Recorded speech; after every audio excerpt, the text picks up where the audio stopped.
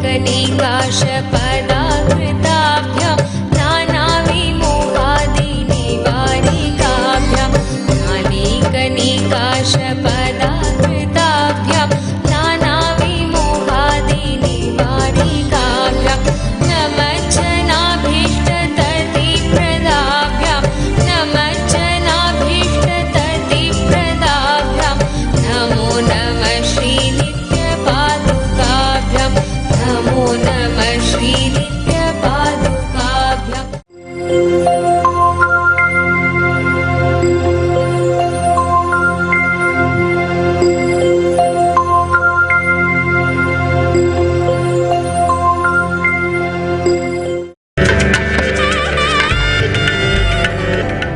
The Vedic civilization has proven to be, over millennia, a civilization of inclusion, celebration, and enlightenment. This is precisely why it is attacked by those feeling powerless and frustrated inside. Hindus must also take responsibility here. March 8th is International Women's Day. Does Hinduism really conspire to belittle and discriminate against women? Navratri is one of the world's biggest festivals and covers 40 days of a calendar year. All women of the community are worshipped as divine devis each night for Navratri. Kumari Puja recognizes divine children and requests their blessings. All females in Hinduism are Ma, mother. The ferocious form of Kali Ma is beloved by 2 billion humans. Durga Puja is as big a beloved celebration as one can find. Devi Saraswati is the foundation of Hindu civilization on earth. Ganga is the most widely worshipped divine feminine on the planet. Even at a cursory glance, it's clear Hinduism has exalted divine femininity, not only in word but in deed, in stone, with gratitude, and through all-out surrender, for at least 12,000 years. The Sabrimala Enlightenment ecosystem is accused of discriminating against women, while women-only temples are never mentioned. Hinduism provides solutions for all beings, even for men, at Sabrimala. But this does not mean that all others are forsaken sinners, that the ultimate is not available to them, that the experience of Parama, the supreme principle of oneness, is denied to them. We have thousands of Ayyappan temples within walking distance of Sabrimala that permit the entry of women every day, and there are many other temples which admit women only. Because Hinduism provides equitably for the specific needs of all, men and women, and even recognizes 11 genders, does not mean that it simultaneously discriminates against those very same populations. When Hindus pour pure organic milk in one location, it doesn't mean they have banned juice in all others. Hinduism gives intense solutions, real solutions, that can never be trumped by short-sighted judgments. Hinduism is too juicy. The Ram Janmabhoomi judgment didn't recognize Sri Ram Lala as part of the same Parama, ultimate source, as all of us. He was recognized as an individual merely for the purpose of executing a legal transaction before the court, like ascribing individual status to a container ship or a corporation. This recognition is not an attempt to acknowledge the Parama, supreme source of all of us, with Sri Ram Lala. Rather, it is an attempt to reduce the ultimate by applying a Roman-British legal jurisprudence before the court. It is invoked as a limiting view of Sri Ram Lala, not a liberating one. All modern institutions are suffering from the divisive imposition of survival of the fittest and one life theory, constraining the ultimate Parama source of oneness for all. On this International Day of Women, Hindus continue to bow down to Mata, Pita, Guru, and Deva. We salute all the Devis. Bow down to the Cosmic Mother, the ultimate Parashakti in all of us.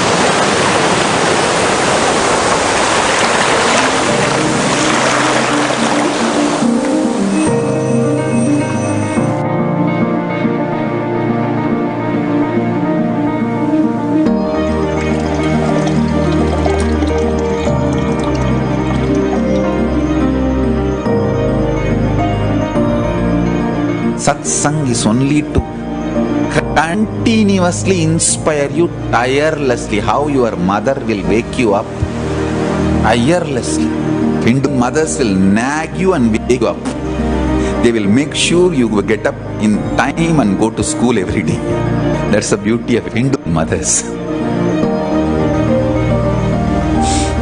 My satsang is like Hindu mother, waking you up every day, reminding you about the absolute every day, awakening you every day.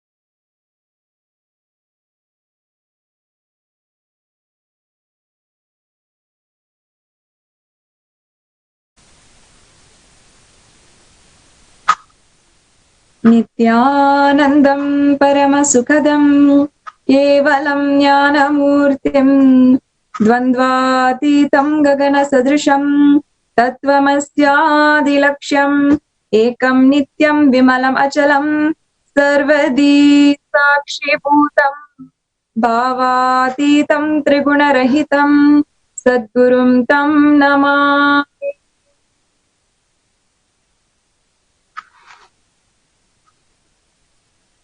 Nithyanandam. I welcome all of the viewers with the divine blessings and grace of His Divine Holiness, Sri Nithyananda Paramashivam. It is a privilege to be able to welcome all of the viewers from so many different places around the world, gathered with us across the social media platforms, Facebook Live, Instagram, Twitter, and in the Padaka Mandirs, Satsang centers, Adinams, all over the world. It is such a great pleasure to be once again gathered on an auspicious morning, one of the most auspicious mornings, as it is the occasion of Masi Magham, or as India celebrates as and the whole world knows it as Holi. It is also the day of Nataraja Abhishekam, and on the global and universal side of things, as per the United Nations, it is also the International Women's Day. On this very eventful occasion, we, as the satsang hosts, wanted to go into a topic that Swamiji even brought up yesterday in satsang, speaking on how many people arguing about gender equality on Hindu temples are seeking to destroy Hindu temples, especially regarding the Sabarimala temple. Swamiji brought up this topic, and today we thought, on the occasion of Women's Day and the last day of Rajarajeshwari Brahmotsavam, we can go into the details of what is an enlightenment ecosystem, how it is created for certain beings, and how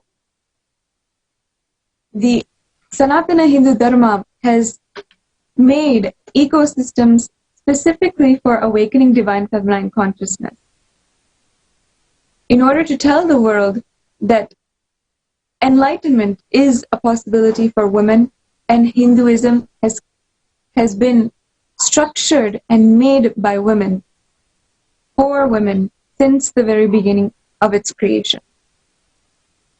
Yesterday, Swamiji established once again through a very beautiful story of him and a very well-known saint. And he had established how the cosmic principle that you are Atma, the Atma Tattva, that we are Paramashiva, is inclusive of everyone and all beings. Through a sweet story from his life on how he found the banyan tree, and examples, even such as the example of the ecosystems created by Hindu leaders and founded on the philosophy of Hinduism, Swamiji established once again that this cosmic principle is that the essence within all of us, the consciousness, is for everyone. The ultimate possibility of enlightenment is for everyone. So today, as we're going into the explanation and wanting to explain to all of you on how enlightenment ecosystems were created for women, I invite Mata Tyaga to explain this part and how Swamiji has introduced this. Nithyananda, first we offer our gratitude to Swamiji and Sangha for giving us this beautiful opportunity and a blessing literally every day to come and be a part of this beautiful panel where we get an opportunity to become the mediums to share what Swamiji has showered upon us. And so exciting where every day we see thousands joining from all across the globe. So beautifully coming every day to this Nithya Satsang, because this Satsang has transformed their lives phenomenally. Swamiji made a very powerful statement, just as Mahasannidhanam was mentioning, how in Sanatana Hindu Dharma, Parama, the ultimate, is for everyone. Where the ultimate, what does this mean? How is this literally translated into everything of Sanatana Hindu Dharma? Ecosystem, where living Sanatana Hindu Dharma, where ecosystem plays a very important role, even in that. So beautifully it is made available for everyone. When I'm saying everyone, and especially today being International Women's Day, this just shows how Sanatana Hindu Dharma has absolutely no gender bias. We have ecosystem, enlightenment ecosystem.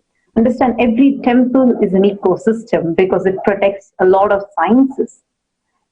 Has its own unique agama, has its own unique upagama, has its own unique tradition it follows. Every temple, even if it's in the same state, each temple is a separate ecosystem. For example, the Belur temple, which is in Karnataka, has its own ecosystem, while the Chamundeshwari temple, which is also in Karnataka, has its own ecosystem. Be it the way the sculpting is done, or the agama which is followed, or the upagama which is followed. So this is an enlightenment ecosystem. So this is what, when I'm mentioning about enlightenment ecosystem, this is what I mean. So this enlightenment ecosystem is made available. Some of the viewers are asking what is the meaning of agama. I just use the word agama just to explain to all of you. Agama means the Vedas, the scriptures, which are literally translated into practical terms, a lifestyle manual. So all of us will be able to implement it directly in our lives. So all of these things are unique to every temple. So every temple protects its own enlightenment ecosystem. That is why Swamiji always mentions, when you destroy a temple, it is not just the building of the temple which is destroyed, but the enlightenment ecosystem also is destroyed. You may be able to rebuild the temple structure again, but it's very difficult to bring back and revive that enlightenment ecosystem, which beautifully Swamiji is doing now. So when talking about this enlightenment ecosystem, I just remember how in Sanatana Hindu Dharma, this is provided for every single person. There are unique enlightenment ecosystems which is exclusive for men, exclusive for women. I think this point of where, when I'm mentioning what exclusive for women, is something that is to be noted. Because today, when we all are talking a lot about feminism and talking how, okay, it's only somebody, like, there are a lot of these things which are going around where it talks about, even in Hinduism, it is not, it doesn't give equal rights to women, etc. But today we are also going to be sharing with all of you about how we have unique enlightenment ecosystems that are exclusive for women, that are exclusive for men. There are enlightenment ecosystems, there are temples where animals are allowed. Like there is a temple in Tamil Nadu where it is exclusive for cows. Only a certain group of cows will be able to even climb up the hill and be able to worship the deity and come down. It's very difficult unless you go along, unless like you tie a cart and go along with a cow, a human being is not going to be able to climb. So I'm just sharing this with all of you because for all of us to understand how Parama, the ultimate, is for everyone. And also in Hinduism, there is never a bias. Be it, actually, even if you see, as per agamas, as per our scriptures, even animals can get initiation, diksha. Even animals can manifest powers. So Sanatana Hindu Dharma has always made itself open to every single being to experience the ultimate, the Parama, in whatever path they choose to, however they choose to, but there is a way for them to experience the Parama through any of them. Ecosystem is this. But what is your purpose? What is your path to experience Parama is being supported by the right people. For example, for all of us sannyasis, living in the Adinam is the ecosystem for us. Living together is the ecosystem for us, where each of us remind each other of the ultimate and how we constantly align our everyday activities to experience that ultimate. So for all of us, Hinduism has made different paths, different ecosystems available. So today being International Women's Day, and we are discussing here about the ecosystem. So what is so unique in Sanatana Hindu Dharma, or when we are discussing all this enlightenment ecosystem, what is so special, especially for women? And what is so special about these enlightenment ecosystems? So we have Maniti Jayananda with us, who's going to be sharing how we have exclusive ecosystems just for women. Nithyananda. Continuing on the point that Mother Tapriya was making, that these enlightenment ecosystems in Hinduism are available, exist for each and every part of the society, each and every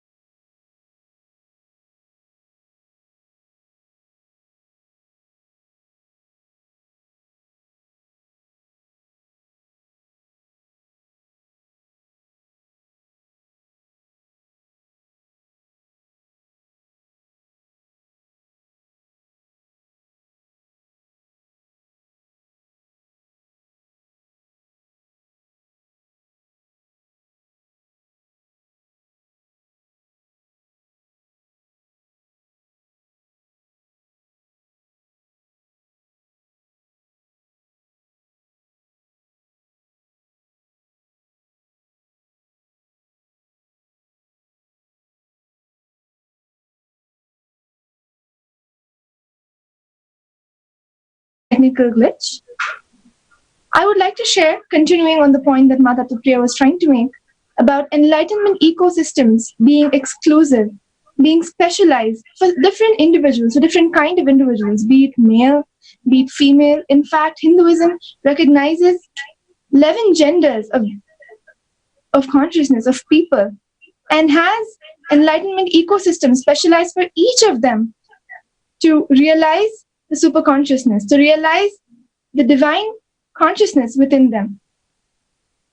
So I would like to just quote a few examples of ecosystems, of temples, which are exclusively established, energized for the sake of women. One of the examples is the Attukal temple in Kerala.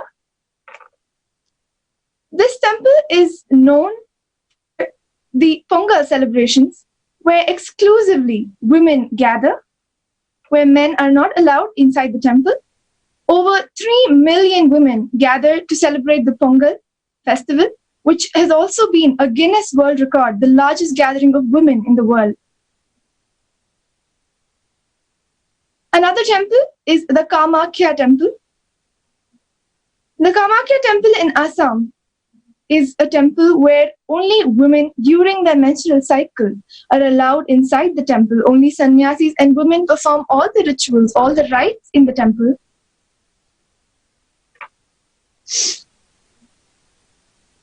You're seeing the pictures of the temples being projected. The temple priests, the temple permits only women to enter its premises and serve the people with the menstrual cloth of Devi Parashakti, which is considered highly sacred and auspicious. This is in fact one of the Shakti sthals where the Vishnu Chakra, Sudarshana Chakra, splits or cuts up the body of Devi Sati, and her uterus falls on this Shakti sthal, being such a sacred space with such an important history. This temple is exclusively meant only for women. Another temple I would like to quote here is the Bhagamati temple in Kanyakumari, which worships Kanya Bhagavati Durga. This temple also allows only women, permits only women, where only sannyasi men are allowed until a certain extent in the temple, while married women are completely energized.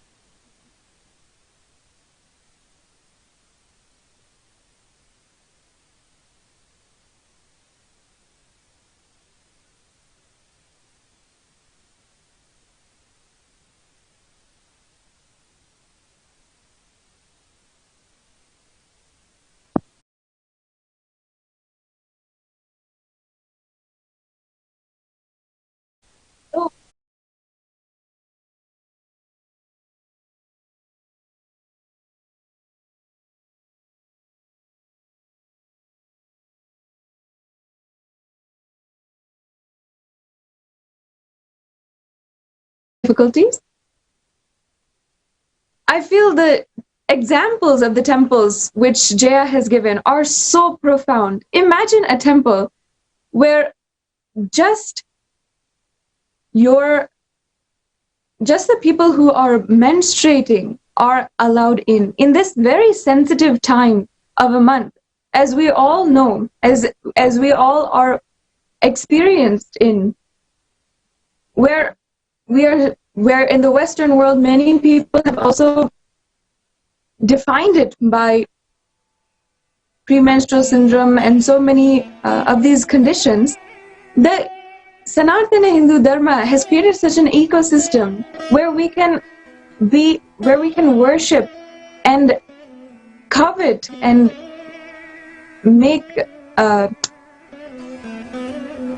and basically what I'm trying to say is where we can have such a beautiful relationship with Devi and covet that relationship with Devi in that time when we are extremely sensitive.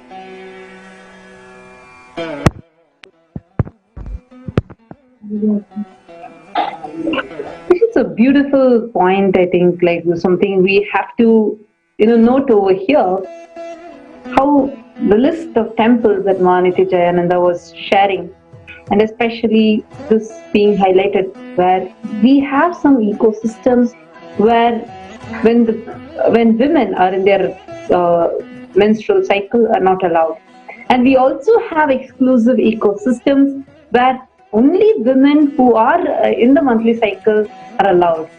So this is something I feel like it's a very beautiful thing that we need to note over here, especially because we had so many controversial things happening. For example, let's take Sabarimala, an ecosystem which is exclusive for men, where the whole ecosystem has been designed in such a way where the way the temple has been built, the way how it attracts the cosmic rays, the place at which the temple is situated, the number of steps that you need to climb to reach Lord Ayyappa, everything is literally designed exclusively for men.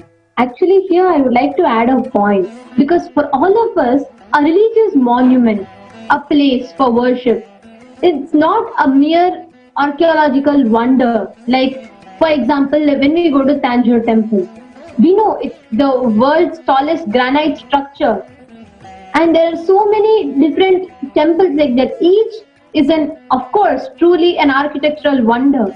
But apart from that, our Sanatana Hindu Dharma, what we built are not just places of religious worship like we have in the other religions, but it is a science, right from what is put inside the Kailasa on top of the tower that stands 21 feet above the ground, and to the entrance steps, the number of steps that is kept in the entrance, everything carries a science.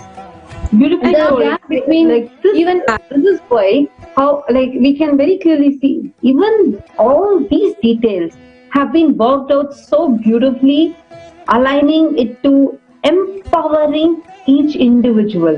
When we talk especially about women empowerment, here we can see how we heard about many temples where every ecosystem to this detail has been built in such a way it is exclusive for women, because it awakens their divine feminine consciousness. Actually, here what I would like to add is why you were sharing about the temples, the science and all was because we never had any bias. There was no, this feminism, the concept of empowering women does not exist in Hinduism in the context that we all understand today. Today when we talk about women empowerment, I'm not even coming to the topic of right, wrong, but when we talk, it becomes reduced to just the opportunities that we get, the equality, what we understand, where each of us try to equate ourselves to that of the men. So it is more of just the equality in cerebral opportunities. It is just limited to that. But in those days, the bias, gender bias, it did not exist, and this kind of empowerment was not required for women.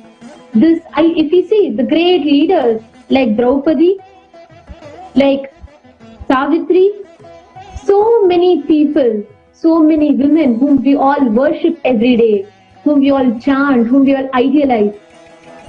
Each of them have been a strength, an example, personification of sacrifice, Tyaga, and a leader and a strength. So what I wanted to actually share with all of us is that this concept of gender bias does not at all exist in Hinduism, in our tradition. Neither was a, yeah, sorry. Sorry to interrupt, Nithyananda.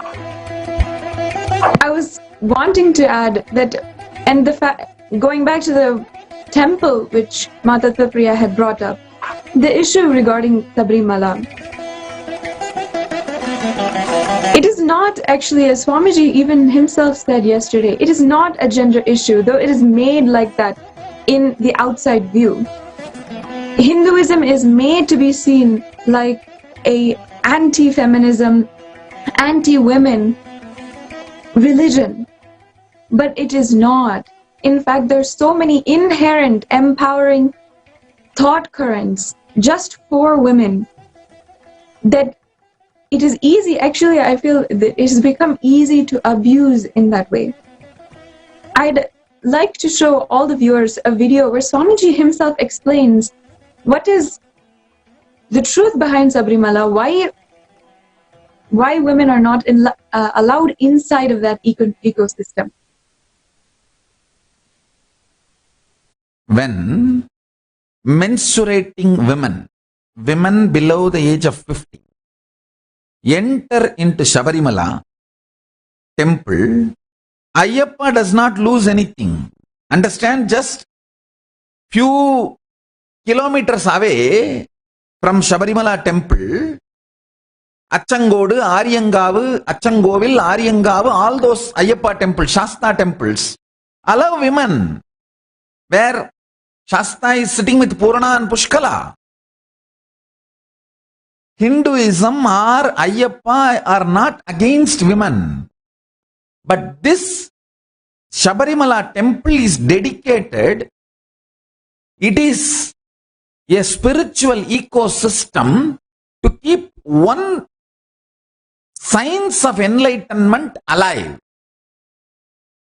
See, for every enlightenment science to be alive, certain spiritual ecosystem need to be created,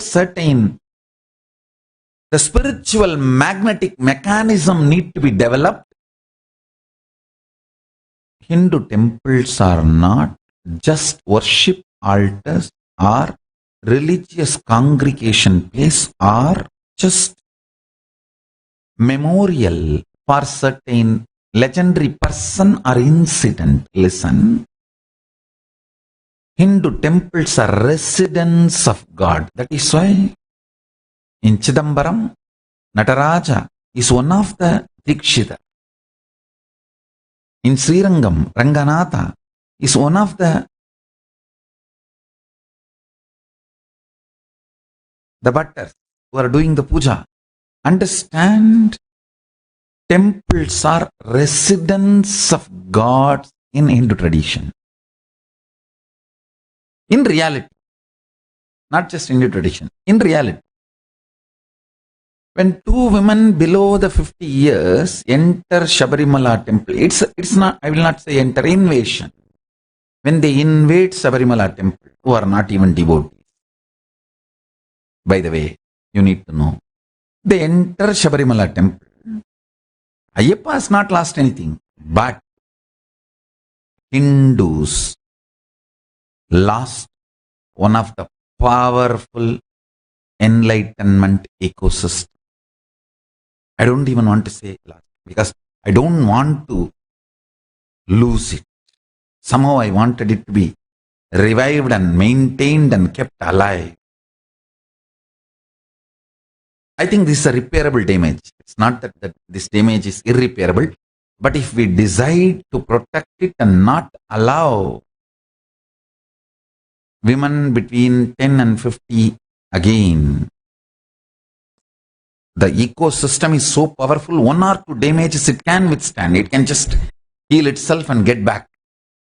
But I don't know whether we are all going to stand up and protect.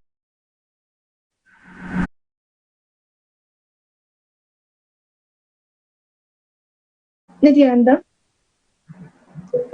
Swamiji so beautifully explains the context of why Ayyappa temple is exclusively for men. And what point I'd like to make here after this is that it is not just once or in the history that temples were built for women, but this very concept and this very context has been held throughout all the generations of Hinduism. Why I'm making this point is not just temples, but sampradayas by itself, lineages, traditions by itself which are dedicated for women. Not just the infrastructure. Swamiji, of course, says it's not just a worship altar, it's the whole temple and how it's energized for women. But it's not just that, but whole sampradayas, lifestyle, traditions, lineages which are dedicated for Hinduism. Exactly. When you tell about these lineages and how like all these are being beautifully when we talk about women and just about women when we are just looking into Sanatana Hindu Dharma, what are the amazing things that as Sanatana Hindu Dharma we have been gifted with, including the kind of women we idealize, the kind of understand today.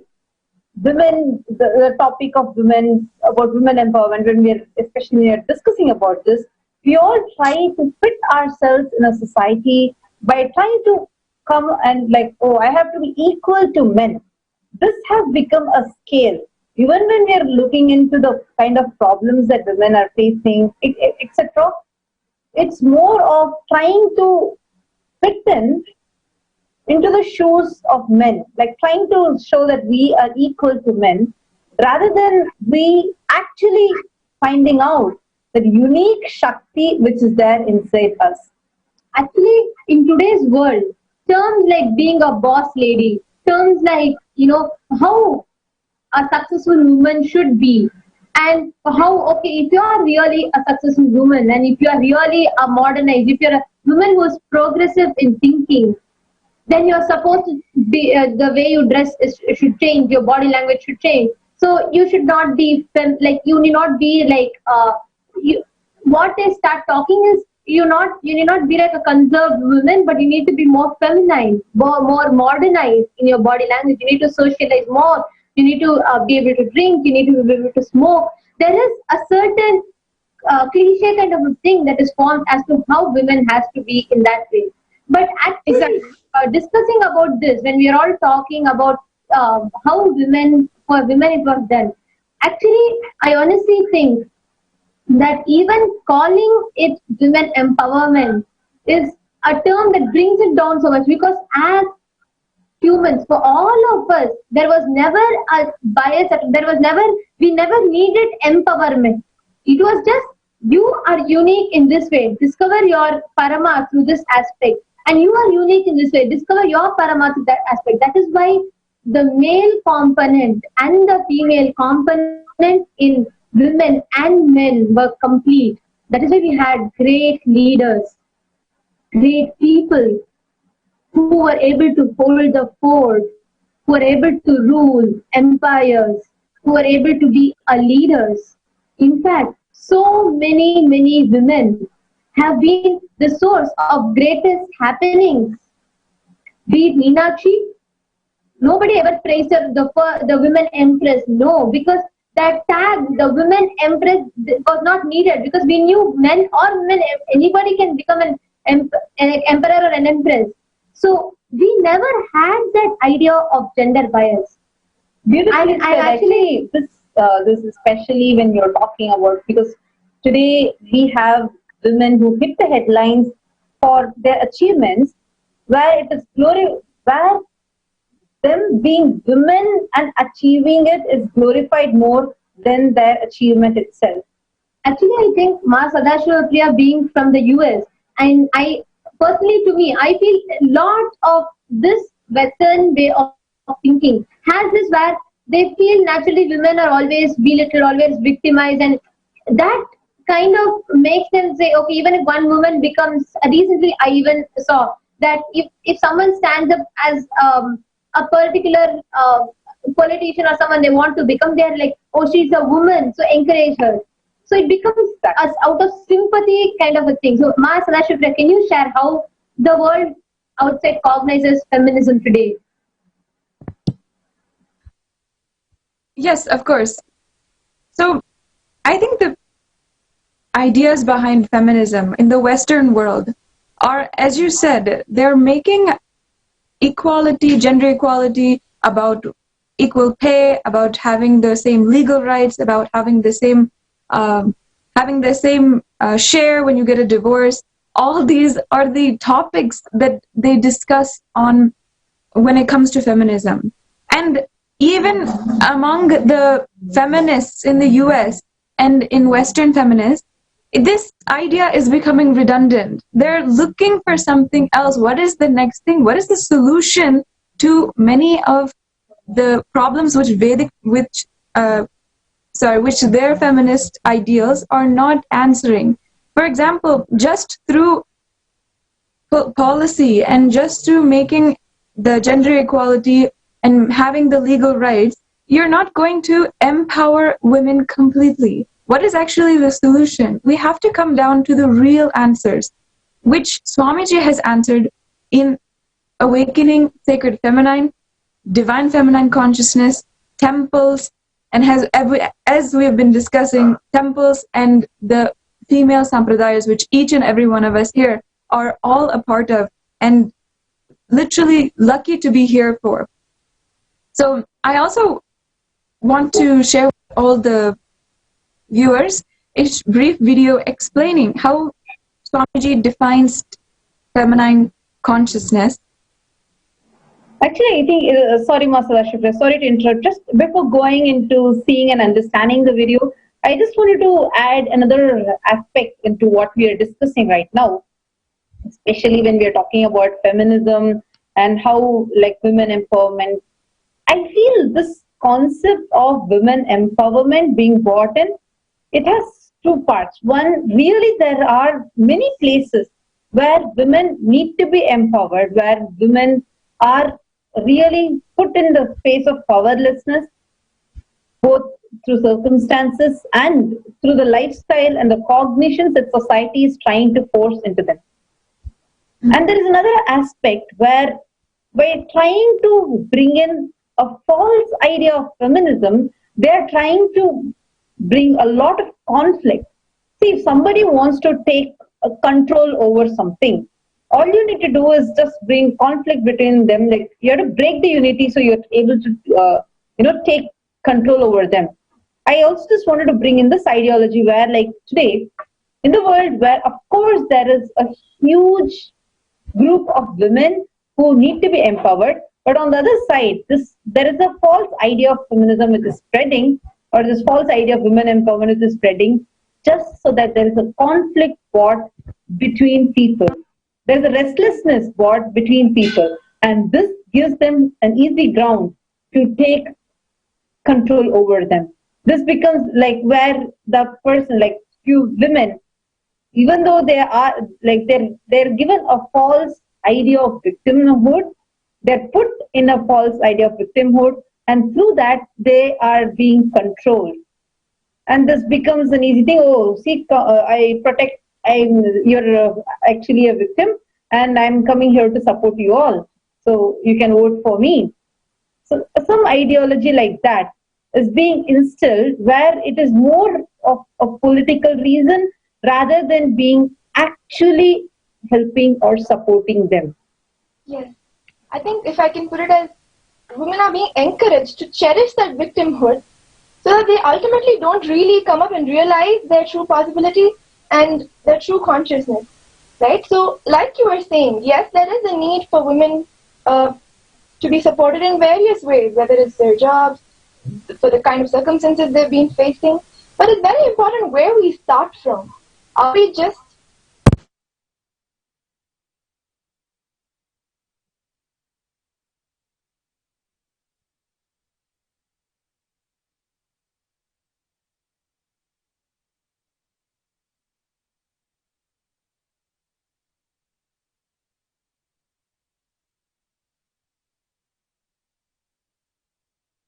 issue with I think there's some issue with Ma Jaya's audio, and by the time she fixes it. So like Ma Sadashiva was saying, what is the real divine feminine consciousness that Swamiji is doing? Because after listening to all of this, I know that some of us may resonate with how regressive our thinking on feminism has become, how regressive the thought process, the very ideology of feminism has become. And this becomes the breeding ground for many, many, many actual threats that women are facing today. This reminds me, takes me back to an article that I read from one of the a very popular news channel, and it was a news article that was published. So it said that women are, so why the rapes are increasing, why the amount of rape that is happening and sexual abuses are increasing, is because women are weak. So when men come naturally, women feel overpowered. That actually made me ponder a lot on that, because it was disturbing. We had so many great warriors who were women. And naturally, a woman, when a mother sees her child getting attacked, or when a woman sees her security, her strength, or she being intimidated, she becomes strong by her very instinct. But all of that is not even told to people. The very way we put out is naturally we are weak, we are victimized, and somewhere I feel we are becoming pawns for the larger game that the politics is playing, because they say they make us the victims, and they say that they have come to save us from being the victims, and they say, okay, vote for us because you are the victims, we have come to save you. So this entire thinking process has become very regressive. And I'm sure when we listen to this might put one question into all of us. Then what is Vedic feminism that existed? What is the real feminism? What is the feminism that Swamiji is talking about? And I think that is where we need to listen to what Swamiji is defining as the divine feminine consciousness itself. Feminine energy is enlightenment. Please understand. Awakening the feminine energy inside you is enlightenment. I'll first describe the feminine energy, then woman gender. See, woman has more possibility for feminine energy. Otherwise, feminine energy is not confined only to women. So understand the depth. In each one of us, there is an energy which constantly gives birth, expresses itself. Expression is feminine energy. All the adjustments need to be made for the expression is masculine energy. Please understand. The place needed should be created. Means naturally the old has to be removed. The destruction. All that work is masculine energy's work. But the very expression is feminine energy's work.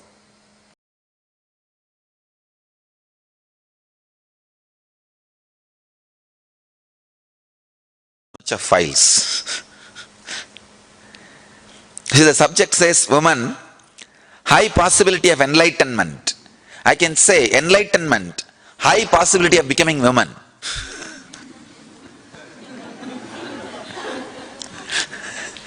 I had to change the subject into enlightenment, high possibility of being woman.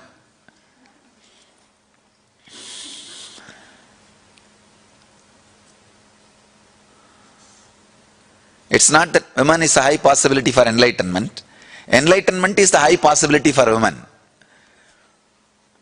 Our traditions describe, the Vedic tradition is, I think, only tradition which describes the whole cosmos itself as a Brahmanda Yoni. Please understand, it's not saying Brahmanda Linga. No. The original Upanishadic description does not say Brahmanda Linga, means not the cosmic masculine energy. No. It says cosmic feminine energy.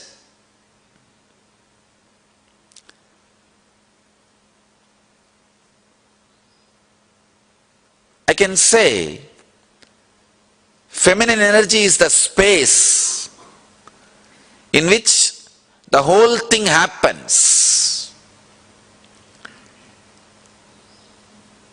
As Shiva says, before starting the Tantra, very clearly he says,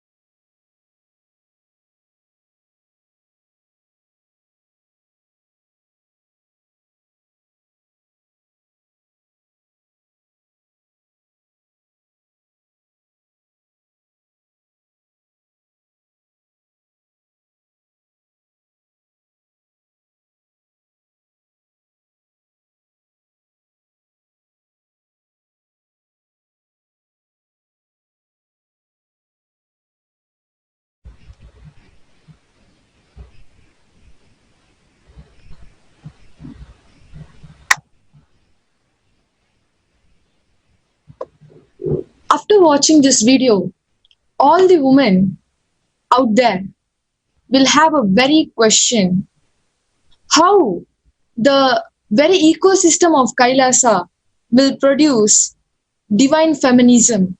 How women living in this enlightenment ecosystem will become Parashakti?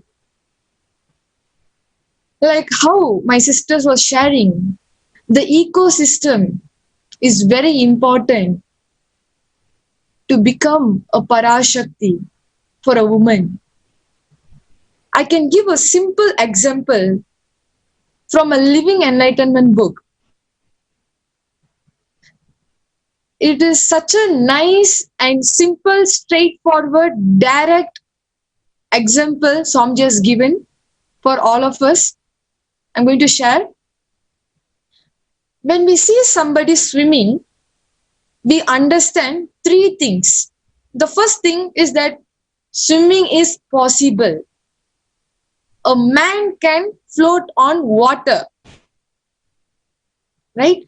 Secondly, we will have a tremendous urge. The urge.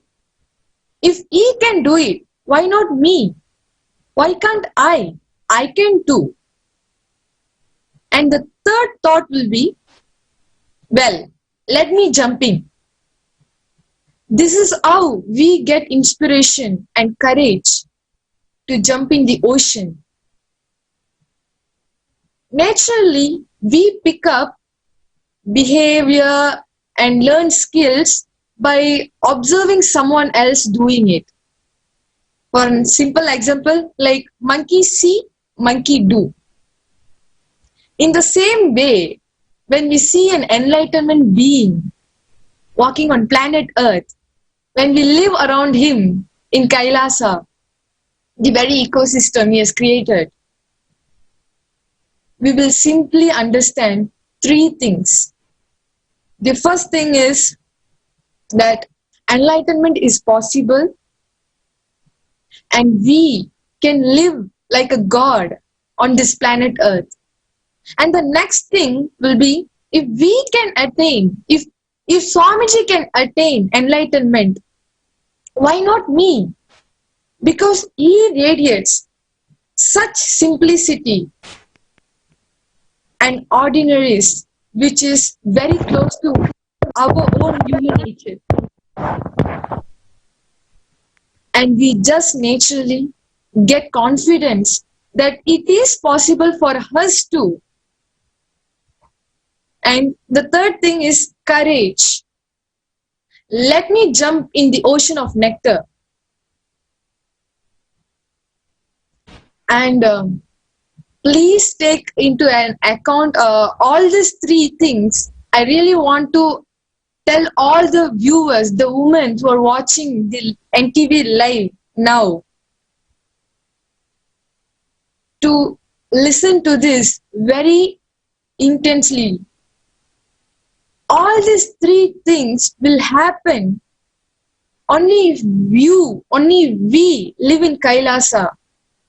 The ecosystem. Actually, when we are addressing Mahashiva was beautifully sharing about what is this to come out of this, like when feminism, the idea that we are having, when it is just put on us in a false way. But there is another whole part of the world where women are really suffering.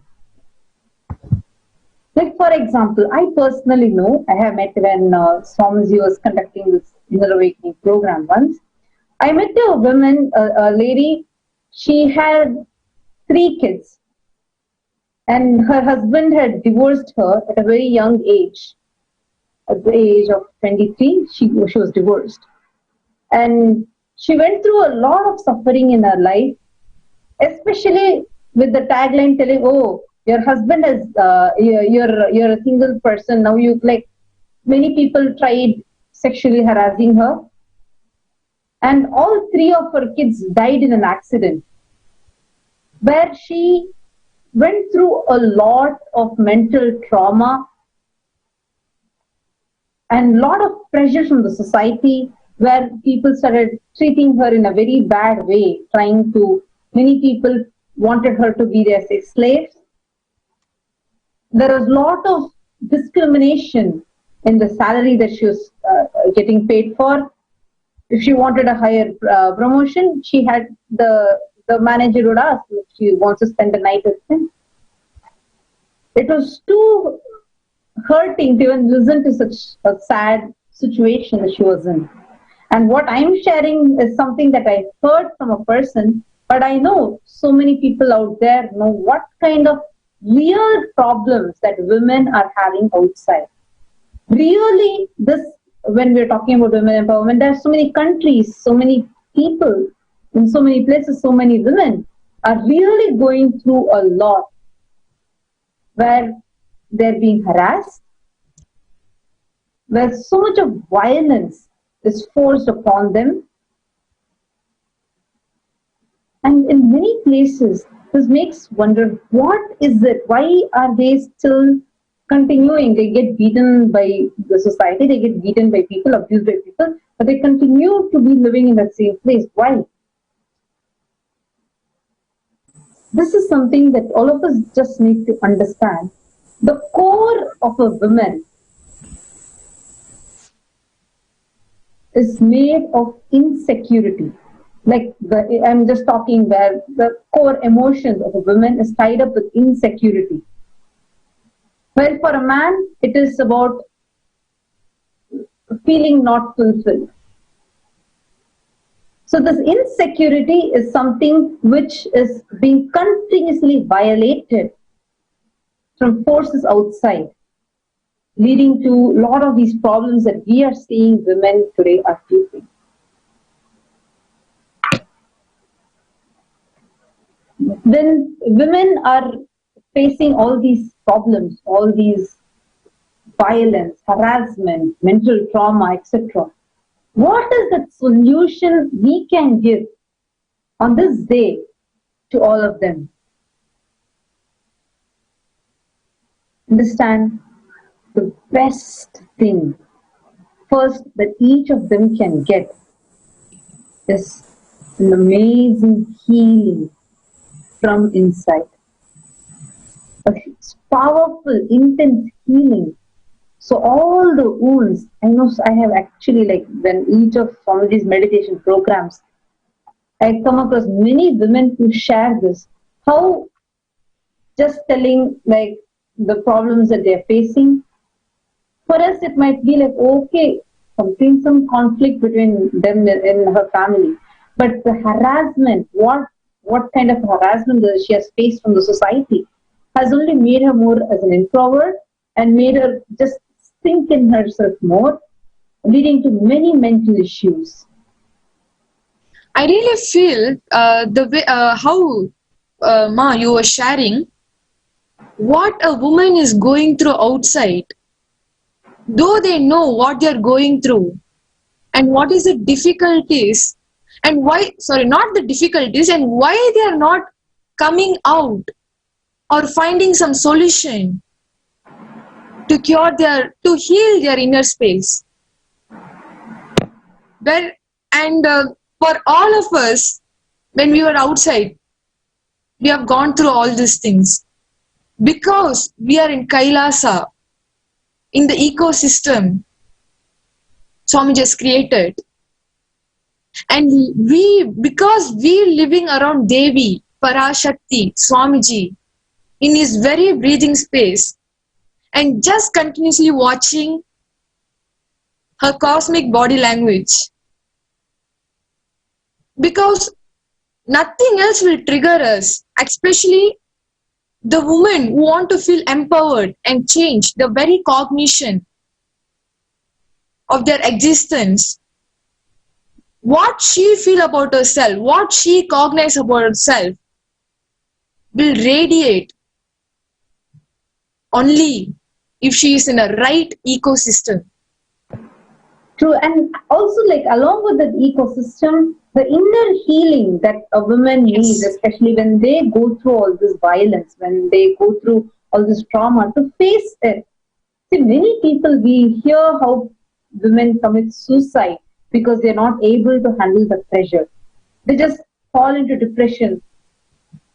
I was so shocked when I read this article about how so many women take sleeping pills just to escape from the society, just to get rid of all the problems that they're facing. They feel, okay, let me at least sleep off and not face the problems by myself. All these things not only creates wounds psychologically, but also in their emotional layer and their conscious layer. It just enters as very, very, very deep hurts and pains inside them. And this needs intense and powerful healing. Not just about, okay, you change a few words or just go, okay, you just tell them, no, you have to go and face the society. No, they're not going to be able to do it. Because inside, they're so wounded. They have a lot of hurt, which needs to be healed, and they need to be empowered from within. Absolutely. And this is where the role of Vedic feminism plays, because we are not just going to go and tell, oh, you're not being given equal rights, let's fight for it. Not just outside, but from within, having the strength, having the self-respect, having that right inner image that gives her the ability to face. Because today, if you solve one crisis, tomorrow another one is going to come, because it is going to take a lot of time for entire worlds thinking to become progressive, from every person who is stuck thinking it's a religious custom to illiterate women, and from people who are stuck in so many different ways where they treat like women as slaves. All of these do exist in today's world. It is still happening. I have read so many books, many authors that bring out all of these to life. But one thing is, Sri Kailasa, Swamiji, the ecosystem that Swamiji is giving, I can tell that is one thing that is asserting the trust in so many of us. I have, like she shared, women who come, who get healed, that it is asserting so much of trust in so many people, that there is a way that really we can be empowered from within. That is where the Vedic feminism plays a role. That is what is Vedic feminism. We are not going to go out and fight and change situations, but we are going to be empowered to face whatever situation comes. Beautifully told. This also has a beautiful effect in the inner space. Swamiji beautifully explained about how the divine feminine consciousness is not just confined for women, but women have it more. So when this inner healing happens, see, right now it is like broken pot. In a broken pot, you cannot fill water. You need to integrate everything. The pot needs to become a full proper pot, so the energy can be held inside. I'd also like to Especially when you come and have an initiation from the master, you need to have that whole, your inner self completely integrated, so you're able to receive that energy. It cannot have holes. That is one reason why first the inner completion is very, very important.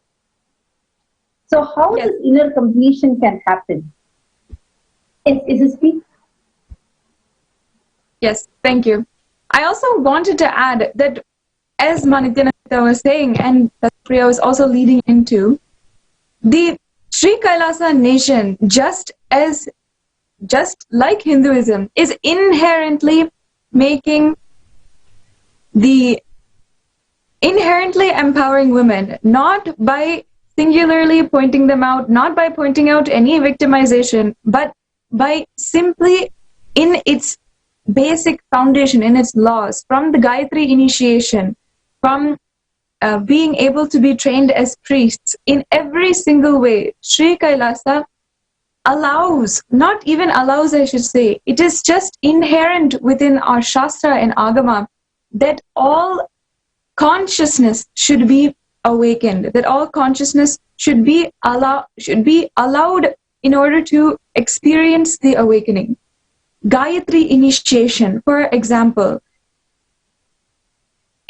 it's misconstrued in many, many different aspects, even within Hinduism itself, that Gayatri initiation should not be given for women. But the foundation, first of all, in our scriptures, in the Agamas, as upon describing the Gayatri initiation, it is told never that it should not be given for women. And it is told that it is just accepted that women will be accepted into the initiation. That is why they didn't say man or women are allowed. Gayatri initiation, from that very start of Hinduism, that first stepping stone into Hinduism, into the training that each girl or boy goes into in order to have that conscious awakening, it is simultaneously for their being and their consciousness, and also for the good of the entire civilization as well. As I was saying, Gayatri initiation is one of the offers the Swamiji does in the Diksha into Power Manifestation programs every single weekend. In addition, all of us here have all been trained as priestesses, as people who can worship Swayambhu Linga, in which temple in India it was there before. I'm 100%, I guarantee that. And there's a law even banning the women from being associated to the temple, which is still in place, showing that actually we have, before women were associated with temple, they were priests in the temple. And Swamiji is reviving that tradition in Sri Kailasa. Exactly, and just but not like by reviving these traditions, a beautiful science is being given back to humanity. And another thing, by reviving all these, so many unique ways, actually each of us are unique. Each of us have our own ways to attain enlightenment. Each of us have, for example, few people will like to be in complete unclutching, do completion, and through that reach enlightenment. Someone else may just want to dissolve in that bhakti, devotion, and achieve enlightenment. Like that, each of these sampradayas and traditions have that unique way for you. When talking about these sampradayas, I just wanted to add one important thing. How, whichever position you are, if you are like, you might be a woman who is really facing a lot of domestic violence and a lot of abuse, etc., or a woman who just feels powerless from within. Might probably your family, every situation, everything might be right, but you just cannot. You just feel like you're dependent on someone. You just feel there are a lot of restrictions for you to achieve your goals, but the powerfulness is not coming from within. Like, you might be in any of these categories, or you might be a person who's just happy with your life, but would be really nice to have a breakthrough in your life. Now, all of these can go to the next level. You can raise yourselves to the next level by having the initiation from the master, the diksha from the guru. When you have to manifest a certain power, like how I was describing, if you want to fill water in a pot, the pot needs to be full. It cannot have holes, it cannot be broken. But right now, the way we are in, just do a thing. Just take a moment. Close your eyes. Just see and observe what you are thinking about yourself now. Just do this for 2 minutes and see how many ideas are just coming inside you. I am beautiful. I am ugly. I am powerless. I am wealthy.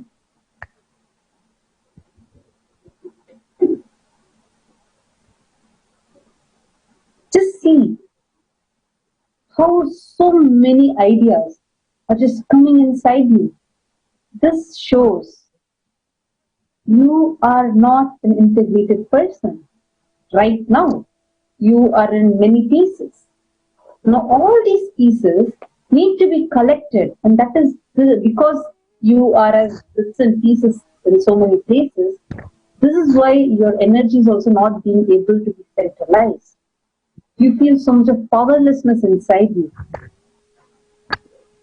What you can just imagine of, like, wow, I can be a leader, I can do some things, but right now I just don't feel it. That I just don't feel it feeling will go only if all these broken parts of you can get integrated. So when you close your eyes, you're not going to be just bombarded with so many ideas about yourself. Instead, you'll be clear of who you are. That integrating happens inside you beautifully.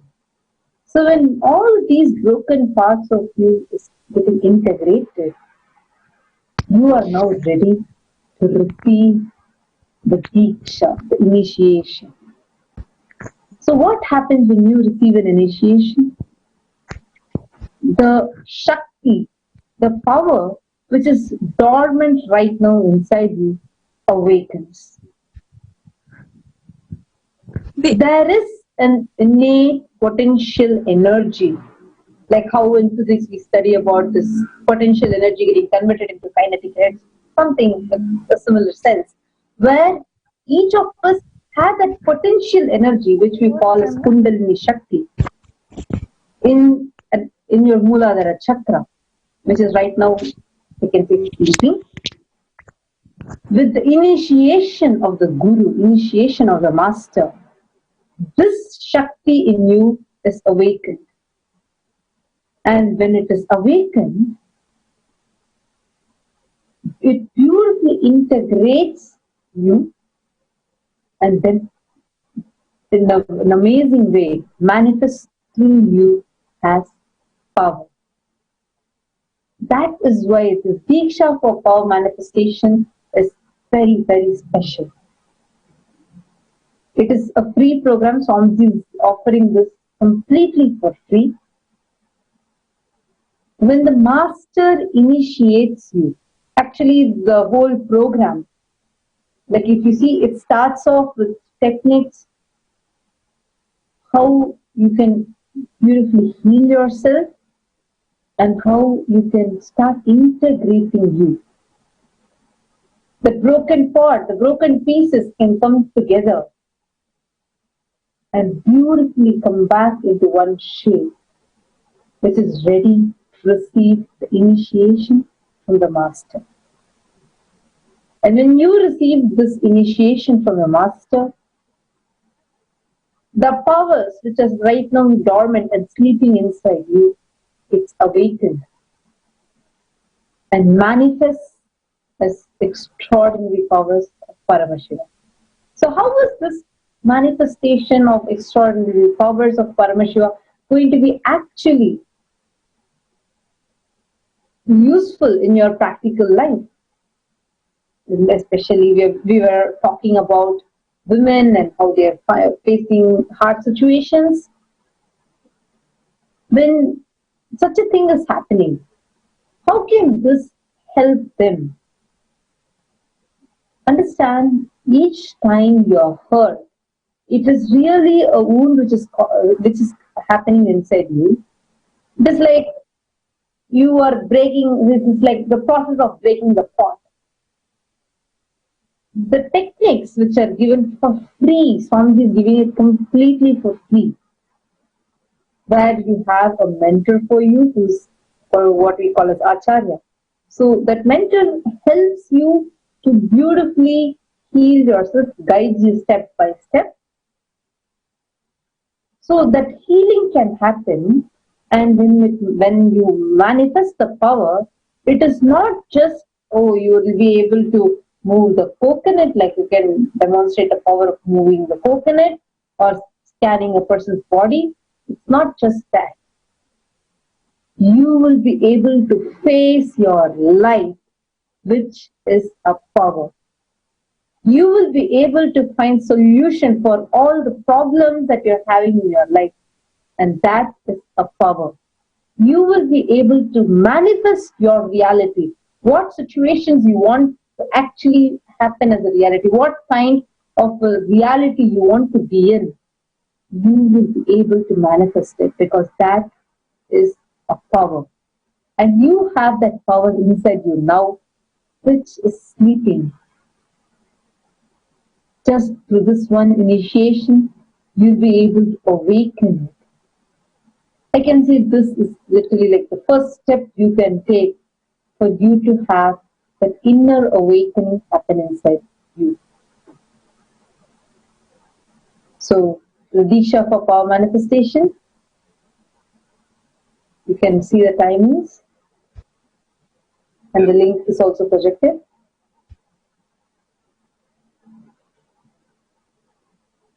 And to all of the viewers who are listening as well, who have been listening to what Swamiji has revived through reviving the divine feminine consciousness and the lineages that empower women, I invite all of the viewers also to engage in Sarvajna Pitam. There are so many ways which you can get yourself involved in SJP, as an SJP, as a Sarvajna Pita Yajaman, becoming a part of the nation that Swamiji is building. For International Women's Day this year and the auspicious day of Holi and Natraja Abhishekam, Sri Kailasa, becoming a part of Sri Kailasa is the best thing you can do for empowering women and establishing the new world where women stand as strong matriarchs of society, and we build that civilization again. I invite all of you to understand, engage in SJP, in Sarvajñapita, the foundation which Swamiji has created on top of what Sri Kailasa is.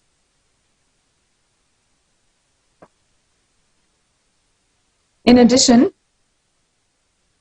as Swamiji has been speaking about for many days now it is day 5, I believe, of the Leela Dhyana program.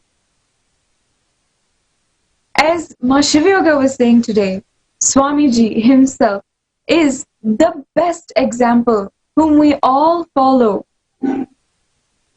in order to live up to and attain oneness with Paramashiva.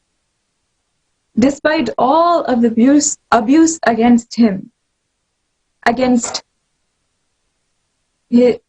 his character, against the personality, against the religious stance that he is taking, and reviving Hinduism, reviving the so many ancient lineages of Hinduism, Swamiji stands as the singular hope for humanity and the singular example of what we should all evolve into. That is what the Leela Dhyana program is for. This program is being conducted in Tiruvannamalai by a select, blessed group of participants. As you can see, the participants have been able to see so many eyewitnesses, go to so many blessed spots in Tiruvannamalai, where Swamiji himself had his enlightenment experience. Swamiji himself he had so many experiences, had went to school, had gone into the temple, and had the relationship, the ultimate guru-disciple relationship, the conscious relationship with Arunagiri Yogeshwara. All of the participants yesterday had been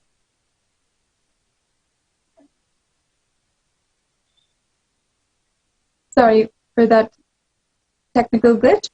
All of the participants yesterday had another outstanding, memorable day learning about Swamiji's gurus, learning about so many various aspects of Swamiji's life, meeting the eyewitnesses, including his very own grandmother, the garlander, the maker of the flower garlands, who used to witness Swamiji levitating in the Kritika Mandapam. They were able to speak with him, to interact with him, and just speaking with him and seeing an eyewitness of somebody who saw Swamiji levitate at such a young age gives that assurance within you and that absolute awe that you actually know, you are actually in the presence of Paramashiva himself. That's just what makes you more and more curious, more and more in love with the avatar, with Swamiji. This Leela Dhyan program, I invite all of the viewers to continuously be engaged in the 8 daily updates, in the happenings that are going on in Tiruvannamalai, and also as Swamiji is speaking during satsang.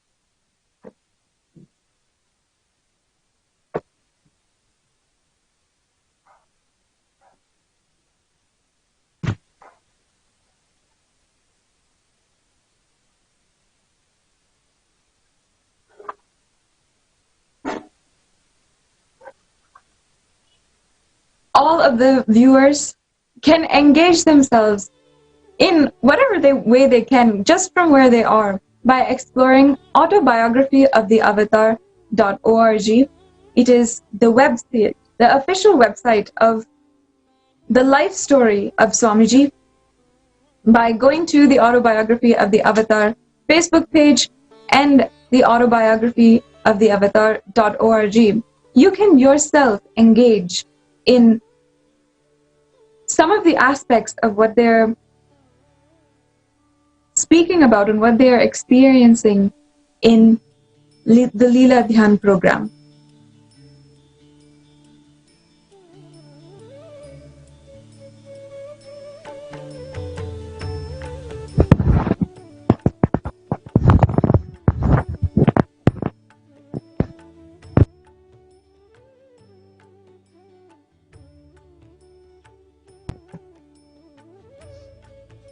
Yesterday, all of the participants were guided in a trip to Skandashram, which is on the Arunachala hill. They went to the Skandashram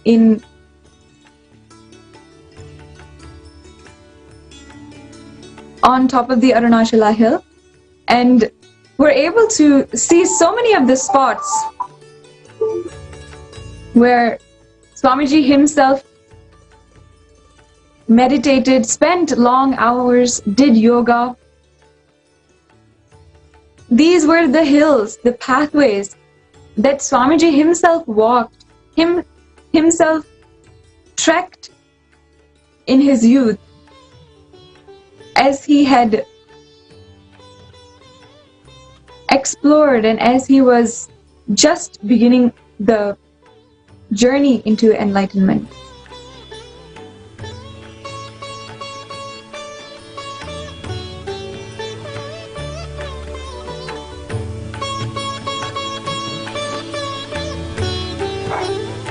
These lucky participants is just a small group of 20 people, as the capacity of the program was this small. We wanted to keep this program intimate and small, just so that each one can have a unique experience, each one can be attended to in their questions and everything that they are experiencing. As we go through all of the different locations that Swamiji had been to, instead of making it crowded and making it a huge crowd that we have to attend to, it is better just to have select participants who are lucky to be able to go for a Leela Dhyana program. So surely in the future programs, every single program will be completely booked, as we keep on having more and more rounds, more and more programs and batches of this beautiful Leela Dhyan program.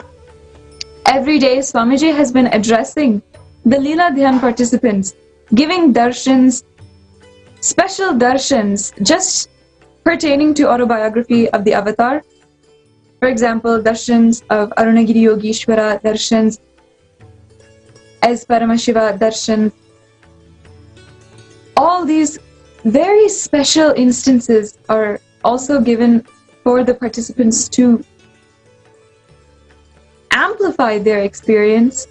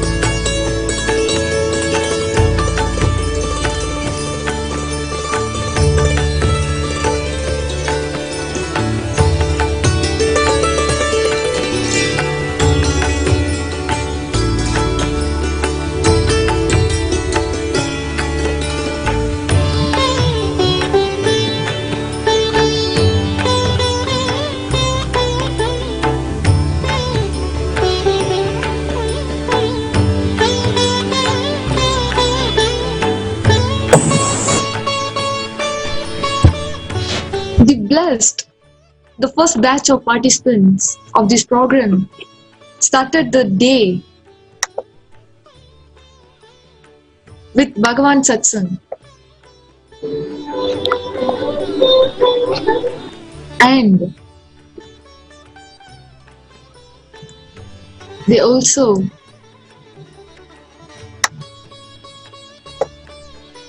offered Abhishekam and did special puja to please Annamalaya for the dissolution of the coronavirus that has broken out and spreading different part of the world virally.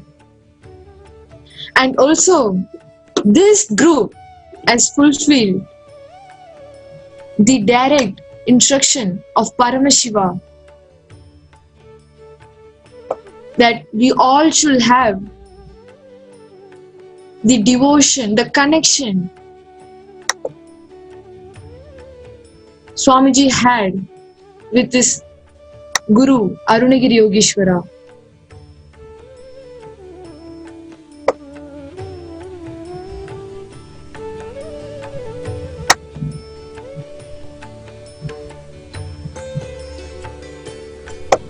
And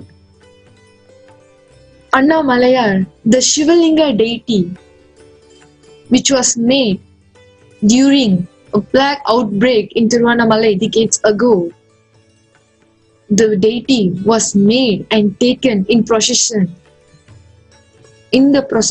inside. And what we are seeing now is that very deity of plague Annamalaya that Swamiji was talking about in the Nitya Satsang. The very Annamalaya that Swamiji told, just by offering our prayers to him, just by us visiting him, Paramashiva himself, who is sitting there as plague Annamalaya, has a strength even to stop great epidemic diseases like even the coronavirus that is taking a toll on the entire world today.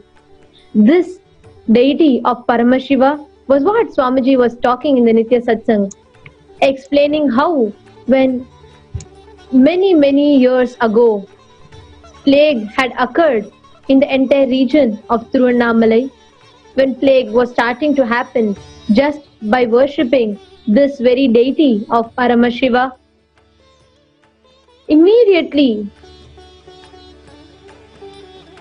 the entire plague was eradicated.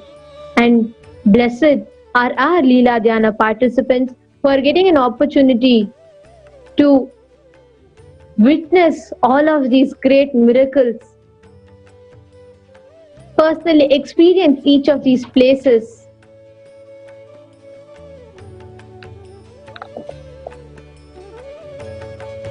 Directly with Swamiji's very own guidance.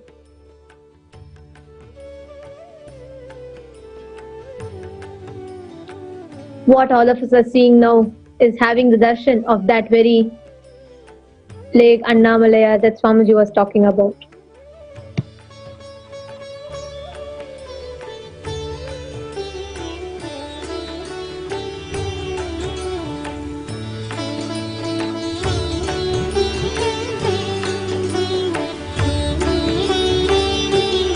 I invite all the participants to keep yourself engaged with the Leela Dhyan program through the Autobiography of the Avatar Facebook page, where you can see all these photos being updated, you can see the sharings of the participants, and so much more. We also have a beautiful announcement which has been made just a few days back, that Inner Awakening is being hosted in Tamil. As many of us know, Inner Awakening is just those programs that must be participated in order to understand Sri Kailasa, Swamiji, and his contribution to the world. Just through how much he contributes to your life.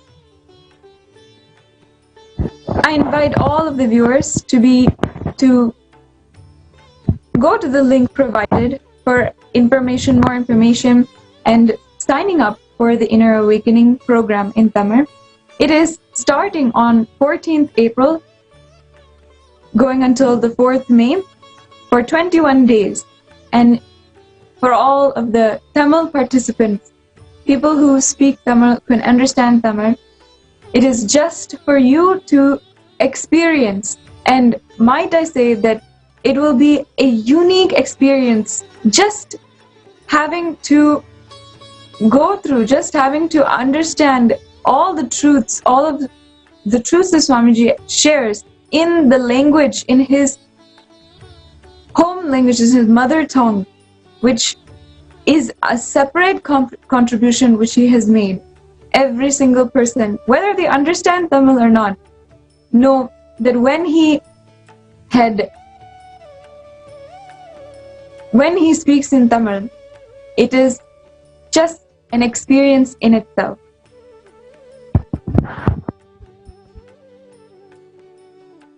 With this,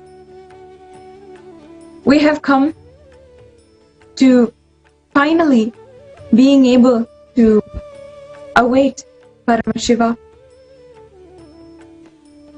our Guru. I invite all of the participants now. Let's sit together, chant the Mahavakya with our head, neck and spine aligned to the cosmos, and wait eagerly for the darshan of Paramashiva.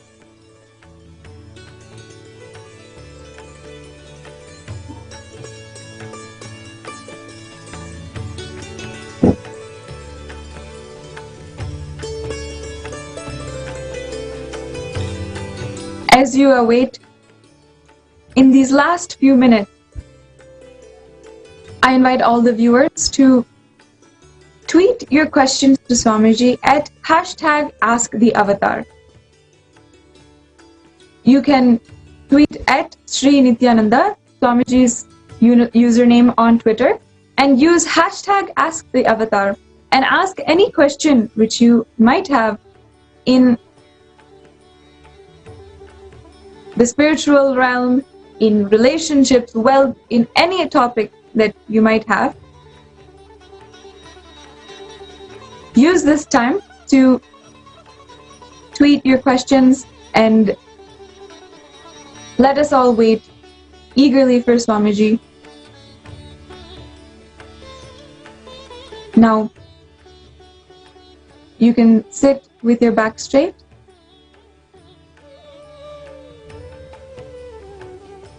chanting the Mahavakya, and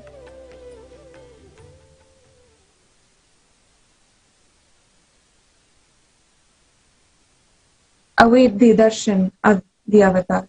Thank you, Nithyananda.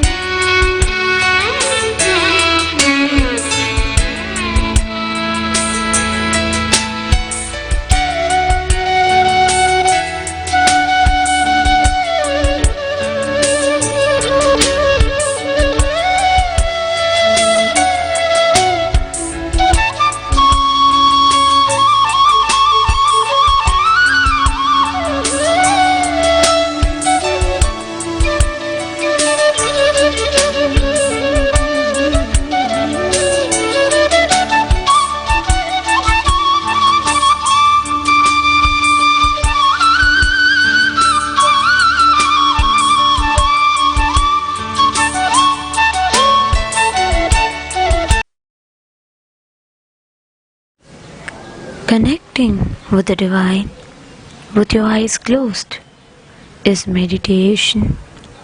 Connecting with the divine with your eyes open is darshan. Come, let us all now move from meditation to darshan. Slowly, very slowly, please open your eyes.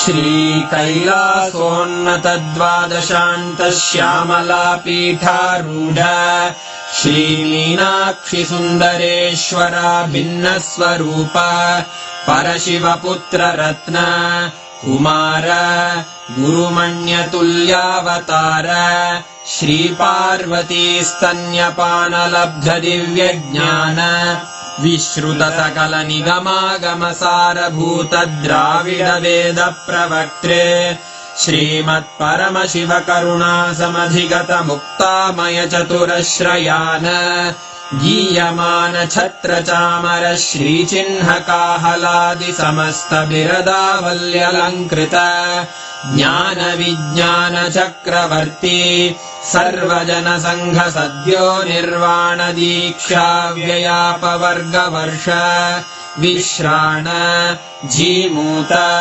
परमत कलभ Kesari शैव सिद्धान्त स्थापनाचार्य श्रीराजाधिराज पाण्ड्य महाराज गुरु क्षपण शाक्यादि महान्धकार निवारण ज्ञान भानु वीक्षणानर्हार्ह ध्वजोच्छेदन पूर्वक श्रीमद्वृषभध्वज स्थापक शैव समय कर्त्रे सर्वज्ञ पीठारूढ़ श्री जगद्गुरु श्री ज्ञान संबंध देशिक स्वामी वागीश सुंदर माणिक्य वाचक स्वामिनां अवतार भूत श्री ज्ञान संबंध स्वामी पुनरुद्धृत श्यामला पीठ सर्वज्ञ पीठ त्रिनवत्युत्तर द्विशततम गुरु महासन्निधान अरुणगिरि योगीश्वर परंपरागत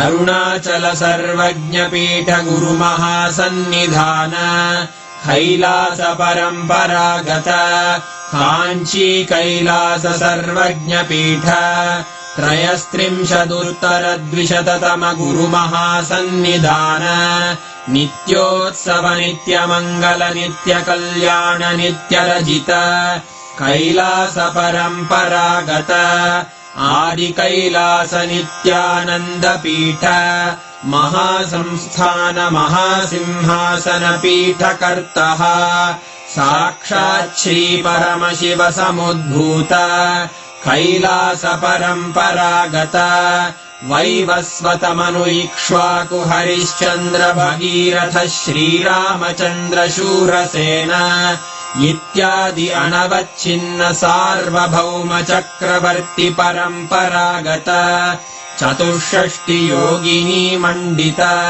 चतुष्षष्टि संप्रदाय प्रवर्तक मनुधर्म शासन सूर्यवंश प्राप्त सर्वज्ञ पीठ सुरांगी साम्राज्य मूर्धाभिषिक्त चूड़ामणे साक्षात् श्री परमशिव समुद्भूत कपिल महागुरु पुनरुद्धृत महानिर्वाणि पीठ अष्टोत्तर सहस्र श्री महामंडलेश्वर साक्षात् श्री परमशिव सिंहासनाभिषिक्त समस्त गणनायक श्री महागणपति समारंभ अनवच्छिन्न पीठाधीश्वर गुरु परंपरा प्राप्त अटल पीठ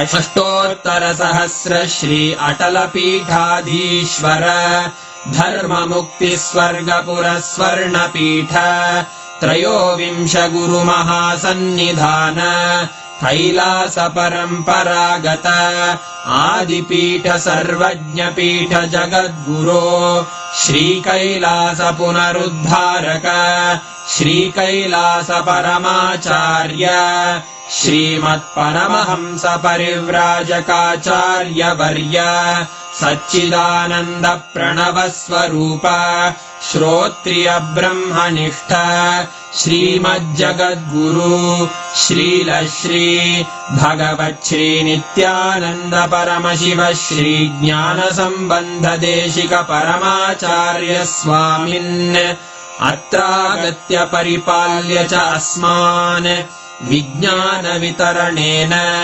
विजयी भव जय जय।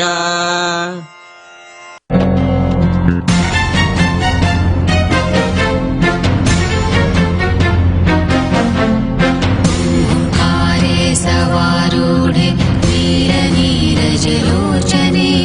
त्रैलोकैकमुखे दिवे कालिकावै नमोऽस्तुते। ओंकारे सवारूढे नीरनीरजलोचने त्रैलोकैकमुखे दिवे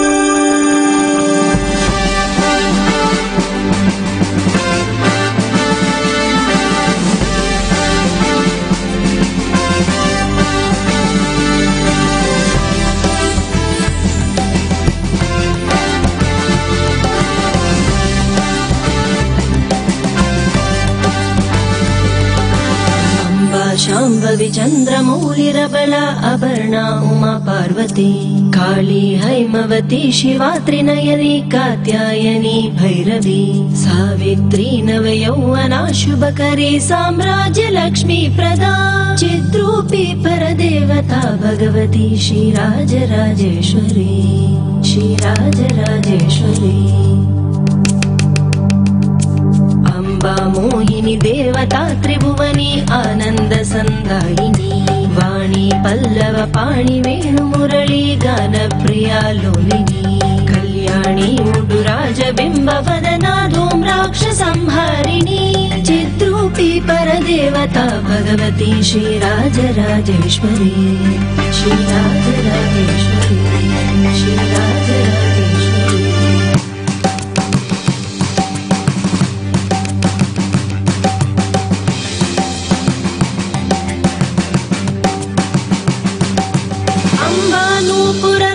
कंकणधरी केयूरहारावळी चाती चंपक वैजयन्ति लहरी ग्रैवय्य कैराजिता वीणा वेणु विनोद मंडितकरा वीरासने संस्थिता चिद्रूपी परदेवता भगवती श्रीराजराजेश्वरी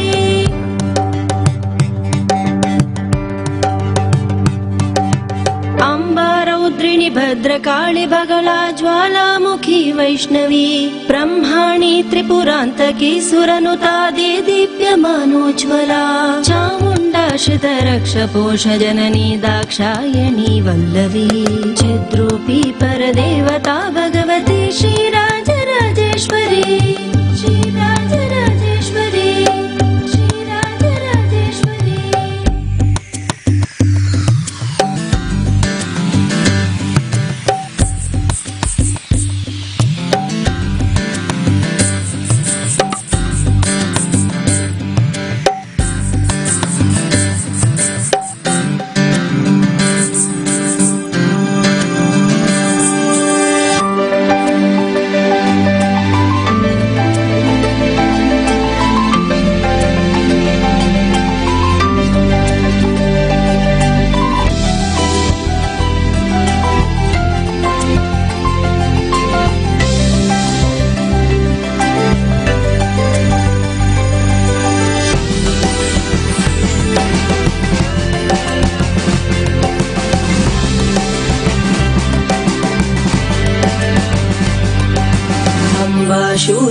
शूलधनुकशङ्कुशधरी अर्धेन्दुबिम्बाधरी वाराही मधुकैटभ प्रशमनी वाणी रमा सेविता मल्लाध्यासुरमूकदैत्यमतनी माहेश्वरी चाम्बिका चिद्रूपी परदेवता भगवती श्रीराजराजेश्वरी श्रीराजराजेश्वरी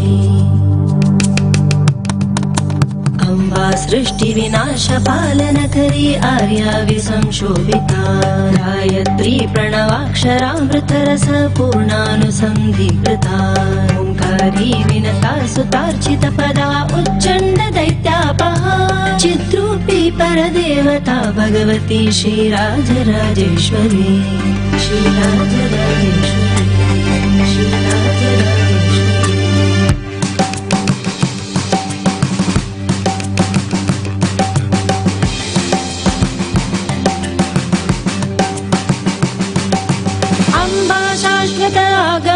विनुता आर्या महादेवता या ब्रह्मादि पिपीलिकान्त जननी या वै जगन्मोगिनी या पञ्चपणवादिरेप जननी या चित्कला मालिनी चिद्रूपी परदेवता भगवती श्रीराजराजेश्वरी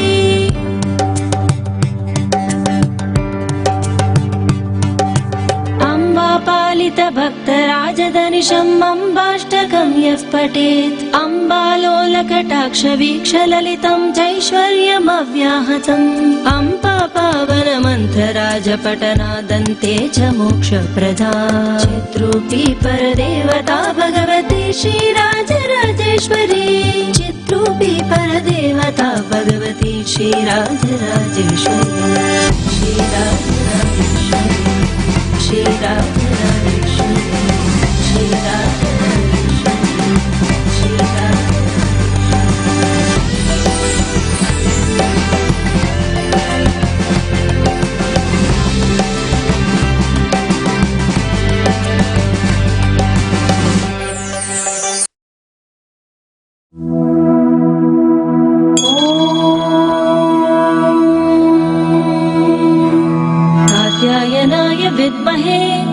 कन्याकुमारी धीमहि तन्नो दुर्गी प्रचोदयात् कात्यायन्यै विद्महे कन्याकुमार्यै धीमहि तन्नो दुर्गी प्रचोदयात् नारायण्यै विद्महे कन्याकुमार्यै धीमहि तन्नो दुर्गी प्रचोदयात्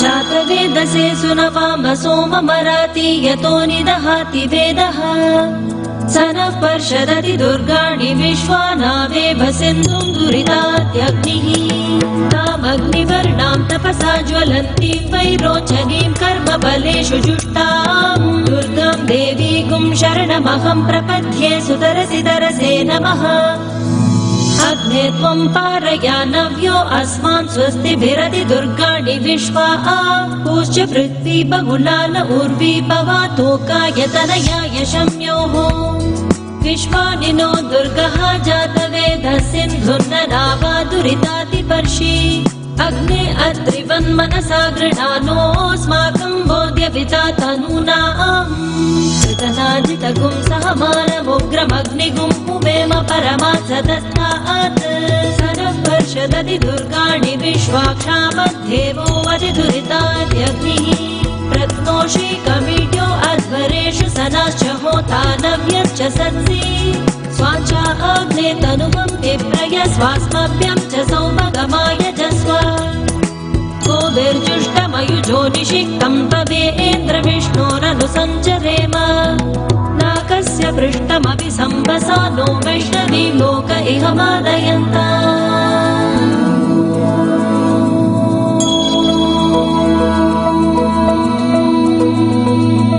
कात्यायनाय विद्महे कन्याकुमारी धीमहि तन्नो दुर्गी प्रचोदयात्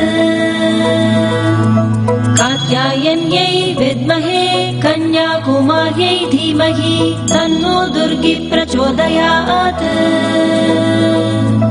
नारायण्यै विद्महे कन्याकुमार्यै धीमहि तन्नो दुर्गी प्रचोदयात्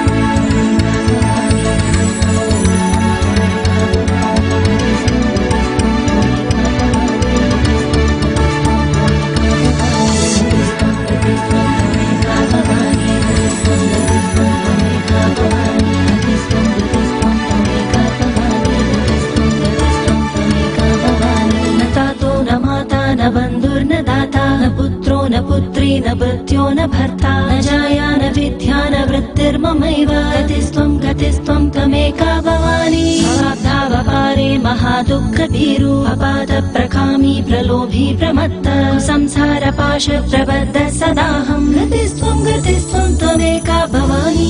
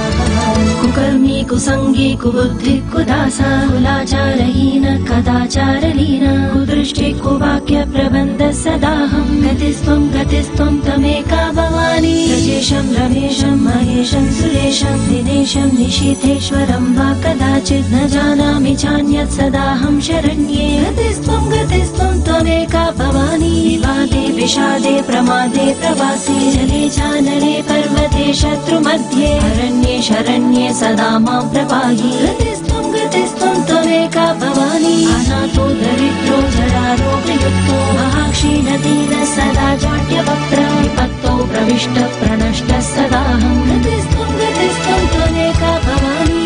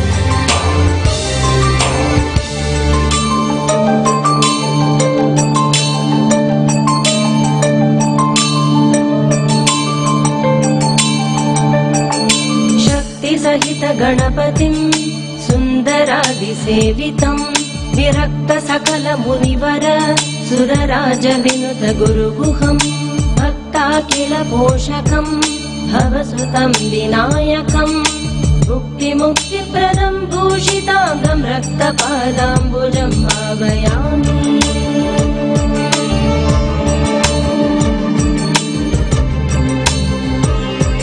श्रीशक्ति गणपतये नमः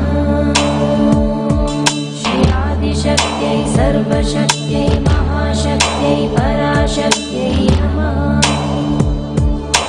आदिशक्तिरमे आत्मा परमा पावनाकृतिः अनेककोटि ब्रह्माण्ड जननी दिव्य विग्रह इच्छाशक्ति ज्ञानशक्ति क्रियाशक्ति स्वरूपिणी सर्वाधारा सुप्रतिष्ठा सदसद्रूपधारिणी सर्वशक्तिमयी सर्वमङ्गला सद्गतिप्रदा सर्वेश्वरी सर्वमयी सर्वमन्त्रस्वरूपिणी महारूपा महापूज्या महापातकनाशिनी महामाया महासत्त्वा महाशक्तिर्महारथिनी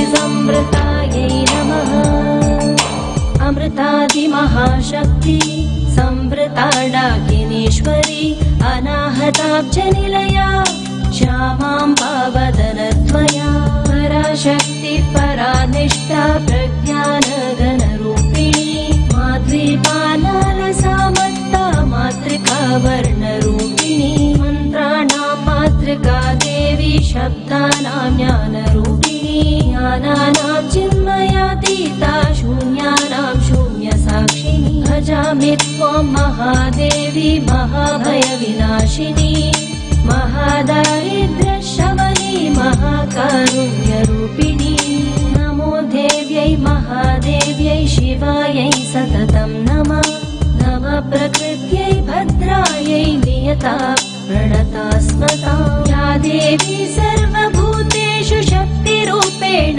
संस्थिता नमस्तस्यै नमस्तस्यै नमस्तस्यै नमो नमः नमस्तस्यै नमस्तस्यै नमस्तस्यै नमो नमः नमस्तस्यै नमस्तस्यै नमस्तस्यै नमो नमः सर्वमोहिन्यै विद्महे विश्वजनन्यै धीमहि तन्नो शक्तिः प्रचोदयात्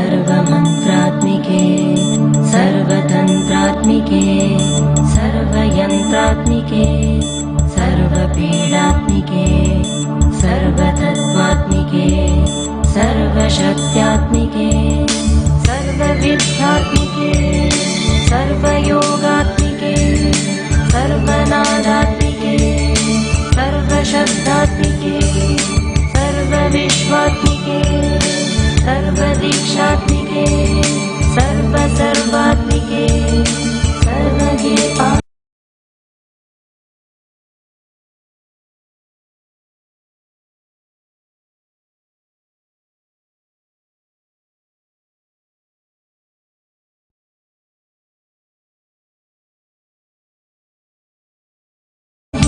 पाहि मां देवी तुभ्यं नमो देवी तुभ्यं नमः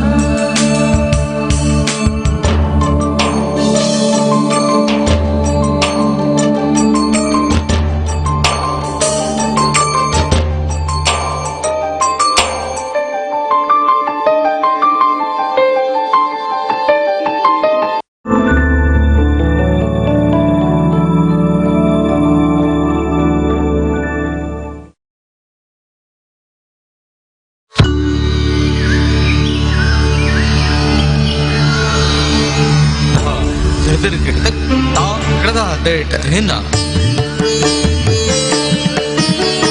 tak hinna tit kada dik dhagen din kat gata kritakta tak dina tun dha kada tit hidna kada tit dhit kritakta kradha taka dha kada tit hidna kada tit dhit kritakta kradha taka dha kada tit hidna kada tit dhit kritakta kradha kradha kradha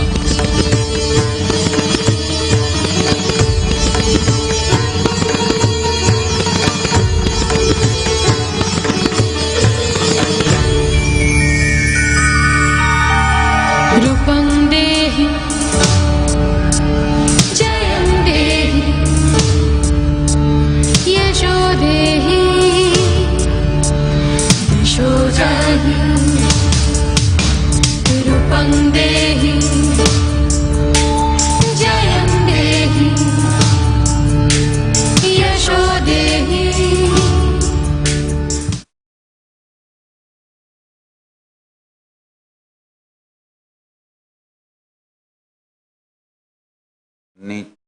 नित्यानन्देश्वर परमशिवसमारम्भाम् नित्यानन्देश्वरि पराशक्तिमध्यमाम् अस्मदाचार्यपर्यन्ताम् वन्दे गुरुपरम्पराम्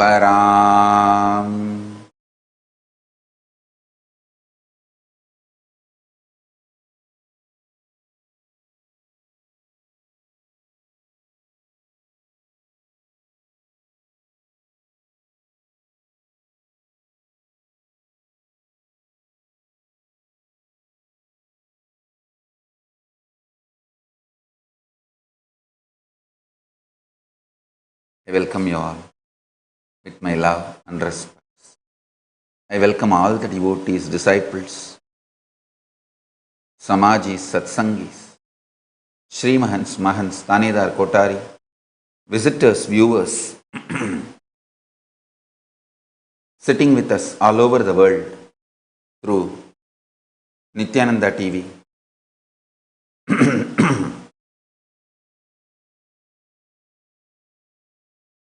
YouTube Live, Facebook Live, Kailasa TV,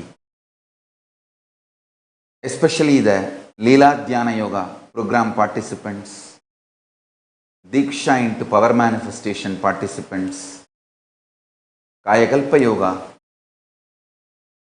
everyone sitting with us all over the world.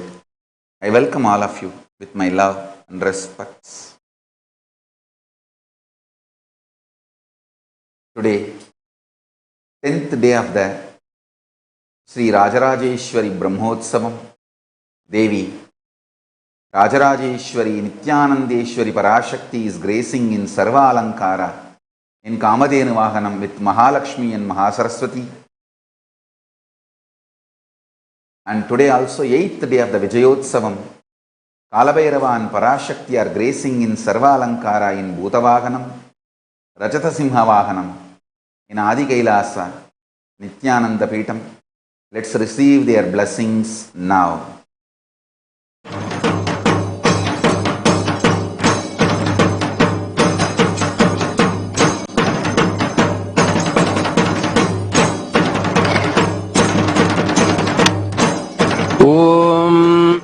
धूरसिधूर्वधूर्वन्तन्धूर्वतयोऽस्मान् धूर्वतितन्धूर्वयं वयं धूर्वामस्मन् देवानामधिरस्थितमं पप्रितमञ्जुष्टतमं वह्नितमं देवहूतममहृतमस्तीर्थानन्तरिकं भस्ममाक्वार् मित्रस्य त्वाचक्षुषा प्रेक्षेमाभेर्मा संविक्थामास्वाहि ओम श्री नित्यानंदेश्वरी पराशक्ति नमः। श्री नित्यानंदेश्वर परमशिव कालभैरवस्वामिने नमः। सर्वदेवदेवी स्वरूपाय भगवते श्री नित्यानंद परमशिवाय नमः। धूपमाघ्रापयामि। ओम उद्दीप्यस्वजातवेदोपघ्नन्निरृतिं मम पशुगिष्टमह्यमावह जीवनं च दिशो दिश मानो हि गुंति जातवेदो गामश्वं पुरुषं जगत् अबिभ्रदग्न आगहि श्रिया मां परिपातय। ओम श्री नित्यानंदेश्वरी पराशक्ति नमः। श्री नित्यानंदेश्वर परमशिव कालभैरवस्वामिने नमः। सर्वदेवदेवी स्वरूपाय भगवते श्री नित्यानंद परमशिवाय नमः। एकहारतीपं सन्दर्शयामि। ओम अमृते अमृतोद्भवे अमृतवर्षिणी अमृतं श्रावय श्रावय स्वाहा। ओम श्री नित्यानंदेश्वरी पराशक्ति नमः। ओम श्री नित्यानंदेश्वर परमशिव कालभैरवस्वामिने नमः। सर्वदेवदेवी स्वरूपाय भगवते श्री नित्यानंद परमशिवाय नमः। नैवेद्यं निवेदयामि। निवेदनानन्तरम् आचमनं समर्पयामि।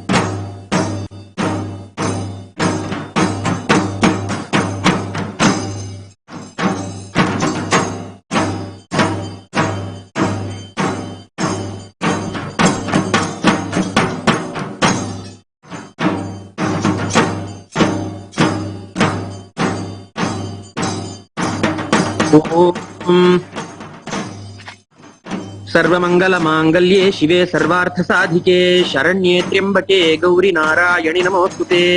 सृष्टिस्थितिविनाशानां शक्तिभूते सनातनी गुणाश्रये गुणमये नारायणि नमोस्तुते।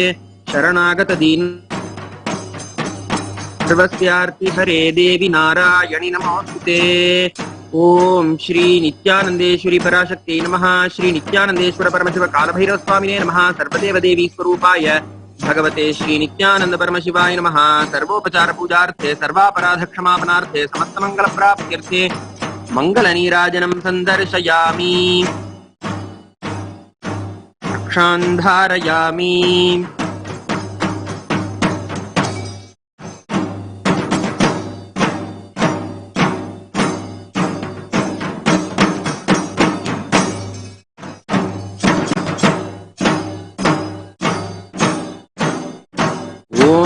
बालार्कारुणतेजसं त्रिनयनां रक्ताम्बरोल्लासिनीं नानालङ्कृतिराजमानवपुषं बालोडुराक्षेखरां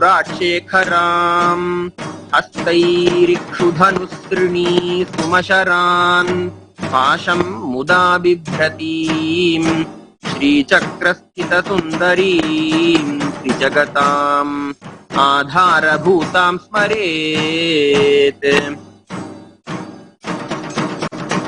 जपोजल्पशिल्पं सकलमपि मुद्रा विरचना गतिः प्रादक्षिण्यक्रमणमशनाद्याहुतिविधिः प्रणामस्संवेशः सुखमखिलमात्मार्पणदृशा सपर्यापर्याय तव भवतु यन्मे विलसितम्। ओम धूरसिधूर्वधूर्वन्तन्धूर्वतयोऽस्मान् धूर्वतितन्धूर्वयं वयं धूर्वामस्मन् देवानामधिरस्थितमं पप्रितमञ्जुष्टतमं वह्नितमं देवहूतममहृतमसि हविष्ठानन्तरिकं भस्म माक्वार्मित्रस्य त्वाचक्षुषा प्रेक्षेमाभेर्मा संविक्था मात्वाहि ओम श्री नित्यानंदेश्वरी पराशक्ति राजराजेश्वरी महाधूपमाघ्रापयामि। ओम उद्दीप्य स्वजातवेदोपघ्नन्निरृतिं मम पशुभिश्चमक्यमावह जीवनं च दिशो दिश मानो हि गुंसि जातवेदो कामश्वं पुरुषं जगत् अबिभ्रदग्न आगहि श्रियामा परिपातय। ओम श्री नित्यानंदेश्वरी पराशक्ति राजराजेश्वरी नमः। एकहारति दीपं तन्तर्शयामि। ओम मधुवातार्तायते मधुक्षरन्ति सिन्धवः माध्वीर्नः सन्तोषधीः मधुनक्तमुतोषधि मधुमत्पार्थिवगं रजः मधुद्यौरस्तु नः पिता मधुमान्नो वनस्पतिर्मधुमागम् अस्तु सूर्यः माध्वीर्गावो भवन्तु नः मधु मधु मधु। ओम श्री नित्यानंदेश्वरी पराशक्ति राजराजेश्वरी नमः। नैवेद्यं निवेदयामि। निवेदनानन्तरम् आचमनं समर्पयामि।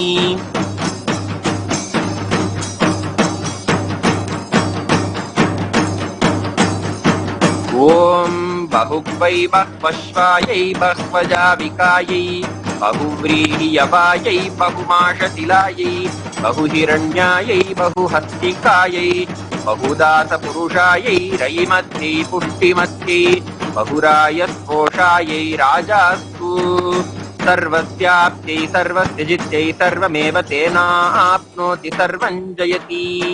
ओम श्री नित्यानंदेश्वरी पराशक्ति राजराजेश्वरी नमः। सर्वदेव देवी स्वरूपाय भगवते श्री नित्यानंद परमशिवाय नमः। सर्वोपचार पूजार्थे सर्वापराध क्षमापनार्थे समस्तमंगल प्राप्त्यर्थे महामंगल नीराज ज्योतिः रक्षां धारयामि।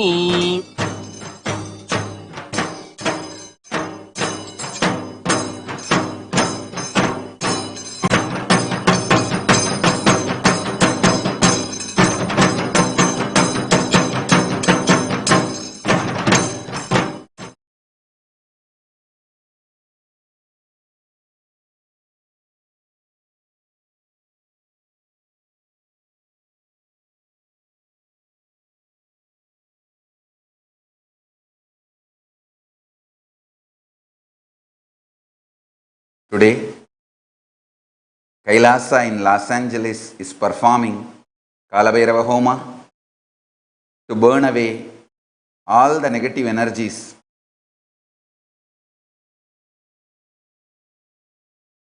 And as the Purnahuti is now offered to Mahakalabhairava, let's pray to Mahakalabhairava, invoke his presence and blessings, offer the Purnahuti and receive the blessings to all the participants of Kalabhairava Homa and for the entire LA Sangha and for the whole world.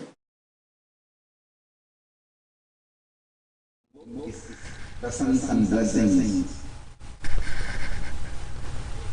offer the Purnahuti and receive the blessings to all the participants.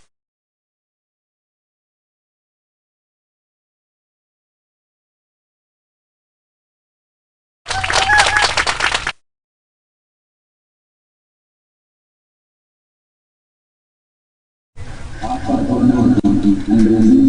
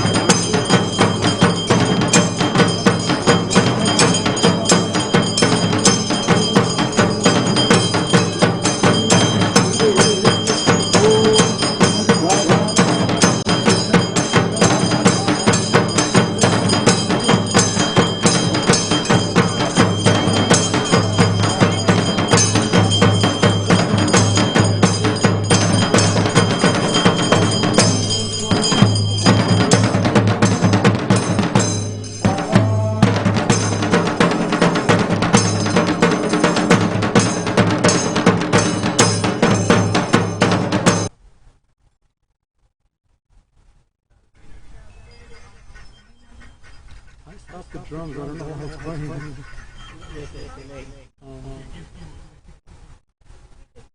So this is Swamiji here.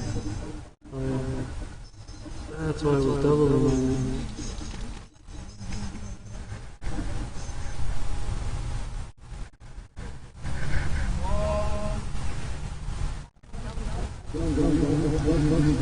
Why is that? Hold on. Why is that echoing?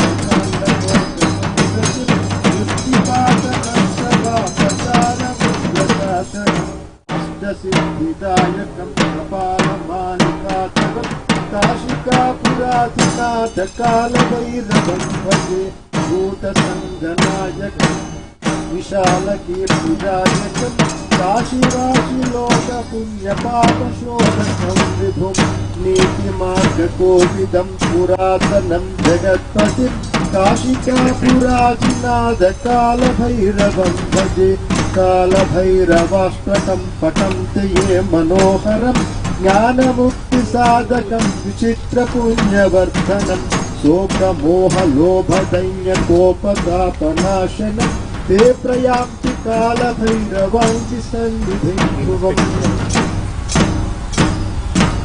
देवदेवोत्तमे देवता सार्वभौमे अखिलाण्डकोटिब्रह्माण्डनायके श्री कालभैरवस्वामी द्राविड वेदप्रिय द्राविड वेदं अवधारय मंदिरमावदु नीरु वानवर्णेलदु नीरु सुंदरमावदु नीरु तिरिकप्पडुवदु नीरु मंदिरमावदु नीरु समयत्तलुलदु नीरु செல்லுவர் வாயுமை பங்கத திரு ஆலவாய திருநீரோ திரு ஆலவாய திருநீரோ துவலம் சித்திக்கும்பலம் தேவதேவோத்தமே தேவதா சார்வபௌமே அகிலாண்ட கோடி பிரம்மாண்ட நாயகே சங்கீத பிரிய சங்கீதம் அவதாரய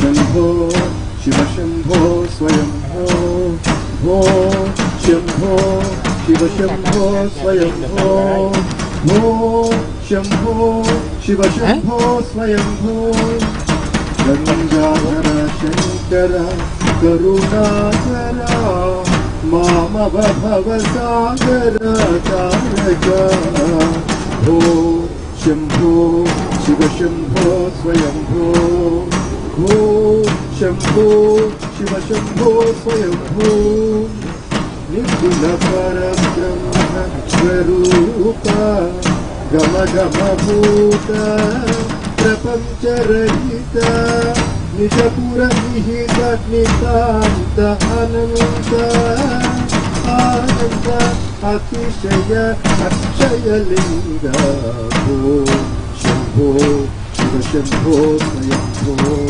भो शंभो शिव शंभो स्वयंभो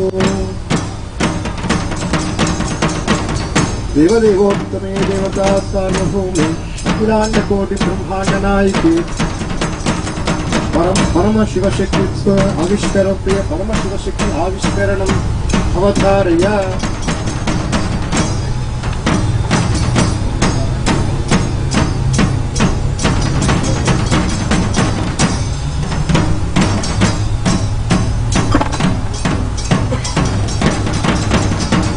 देवदेवोत्तमे देवता सार्वभौमे अखिलांड कोटि ब्रह्मांड Nike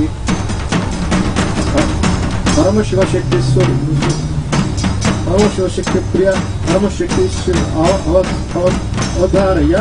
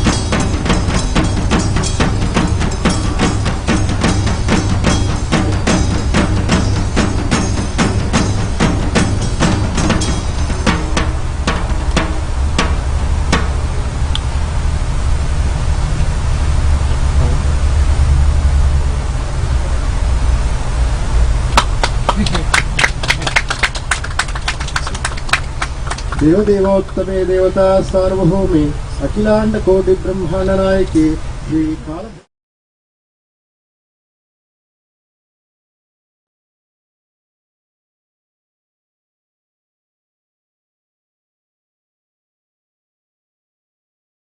Paramashiva's message from Sri Kailasa. Listen.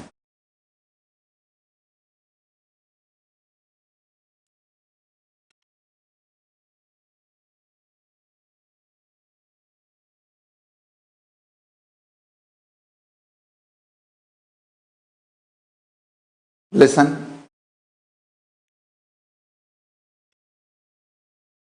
Listen carefully.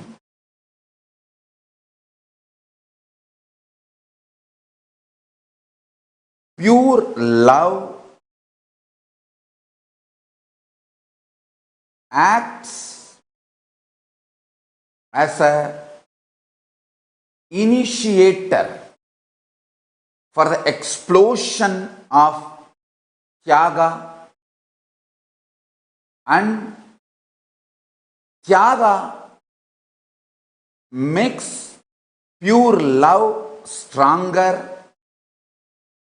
and one supporting the other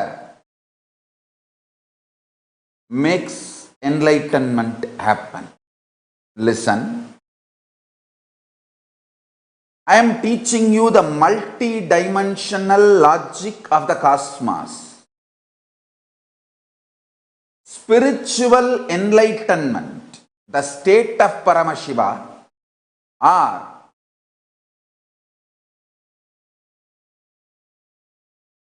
the space of Paramashiva, or powers of Paramashiva, does not function based on binary logic. It is not like you do this much of spiritual practice, you get that result. It's not like a bank account. You do 1 lakh japa and put it in your bank, and immediately you are granted 2 powers next day morning. And if you don't get the check, you can sue. No. Spiritual practice does not function in your binary logic. Understand? Actually, the Tyaga provokes Paramashiva's love. Paramashiva grants enlightenment. That is why it is always million times, billion times more than the practice you have done. That is what I was telling yesterday. All Palashruti is a legal document, not poetry. See, after Lalita Sahasranama, after Shiva Sahasranama, after Chandi Homa, after every ritual in Veda Agamic tradition, there will be something called Palashruti. The result you will get by performing that sacred ritual. Palashruti is a cosmic legal document, not any poetry. Because you will be showered more than you even expect, billion times more. Understand? If it's a binary logic, you give this, you take that. No. Cosmos doesn't work in that way. Your Tyaga invokes the personal love of Paramashiva. Once his personal love is invoked, he gives anything and kandabadi kudupar. Kandadellam kudupar. Whatever you ask, he gives. More than that, he gives. That is Paramashiva. Bolenath.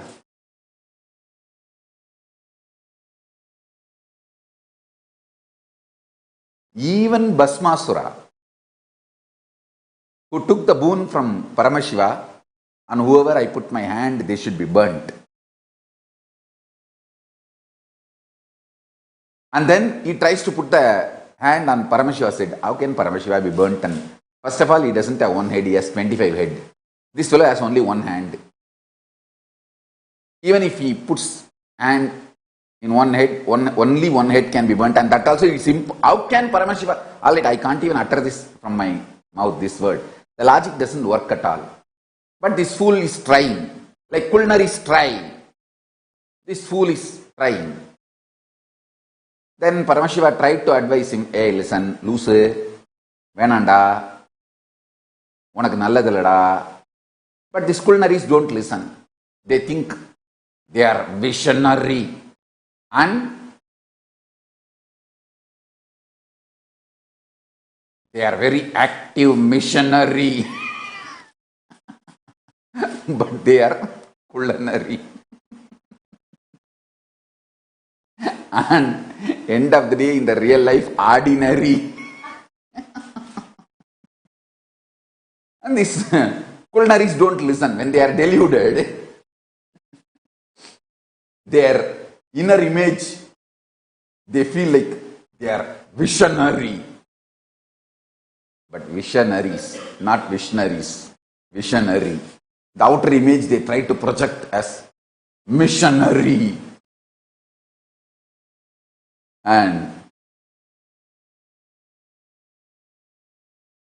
But actually they are ordinary. All right.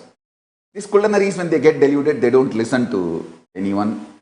These culinaries, because they can hold out to five, they see, because you can hold out to five, you think you can call lion for the fight, simha for the fight.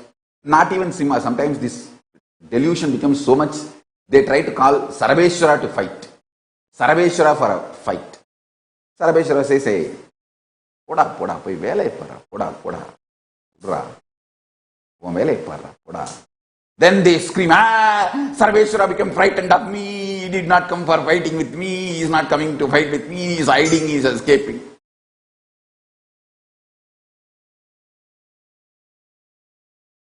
And this Bhasmasura was trying to do the same stupidity. And Paramashiva said, all right, this fellow is not listening to me, and after all he has done so much tapas, why he should waste all the punya and tapas and destroy himself? He tells Vishnu, hey, why don't you advise him? Why don't you try to talk to him and see? Then Vishnu comes and says, hey, listen, listen, listen. You have done so much tapas and got punya. You have got this boon. You only use it to destroy your enemies and live happily, ruling all the worlds. Enjoy it.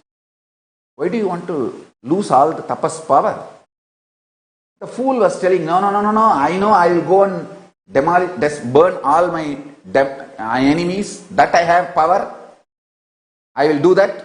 But if I allow Shiva to be alive, he may give the same boon to somebody else. I don't want anyone to have boon. This boon. So that I am the eternal king for the whole universe. Vishnu says, hey, become eternal through devotion like Markandeya. Markandeya is eternal. One day I will narrate the story of Markandeya as it happened from Akashic records. It's my favorite story. Markandeya, Kannappa, all these stories are my favorite stories, which I heard from my grandfather in a very young age.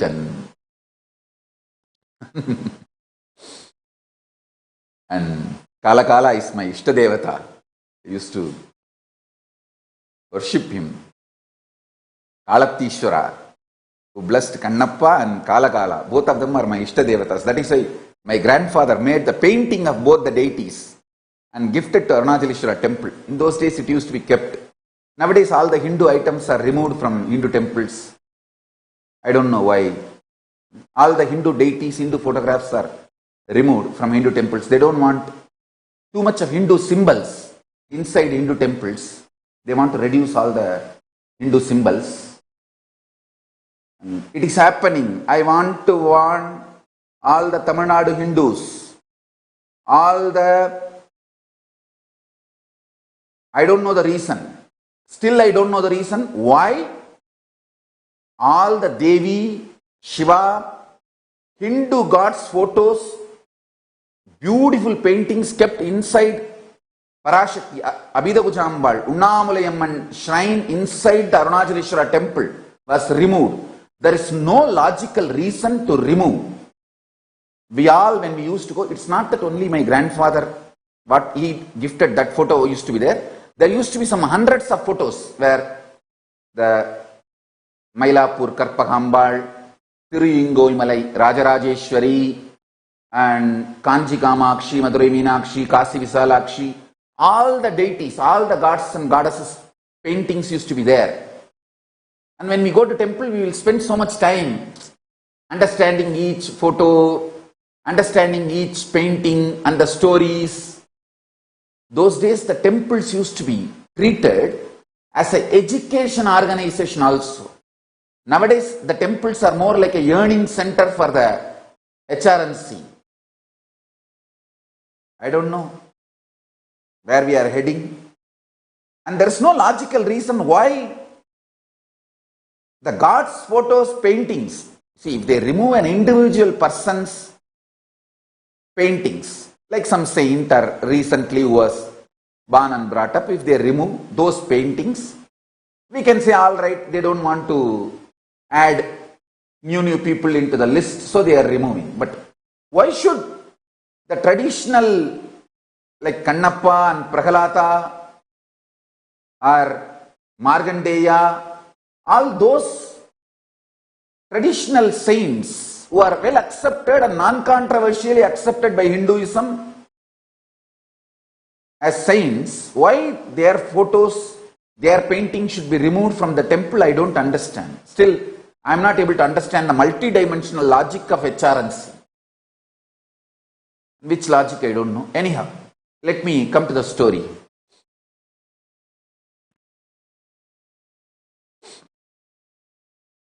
I sincerely request HRNC to put all those paintings back.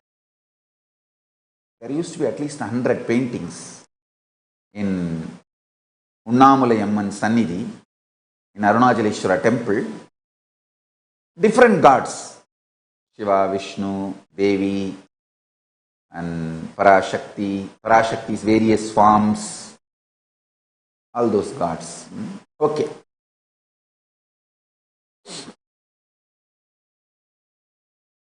So Vishnu tries to advise Bhasmasura, hey, become eternal, Siranjeevi, like Markandeya Rishi, or like Hanuman, by devotion.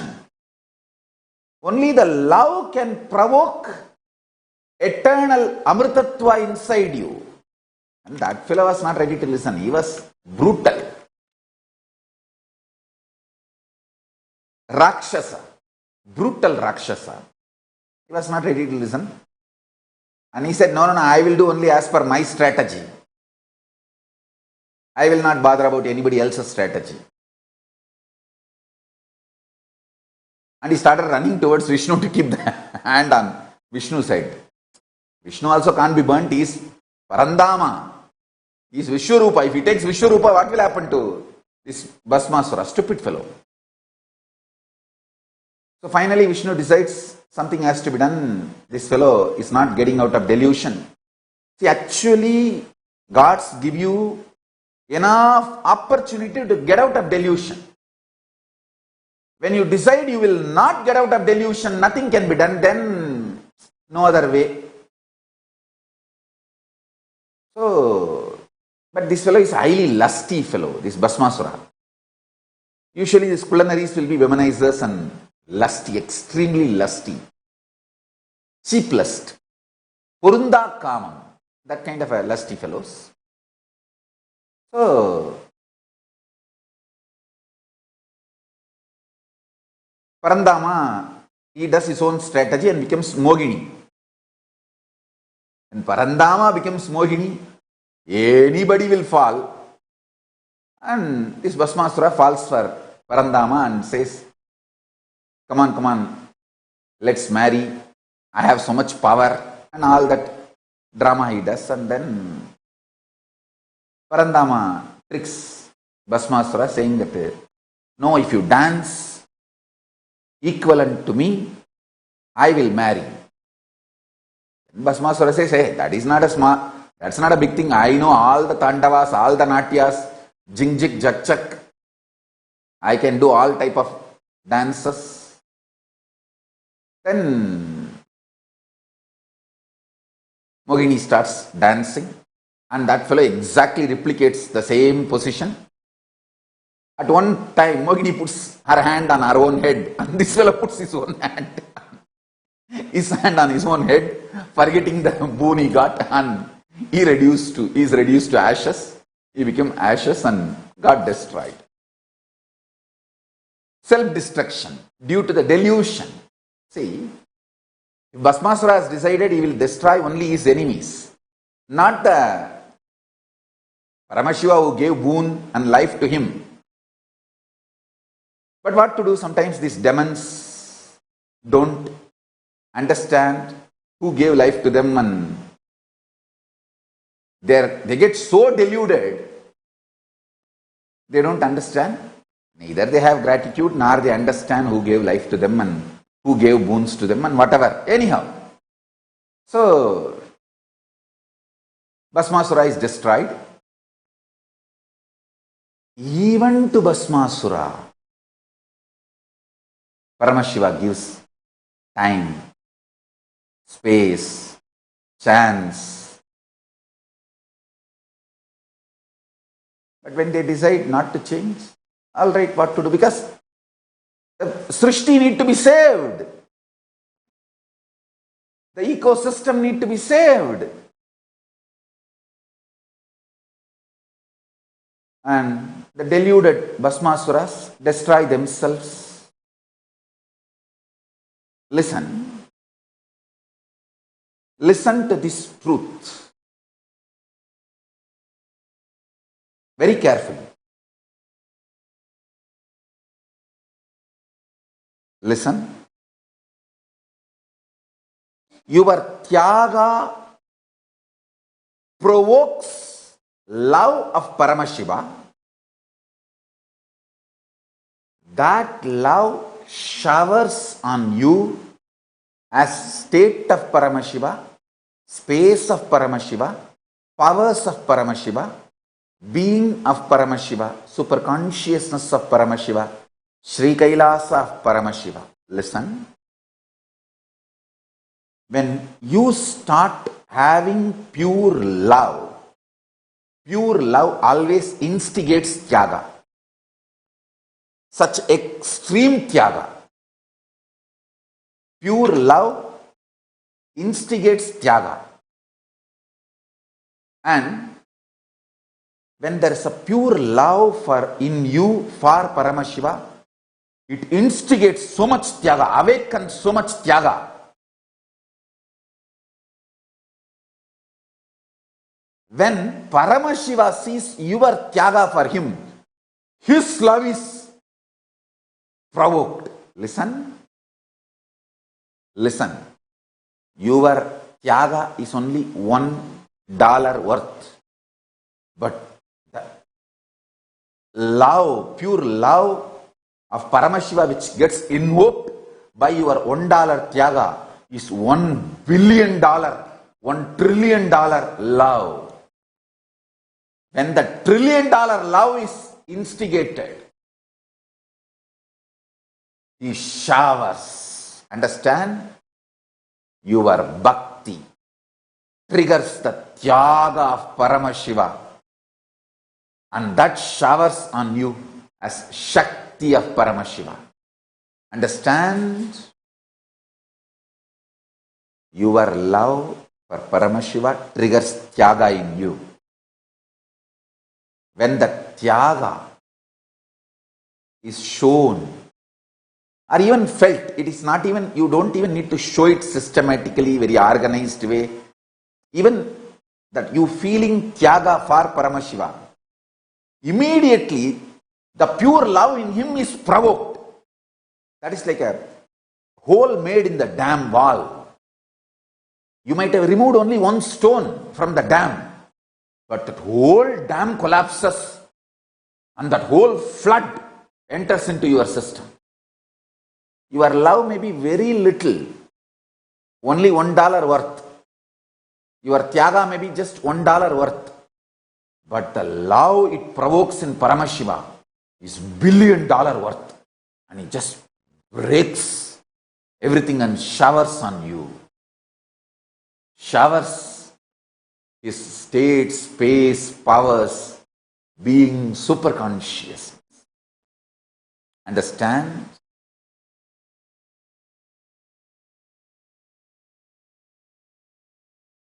Always cherish pure love. Always cherish pure love.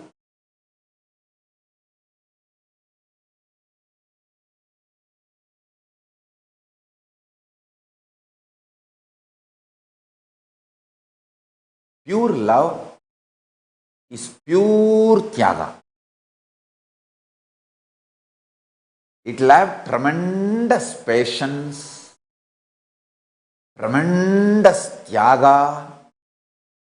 Understand, listen carefully. It will never be reactionary assumption.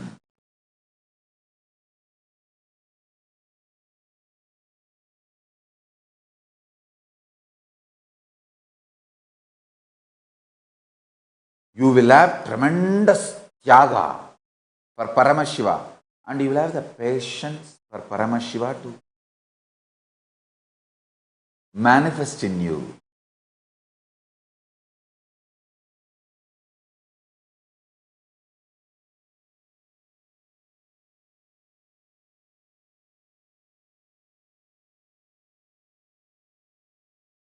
I tell you, tremendous pure love and waiting only becomes like a pure fire, purifying you more and more and more. It's like when we make bhasma, we first burn the cow dung. And that ash also again we mix with the ghee, make ball, and ash is burnt again to make it more fine. In Tamil we call it pudambodudal.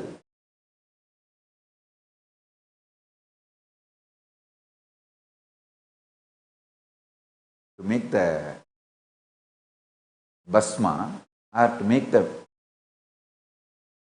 herbal medicines or Siddha medicines in Siddha Ayurveda traditions. The Hindu medicine, all Hindu medicinal methods use this methodology called pudambodudal. Ashes will be burnt again and again, multiple way.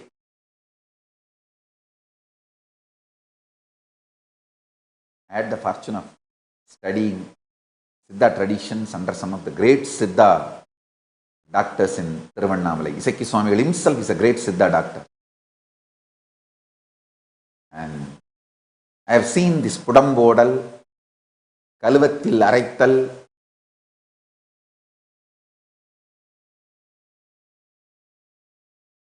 all this process I have seen.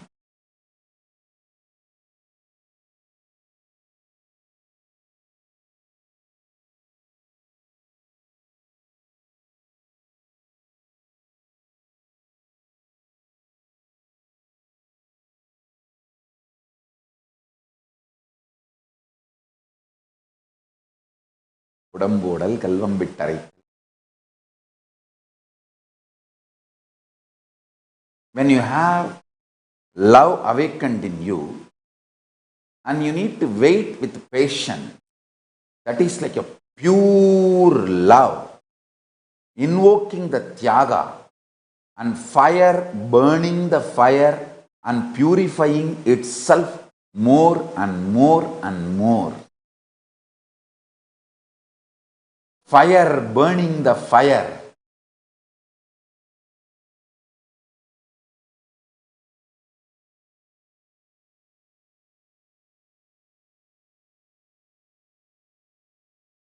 Fire burning the fire.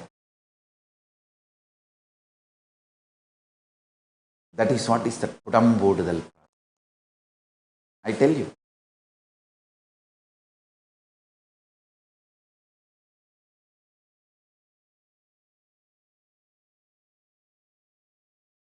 I have seen in practical life, more Vaishnavites raised to higher consciousness than any other tradition. The reason is the whole methodology and ambience is triggering pure love. I am making this statement from my own experience. I am not interested in any of these stupid arguments from other traditions. How can you say this and all that? I am not going to even answer any argument or controversy you create. I will just tell the truth as it is. Many Vaishnavites raising their quality of consciousness because the whole system, whether the Nivedyam they make, or the garlands they make, or the rituals they do, or the lifestyle, dressing style, their everyday achara, anushtana, everything is designed to trigger intense love. See, when that love is triggered, the Tyaga is triggered. When the Tyaga is triggered in you, it triggers the Parandama's love.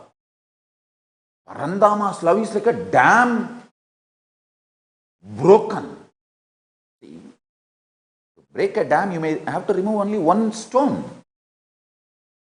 But when it breaks, the result will not be just one stone worth water. As I said, you may buy a lottery ticket for $1. But if you win, that $1 billion you get will not be equivalent to $1. And I tell you, anybody plays with Parandama wins.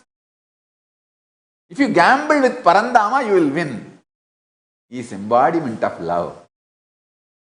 There is one Babaji, well-known great saint, who lived in Tirupati, Tirumala, Tirupati. He used to play dice with Parandama every day.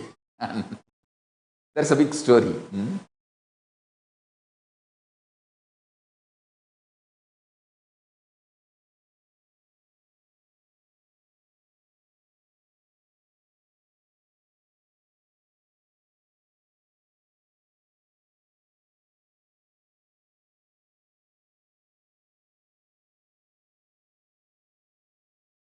Actually, if Pandavas have done one small intelligent decision, see, when Duryodhana said, my mama, Saguni, will roll the dice on my behalf, then the same thing Yudhishthira should have done. Yes, great.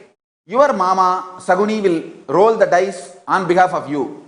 And my mama, Krishna, will roll the dice on behalf of me. Whole Mahabharata would have been ended. Whole problem would have solved. Your mama, my mama, problem solved. I don't know what happened to all the Panchabandavas at that one moment. That one moment they missed, the whole thing became a mess.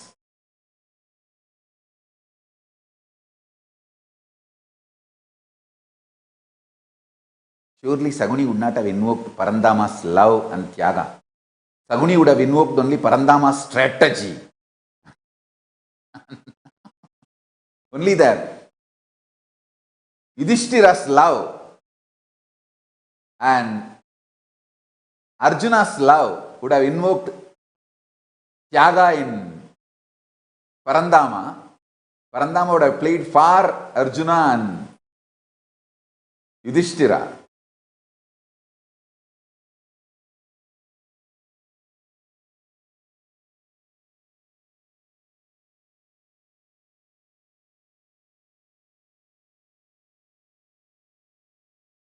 You can see Hathiram Baba of Tirupati playing dice with Parandama.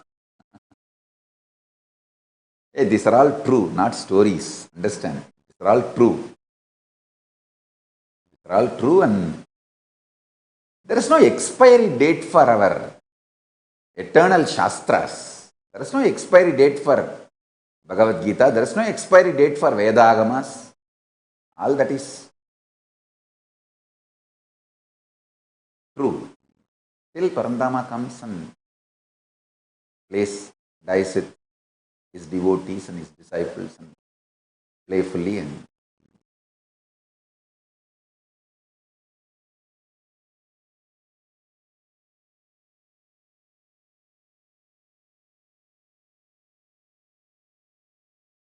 when you invoke the love, Paramashiva just showers himself on you by his Tyaga.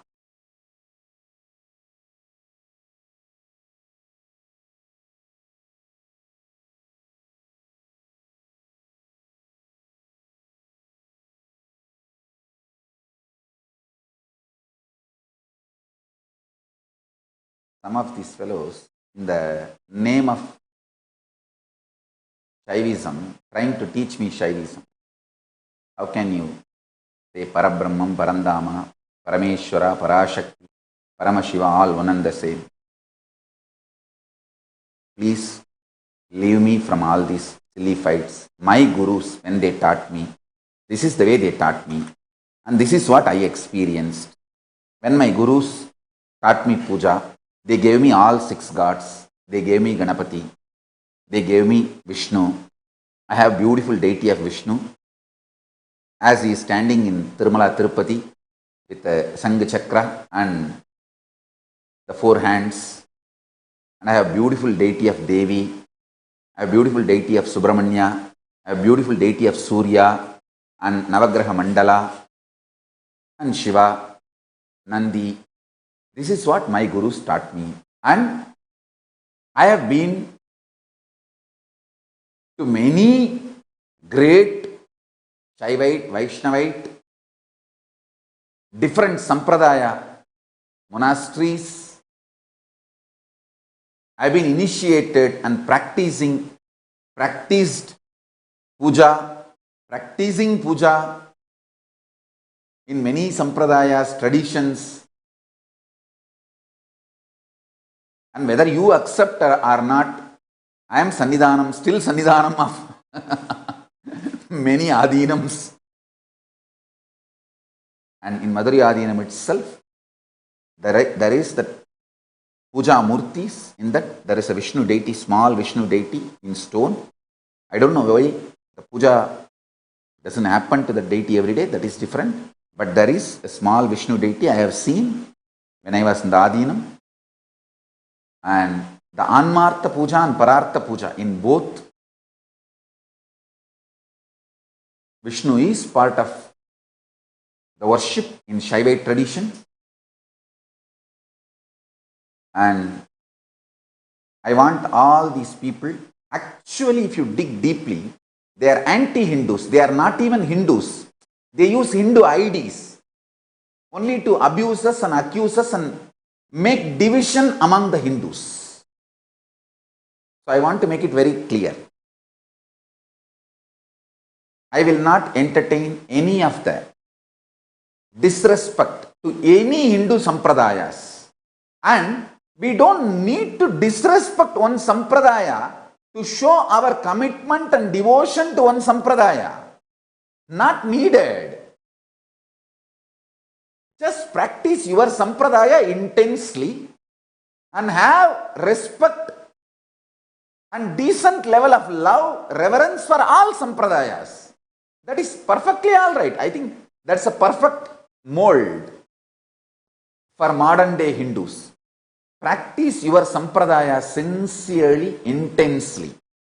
Have decent reverence, decent love, decent respect for all sampradayas. That's all.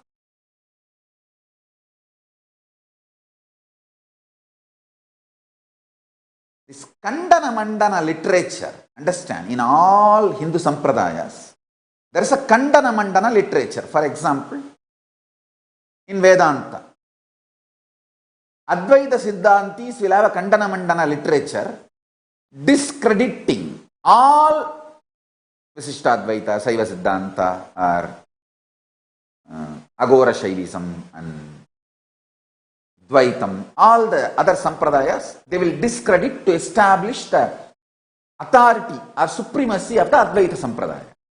Same way in Visishtadvaita, there will be Kandana Mandana literature to discredit all other sampradayas and establish the supremacy of their Visishtadvaita sampradaya. Same way in Shaivism. In Shaivism, there are multiple branches there.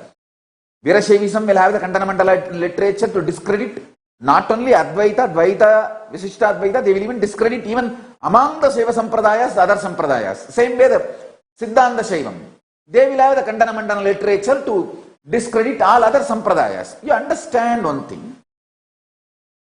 These Kandana Mandana literatures are created for a specific purpose of intensifying the disciple and making his trust deeper to go into certain practices. See, when you have this middle-age crisis, how in the marriage, when you become 45, 50, you feel lonely, empty, depressed, and you try to look outside the window, other side. So that time you need to be told, hey, this is not right. You need to be given deeper understanding about marriage, love, relationship, life.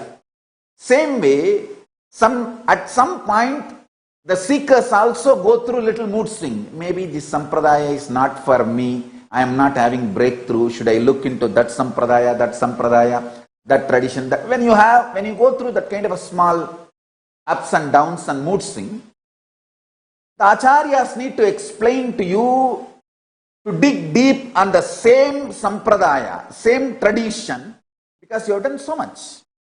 Instead of digging 10 feet in 100 places, dig 20 feet in one place, you will get the water.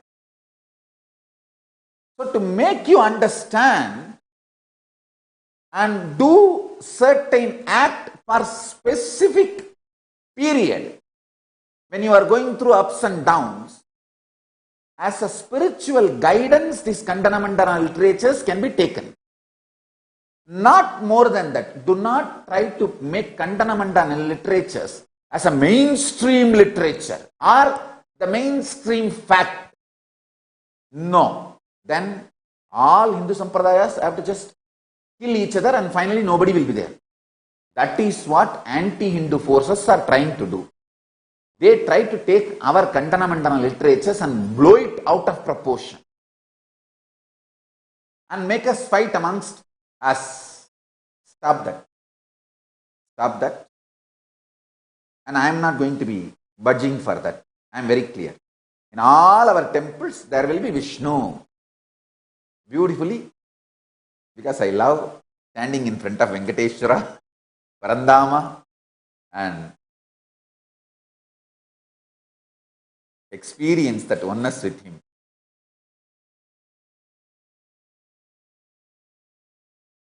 If I stand in front of Arunachala, how I melt. In front of Meenakshi, how I melt. Same level, not 1 inch less. I melt when I stand in front of Venkateshwara in Tirupati, Tirumala.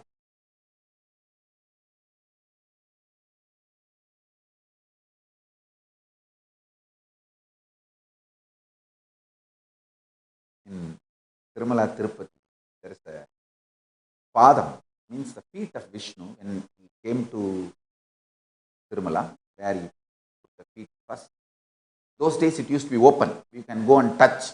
You need to walk maybe 1 or 2 kilometers and you can go and touch. I don't know whether nowadays they are allowing you to touch. When I touch Vishwanatha in Kashi and do Abhishekam, how I melt. Same way only I melt when I touch the Venkateshwara's feet.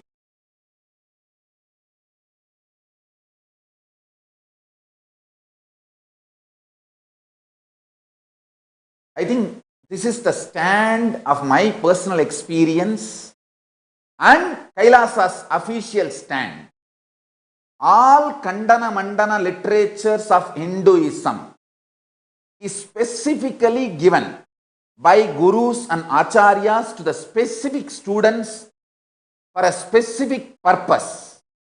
of making them concentrated and go deep into their spiritual practice. So those Kandana Mandana literature should not be used as a weapon to fight among the traditions and create hatred or incompletions among the traditions and weaken Hinduism.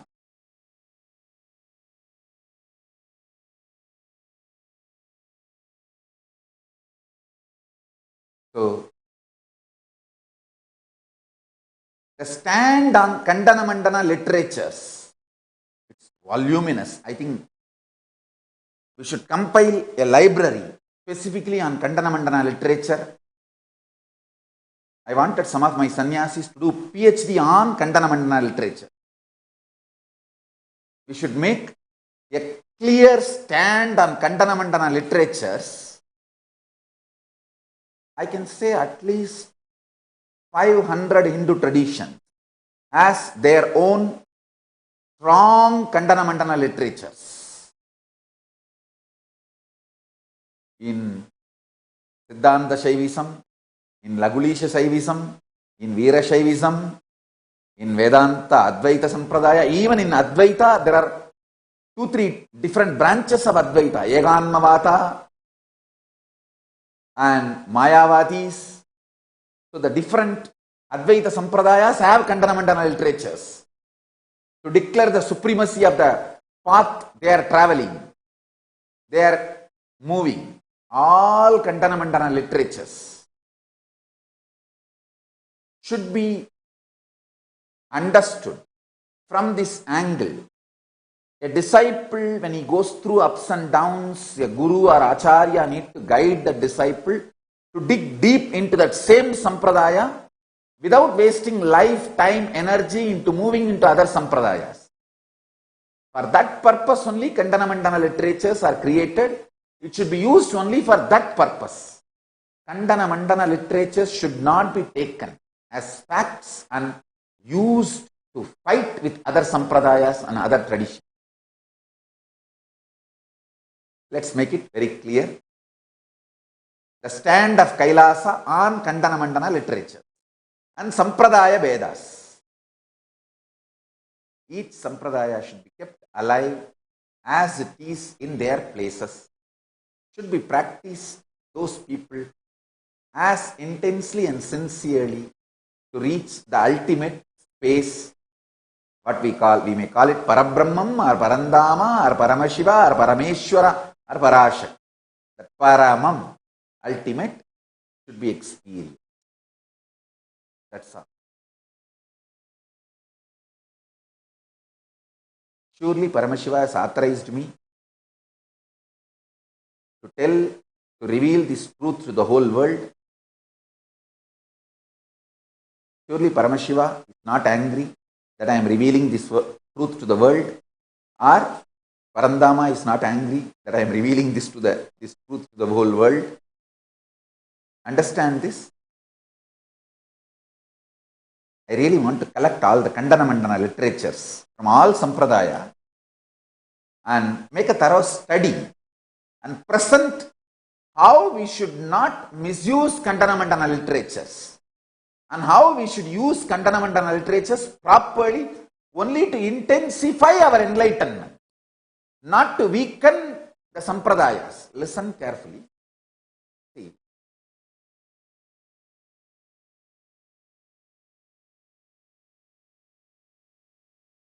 I'll give you one example. This you should please listen sincerely. I am talking about a most controversial issue of Hinduism. And I am also clearing not only my stand, the stand of Sri Kailasa on this issue. Jati, caste, community. Listen carefully. Jadigal illayadi pappa kula talchi uyarchi sollal pavam.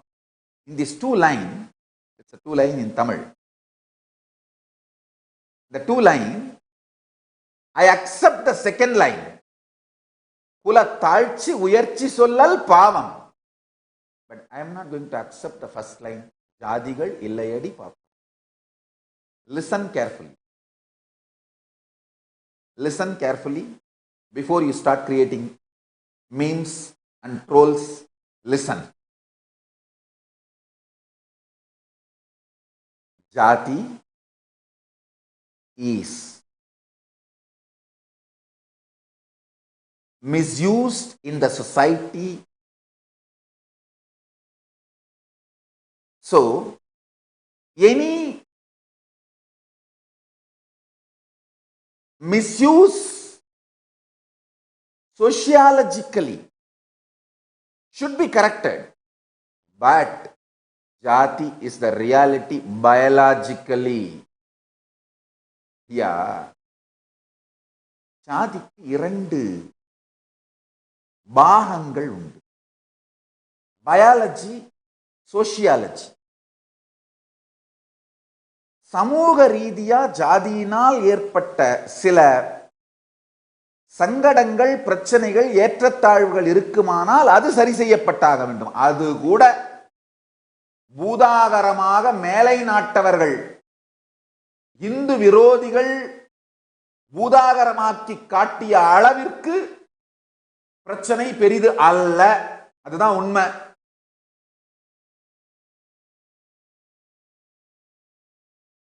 குலத்தாழ்ச்சி, உயர்ச்சி, அதை சரி செய்தாக வேண்டும். அதில் எந்த விதமான சந்தேகமும் இல்லை.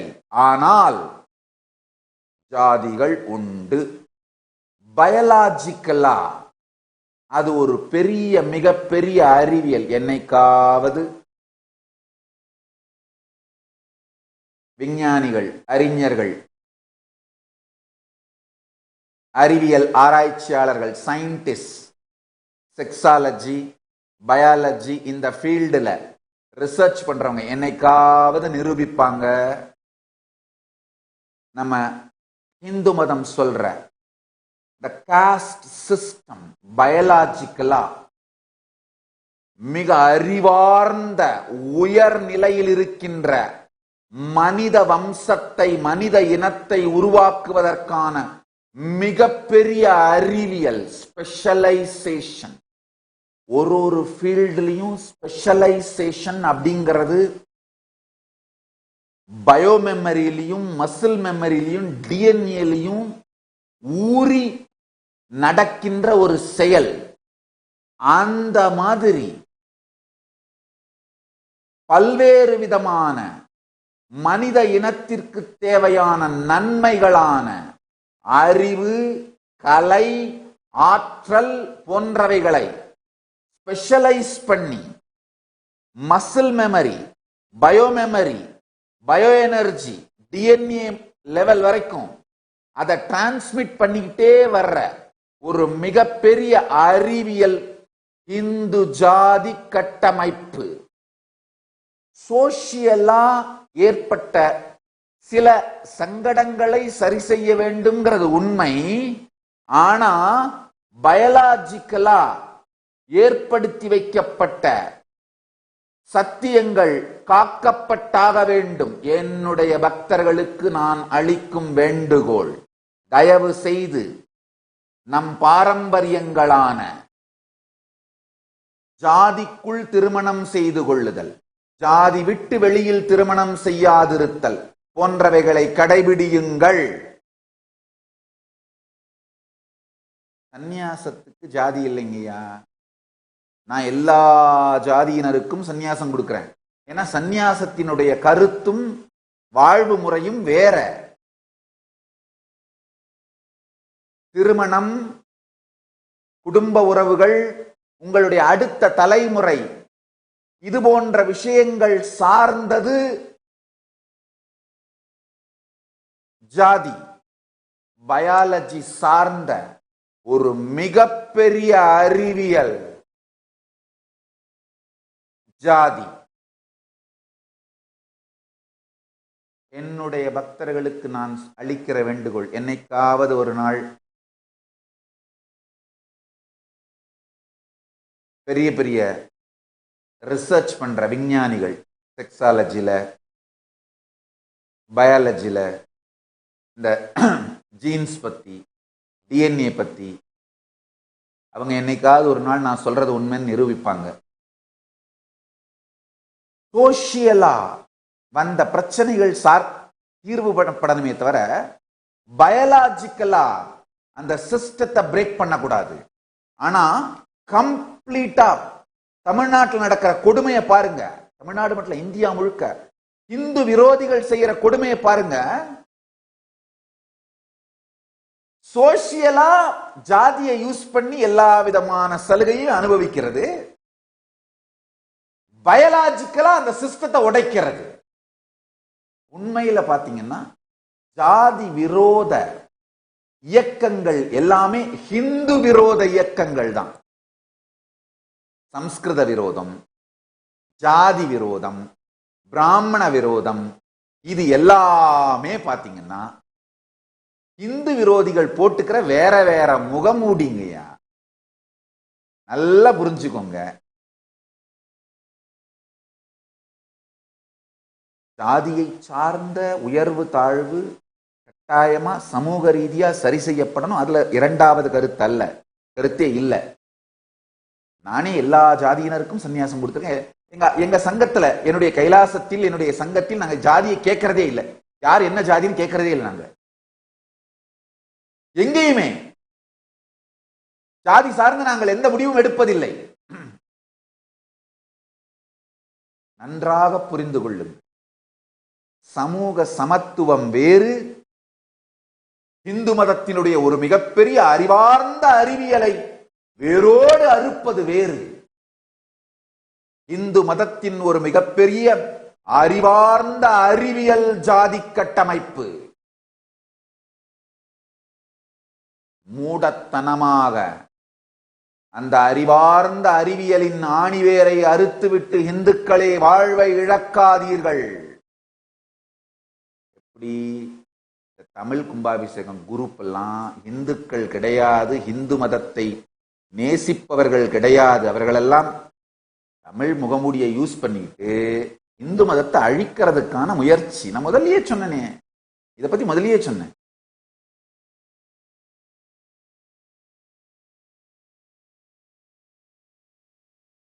தமிழ்ல கும்பாபிஷேகம் பண்ணாங்க. தமிழ் கும்பாபிஷேகம் சத்தம் போட்ட குரூப் எல்லாம் உடனே என்ன முழுசா திருநீர் பூசிக்கிட்டு பிரகதீஸ்வரான்னு சொல்லி தேவாரம் திருவாசகம் பாடி சிவனை வலம் வந்துட போறாங்களா?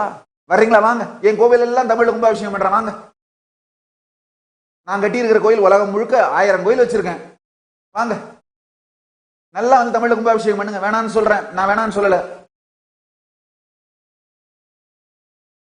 அவர்களுடைய விருப்பம் தமிழ் கும்பாபிஷேகம்லாம் இல்லைங்க. ஆரம்பரியமா இருக்கிற இந்து மதத்தை அழிக்கணும், அவ்வளவுதான். அதுக்கு எதையாவது ஒரு ஃபால்ட் லைன்ஸ் ஆஃப் ஹிந்துயிசத்தை யூஸ் பண்றது, ஃபால்ட் லைனே இல்லைன்னா கூட கிரியேட் பண்றது, அதை யூஸ் பண்றது.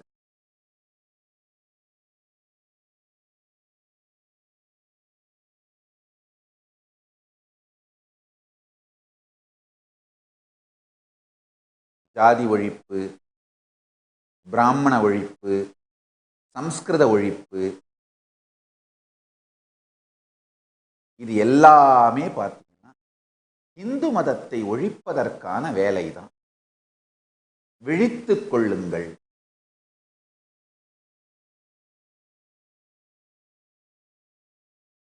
மூத்த, உலகிலேயே மூத்தது மட்டுமல்லாது இன்றும் உயிரோடு இருக்கின்ற ஒரே இனம் நம் ஹிந்து இனம். தயவு செய்து புரிந்து கொள்ளுங்கள். ஒரே இனம் நம் ஹிந்து இனம்.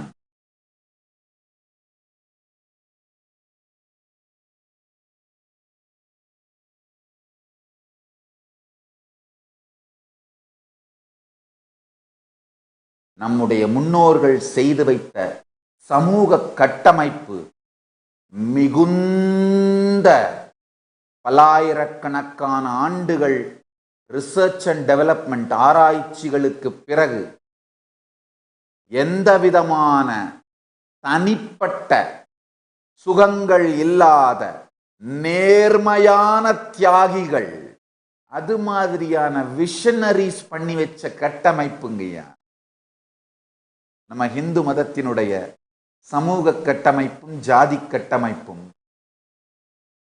தயவு செய்து மூட்டைப்பூச்சிக்கு பயந்து வீட்டை கொளுத்திராதீங்க.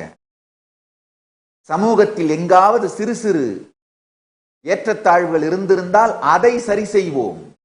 இந்த ஜாதி கட்டமைப்பை அழித்து விடாதீர்கள். அது மிகுந்த மிகப்பெரிய வரலாற்று பிழை.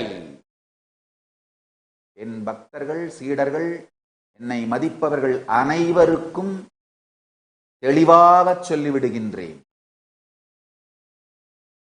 நீங்கள் பாரம்பரியங்களின்படி எந்தெந்த ஜாதிகள் யார் யாரோடு திருமண உறவை அமைத்துக் கொள்ளலாம் என்று வகுத்து வைக்கப்பட்டிருக்கின்றதோ தயவு செய்து அதையே கடைபிடியுங்கள். ஜாதி மாறிய திருமணங்கள் வேண்டாம். கிருஷ்ணர் உலகத்துக்கு நடக்க போகின்ற மிகப்பெரிய அழிவாக கீதையில சொல்றாரு. ஜாதி கலப்பு நிகழக்கூடாது. பயாலாஜிக்கலா அது ஒரு மிகப்பெரிய இழப்பு. நல்லா புரிஞ்சுக்க.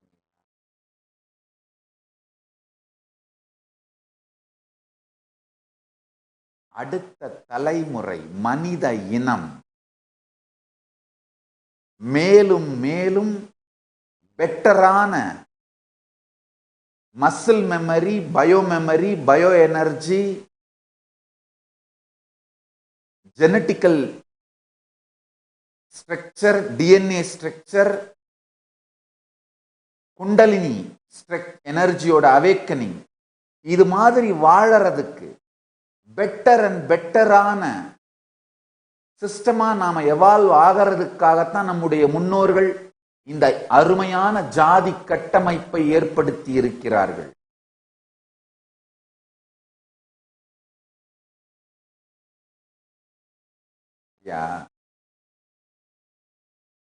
திராவிஷ கும்பல் வேக வேகமா புகுந்து எதையெல்லாம் அழிச்சாங்கன்னு பாருங்க. சிவாச்சாரியார்களை அழித்தார்கள். தயவு செய்து கேளுங்கள், சற்று பொறுமையோடு கேளுங்கள். உண்மையிலேயே சிவாச்சாரியார்களை திராவிஷ கும்பல் அழித்து விட்டது. இப்ப மிச்சம் இருக்கிற சிவாச்சாரியால் ரொம்ப கம்மியா ஏதோ வாழ்ந்துட்டு இருக்காங்க. என் பக்தர்கள் எல்லோருக்கும் சொல்லுகிறேன், கேளுங்கள். சிவாச்சாரியார்களுக்கு நீங்கள் கொடுக்கும் காணிக்கை சிவனுக்கே கொடுக்கும் காணிக்கை. சிவாச்சாரியார்கள் நன்றாக வாழ்ந்தால் சிவபெருமான் பெருமகிழ்ச்சி அடைவார். சிவாலயங்கள் வளர்ந்தால் உலகத்திற்கு நல்லது. சிவாச்சாரியார்களை அழித்தார்கள். அடுத்து ருத்ரகன்யா சம்பிரதாயத்தை அழித்தார்கள். ருத்ரகன்னிகைகள், இதை பத்தி நான் பேசணும்னா பெரிய வெள்ளங்கம் பண்ணுவாங்க. நித்யானந்தா ருத்ரகன்னிகைகளை பற்றி பேச்சு என்னவோ பண்ணுங்க, அதுக்கெல்லாம் சொல்ல வேண்டியதை சொல்லிவிடுகின்றேன். வரலாற்றை ஆழ்ந்து படித்து பாருங்கள். ருத்ரகன்னிகைகள் விபச்சாரிகள் அல்ல. 90% ருத்ரகன்னிகைகள் இறைவனை மாத்திரமே கணவனாக வரித்துக் கொண்டு, பரமசிவ பரம்பொருளையே தன்னுடைய கணவனாக வரித்துக் கொண்டு, இறைவனுடைய திருமேனியை தவிர வேறு எதையும் தொடாமல் தன் வாழ்க்கையை கன்னியாகவே வாழ்ந்து கழித்திருக்கிறார்கள் 90% பேர். வரலாற்றை புரட்டி பாருங்கய்யா.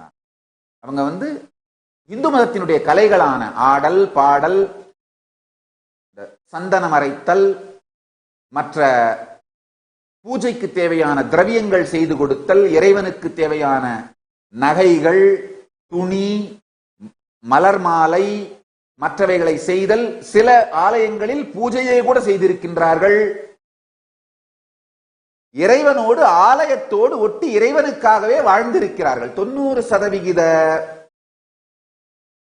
ருத்ரகன்னிகைகள் திருமணமே செய்து கொள்ளாமல் கன்னியாக கற்போடு, இறைவனுக்கு கற்போடு வாழ்ந்திருக்கிறார்கள்.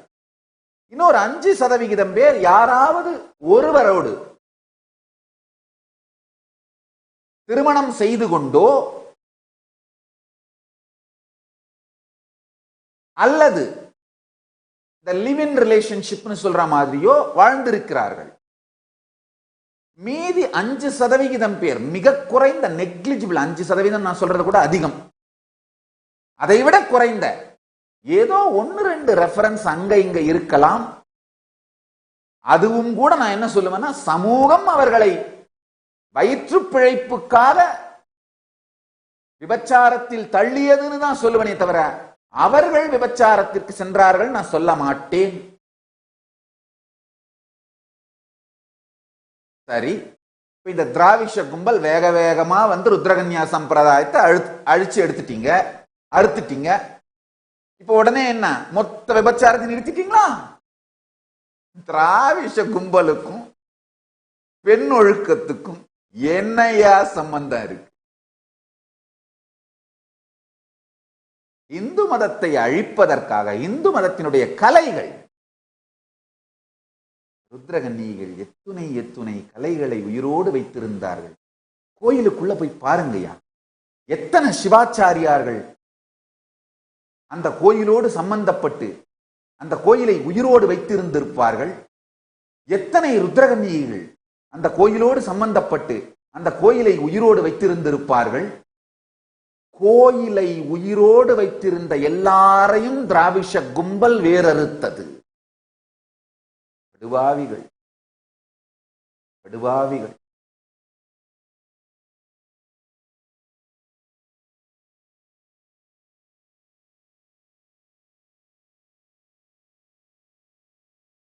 இப்ப என்ன, ருத்ரகன்னிகைகள் சம்பிரதாயத்தை அழிச்ச உடனே மொத்த சமூகத்தையும் ஒழுக்கத்தோட மாத்திட்டீங்களா? திராவிஷ கும்பலுக்கும் ஒழுக்கத்துக்கும் என்னையா சம்பந்தம்? படுபாவிகளா? நாட்டையே குடிகாரர்களாக மாற்றி அளவுக்கு மீறிய ஆபாசம், வயலன்ஸ் சார்ந்த என்டர்டெயின்மெண்ட்டை லைஃப் ஸ்டைலா மாத்தி படுபாவிகளா? இந்து மதம் சார்ந்த கலைகளை அழிப்பதற்காகத்தான் ருத்ரகன்யா சம்பிரதாயத்தை அழித்தார்கள், சிவாச்சாரியார்களை அழித்தார்கள்.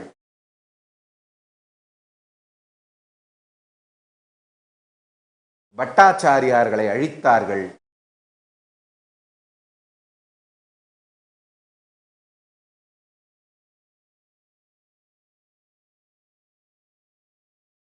ஜாதி முறைகளை அழித்தார்கள். அதாவதுங்கய்யா, நம்ம ஜெனரேஷனே நாம நம்ப ஆரம்பிச்சிட்டோம் இந்து மதத்துல மிகப்பெரிய தவறுகள் இருந்திருக்கு, அதெல்லாம் அழிச்சாதான் சமூகம் மேல வரும்னு. கிடையாது. எந்த சமூகத்திலும் தவறுகள் இல்லாமல் ஒரு ஸ்ட்ரக்சரை பண்ண முடியாது. மினிமம் மிஸ்டேக்ஸ், ஃபால்ட் லைன்ஸோட மோஸ்ட் ஸ்டேபிளா ஒரு மிக தெரிந்த அறிவார்ந்த தியாக உள்ளத்தோடு கூடிய விஷனரிகளான ரிஷிமார்களும் ஸ்மிருதிகளை வகுத்த மனு மாதிரியான மிகப்பெரிய விஷனரிஸும் உருவாக்கி வச்சது இந்த இந்து மதம். மீனாட்சி பக்தர்கள் எல்லோரும் தெரிந்து கொள்ளுங்கள். மீனாட்சி கோயிலுக்கு போய் மீனாட்சியை கும்பிடுற எல்லாரும் தெரிஞ்சுக்கோங்க. சிவலீலார்ணவம்ங்கிற மீனாட்சியினுடைய வரலாறு தெளிவா சொல்லுது. மீனாட்சி மனுநீதி தர்மம் சார்ந்து மனுநீதி தர்மத்தை அடிப்படையாக வைத்துத்தான் மதுரையையும் உலகையும் ஆண்டாள். யாராவது மீனாட்சி கோயிலுக்கு போனீங்க, மீனாட்சி பக்தர்னா மனுநீதி தர்மத்தை கடைபிடியுங்கள். மனுநீதி தர்மத்தை அவதூறு செய்கின்றவர்களுக்கு சப்போர்ட் பண்ணாதீங்க. மனுநீதி தர்மத்தை எதிர்க்கிறவர்களை தயவு செய்து எந்த விதத்திலும் ஆதரிக்காதீர்கள். மீனாட்சியே மனுநீதி தர்மத்தை சார்ந்துதான் மதுரையையும் உலகையும் ஆண்டிருக்கின்றாள்.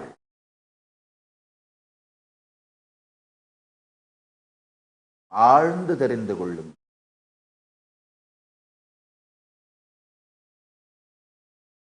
நம்முடைய ஜாதி கட்டமைப்பும் சமூக கட்டமைப்பும் ஒவ்வொன்றும் மிகுந்த அறிவார்ந்த ஆராய்ச்சிக்கு பிறகு ஆக்கி வைக்கப்பட்டவை. மக்களே, இந்துக்களே, அதை அழித்து விடாதீர்கள். உங்கள் காலத்தில் அது அழிந்தது என்று வரலாற்று பிழைக்கு ஆளாகாதீர்கள். உங்களை வணங்கி கேட்டுக்கொள்கிறேன்.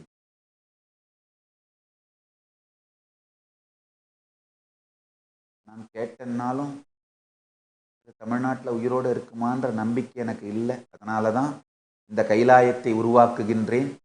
இந்த கைலாயத்தில் இந்து மதத்தின் எல்லா சத்தியங்களையும் சமூகங்களையும் வாழ்க்கை முறையையும் உயிரோடு வைத்து விடுவேன். டைம் கேப்சூல் மாதிரி எங்கேயாவது ஒரு இடத்துலயாவது உயிரோட வச்சிடறேன். இந்த விதை நெல்லை எடுத்து உரை போட்டு வைப்பார்கள். ஏதாவது ஒரு காலத்தில் இந்த விதை நெல்லை எடுத்து விதைத்து வேளாண்மை செய்வோம்னு, அது மாதிரி இந்து மதத்தை விதை நெல் அளவிற்காவது பாதுகாத்து வைப்பதற்காகத்தான் இந்த கைலாயத்தை உருவாக்குகின்றேன். இந்து மதத்தின் விதை நெல் உரைதான் நான் உருவாக்கும் இந்த கைலாய நாடு. பரமசிவ பரம்பொருளின் பேரருளால், பரமசிவன் பேரருளால், காலபைரவன் பாதுகாப்பால் உருவாக்கி விட்டேன் கைலாயத்தை. மீண்டும் ஒரு முறை சொல்லுகிறேன். காலம் வரும் பொழுது மற்றவைகளை தெரிவிக்கின்றேன். எங்கே, எப்படி, ஏது என்கிற கேள்விகளுக்கு விடை பிறகு வரும். ஆனால் இந்து மதத்தினுடைய அறிவார்ந்த சமூக கட்டமைப்பு, அறிவார்ந்த சமுதாய கட்டமைப்பு,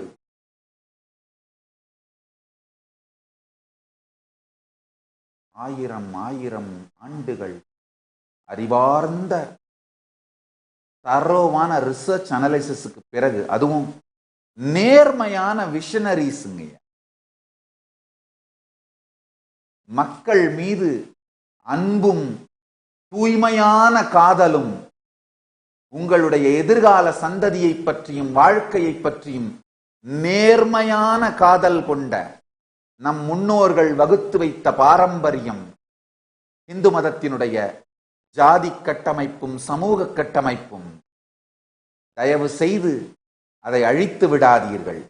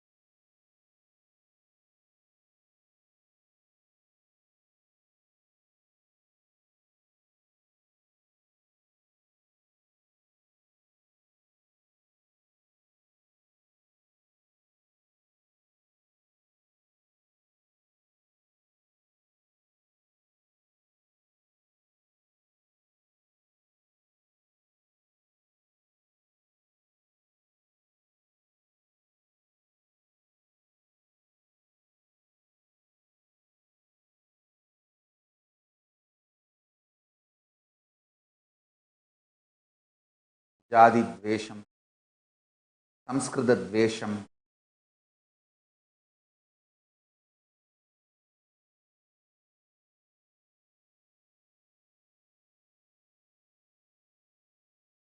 ருத்ரகன்னிகைகளை விபச்சாரிகளாக காட்டுதல், சிவாச்சாரியார்களை மிக தரம் குறைந்த நிலையில் காட்டுதல், பிராமணர்களை தரம் குறைந்த நிலையில் காட்டுதல், இது எல்லாமே இந்து மதத்துக்கு எதிரான திராவிஷ கும்பலின் சதிங்கயா. இப்ப என்ன, இந்த திராவிஷ கும்பல் வேக வேகமா வந்து ருத்ரகன்யா சம்பிரதாயத்துக்கு தேவதாசின்ற தவறான ஒரு டைட்டிலை கொடுத்து அழிச்சிட்டாங்க. ஓகே, இப்போ மொத்தமா என்ன விபச்சாரத்தை நிறுத்திட்டாங்களா?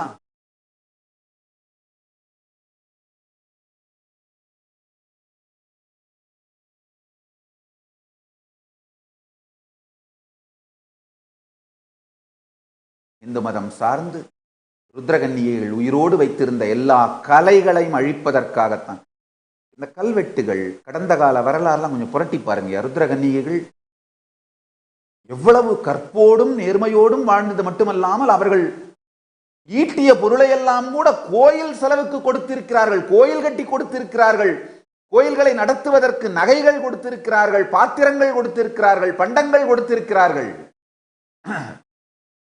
அரசன் நிபந்தம் எழுதி வைப்பது போல ருத்ரகன்னியைகள் கோவிலுக்கு நிபந்தம் எழுதி வைத்திருக்கிறார்கள். கல்வெட்டுக்கள் இருக்கின்றன.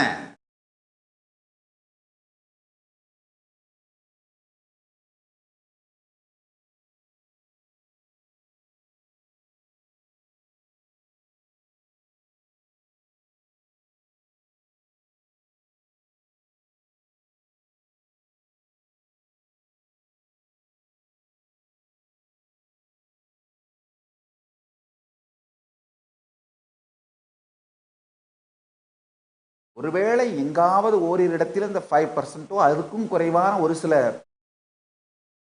ருத்ரகன்னிகைகள் தேவதாசிகளாக அல்லது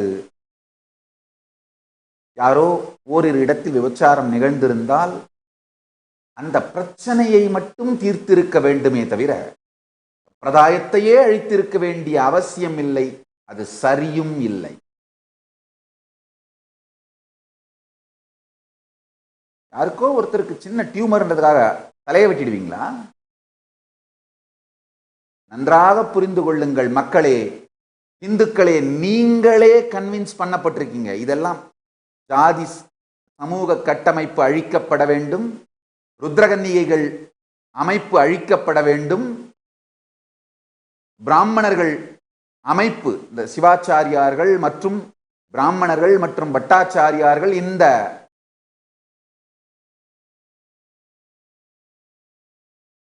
சமூக அமைப்பு அழிக்கப்பட வேண்டும் அப்படின்னு இந்துக்களாகிய நீங்களே கன்வின்ஸ் ஆயிட்டீங்க. உங்களையே கன்வின்ஸ் பண்ணதுதான் இந்த திராவிஷ கும்பலுடைய சதி, கொடுமை. இந்துக்களே கன்வின்ஸ் ஆயிட்டாங்க. இதெல்லாம் அழிக்கப்பட வேண்டிய நம்முடைய சமூகத்தின் களங்கம்னு நினைச்சு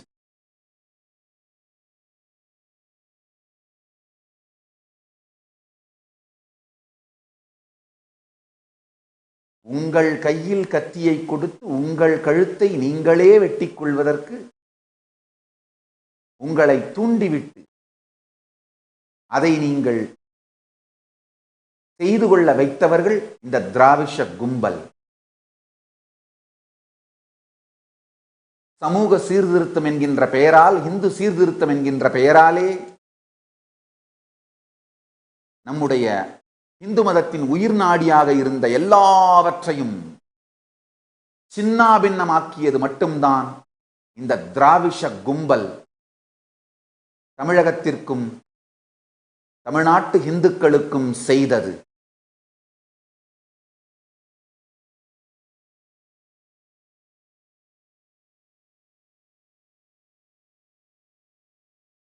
ஓரிரு பேர் எங்கோ விபச்சாரம் நடந்திருந்தால் கூட உண்மையில் அவர்கள் வறுமையினால் விபச்சாரத்திற்குள் தள்ளப்பட்டார்கள் தான் சொல்லணுமே தவிர, அப்ப அந்த பிரச்சனையை மட்டும் தீர்த்து வைத்திருக்க வேண்டும், அவர்களுடைய வறுமையை தீர்த்து வைத்திருக்க வேண்டும். யாரும் வேண்டி விபச்சாரத்திற்குள் செல்வதில்லை.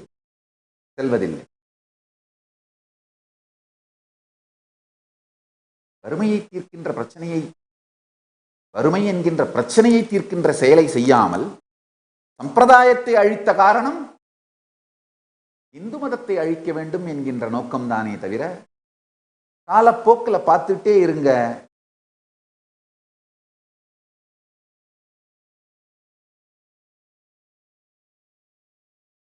மெதுவா கோயிலுக்கு போறதை தவிர இந்து மதம் சார்ந்த வேற எந்த நடவடிக்கைகளும் உங்களுக்கு அறிமுகமே படுத்தப்படாமல் நீங்கள் அழிக்கப்பட்டு கொண்டிருக்கிறீர்கள். எல்லா சைவ வேளாளரும் 7 வயசுக்குள்ள சிவதீட்சை எடுத்தாகணும். எத்தனை பேர் எடுக்கிறோம்? எத்தனை பேர் எடுக்கிறோம்? அது நம்முடைய டிஎன்ஏ, இந்த சைவ டிஎன்ஏவை அவேக்கன் பண்ற ஒரு ப்ராசஸ்.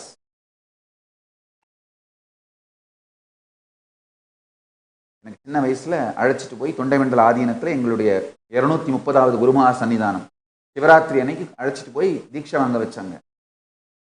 அப்போ அங்க ஒரு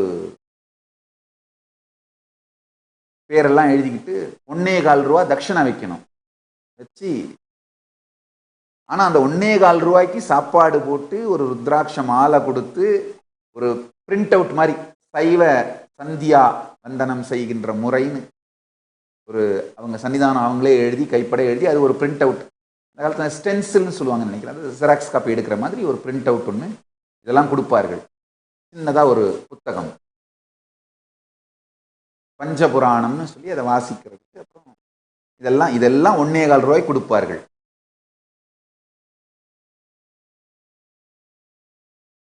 கொடுத்து அந்த சமய தீட்சை செய்து வைப்பார்கள் சிவராத்திரி அன்னைக்கு. அப்புறமா வளர்ந்த பிறகு தெரிந்து கொண்டேன் எல்லா சைவ வேளாளர்களும் செய்து கொள்ள வேண்டிய முறை இது அப்படின்னு. எத்தனை பேர் கட்டாயமா 90% சைவ வேளாளர்களுக்கு இந்த மாதிரி ஒரு முறை இருக்குன்னே தெரியுமான்னு தெரியல. செய்து கொள்வது வேறு. ஒவ்வொரு சைவ வேளாளர்களுடைய உட்பிரிவுகளுக்கும் ஒரு மடங்கள் இருக்கின்றன. கார்காத்தாருக்கு ஒரு மடம், தொண்டைமண்டல சைவ வேளாளர்கள், தொண்டைமண்டல ஆதிசைவ வேளாளர்கள்னு சொல்வார்கள், அவர்களுக்கு ஒரு மடம். தொண்டைமண்டல ஆதிசைவ வேளாளர்களுக்கு தான் தொண்டைமண்டல ஆதீனம். மதுரையை பொறுத்த வரைக்கும் 5 சைவ வேளாளர்களுக்கு, கார்காத்தார் சைவ வேளாளர், தொண்டைமண்டல ஆதிசைவ வேளாளர், 5 பரம்பரை, 5 உட்பிரிவுகளுக்கும் மதுரை சன்னிதானம் தீட்சை பண்ணி வைப்பார்கள். இந்த மாதிரி அந்தந்த பாரம்பரியம் உட்பிரிவுகளுக்கு தீட்சை செய்து வைப்பதற்காக ஆதீனங்கள் மடங்கள் இருந்திருக்கின்றன. அது நம்முடைய அந்த டிஎன்ஏவை அவேக்கன் பண்ணிக்கிற ப்ராசஸ். அதே மாதிரி எல்லா பிராமணர்களும் 7 வயதுக்கு முன்பாக காயத்ரி தீட்சை உபநயனம் செய்து வைக்கப்பட வேண்டும். 4 வர்ணத்தாருக்கும் யஞ்ஞோபவீதம் உண்டு, பூணூல் உண்டு. கொஞ்சம் திரும்பி பாருங்க, 90% இந்து மதத்தை இழந்து விட்டோம். கோயிலுக்கு போற பழக்கம் இழக்க முடியல. காரணம் என்ன? பெரிய பெரிய கருங்கல்லால கட்டி வச்சுட்டாங்க. அதையும் இடிக்க முடிஞ்சதெல்லாம் இடிச்சு முடிச்சிட்டோம். நன்றாக தெரிந்து கொள்ளுங்கள், நம்ம நிறைய பேர் ரொம்ப பெருமையா தெரிஞ்சிட்டு இருக்கோம். தமிழ்நாட்டில் இருக்க இந்துக்கள் நிறைய மக்கள் கோயிலுக்கு வர்றாங்க, நிறைய கோயில் பெருகுதுன்னு. அதெல்லாம் உண்மை கிடையாது. உங்க கோவில்கள் எவ்வளவு இருந்ததோ 100 வருஷத்துக்கு முன்னாடி இப்ப பாதி கோவில் இல்லை. அதான் உண்மை. நேர்மையான உண்மையை சொல்லுகிறேன், கேட்டுக்கொள்ளுங்கள். பாப்புலேஷன் ஜாஸ்தியானதுனால நிறைய பேர் கோயிலுக்கு வர மாதிரி தெரியுது. ஆனா பர்சன்டேஜ் ஆஃப் த பீப்புள் கோவிலுக்கு வர்றத பாருங்க. பாப்புலேஷன்னால அதிக நம்பர் வர்றது வேற, the quantity and quality of the inspiration of the Hinduism வேற. quality and quantity of the inspiration of Hinduism, இதை சார்ந்து பார்த்தால் இந்து மதம் அழிந்து கொண்டிருக்கின்றது மிக கொடுமையான வேகத்தில். தயவு செஞ்சு சொசைட்டி சோசியல் ஸ்ட்ரக்சரை பத்தி புரியாம வேகமா வந்து இங்க ரவுண்டு கட்டாதீங்க. இந்து மதம் வளருது, கோயில்ல கும்பலை பாரு அப்படின்லாம் லூசுத்தனமா பேசிட்டு இருக்காதீங்க.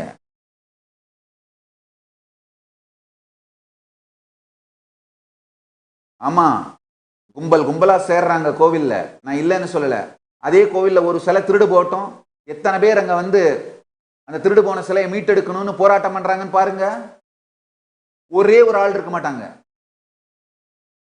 அதே இந்து மதத்தினுடைய ஏதாவது ஒரு ஆலய வழிபாடு சார்ந்த ஒரு பிரச்சனையாவே இருக்கட்டும், எத்தனை பேர் அத பிரச்சனையை தீர்க்கிறதுக்கு முன்ன நிக்கிறாங்க? ஒருத்தர் இருக்க மாட்டாங்க.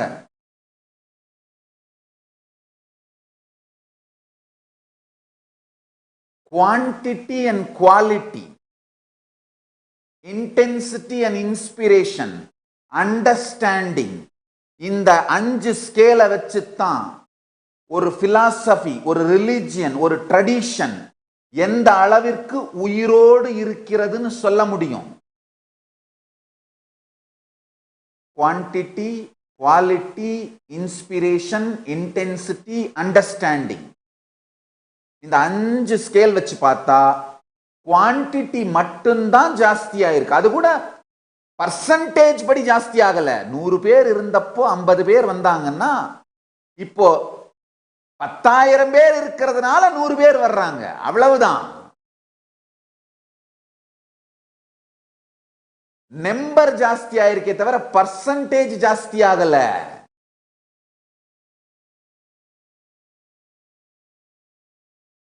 இன்டென்சிட்டி ஜாஸ்தி ஆகல. சைவ வேளாளர்கள் அத்தனை பேரும் சிவதீட்சை எடுத்துக்கிட்டு சைவ சித்தாந்தம் படிக்கணும். எத்தனை பேருக்கு நமக்கு சைவ சித்தாந்த சாஸ்திரங்களை பத்தி பேராவது தெரியும்? பிராமணர்கள் அவரவர்களுடைய சம்பிரதாயமான வேதங்களை படிக்கணும். எத்தனை பேருக்கு அவங்க சம்பிரதாயம் எந்த வேத சாகைன்னு கூட தெரியும்? இன்டென்சிட்டி, இன்ஸ்பிரேஷன், குவாலிட்டி, அண்டர்ஸ்டாண்டிங், இந்த நிலைகள் எல்லாம் பார்த்தோமானால் நடுங்க வைக்கின்ற அளவிற்கு வேகத்தில் இந்து மதம் அழிந்து கொண்டிருக்கிறது. நல்லா புரிஞ்சுக்கோங்க. உயிரையே உலுக்குகின்ற உண்மை.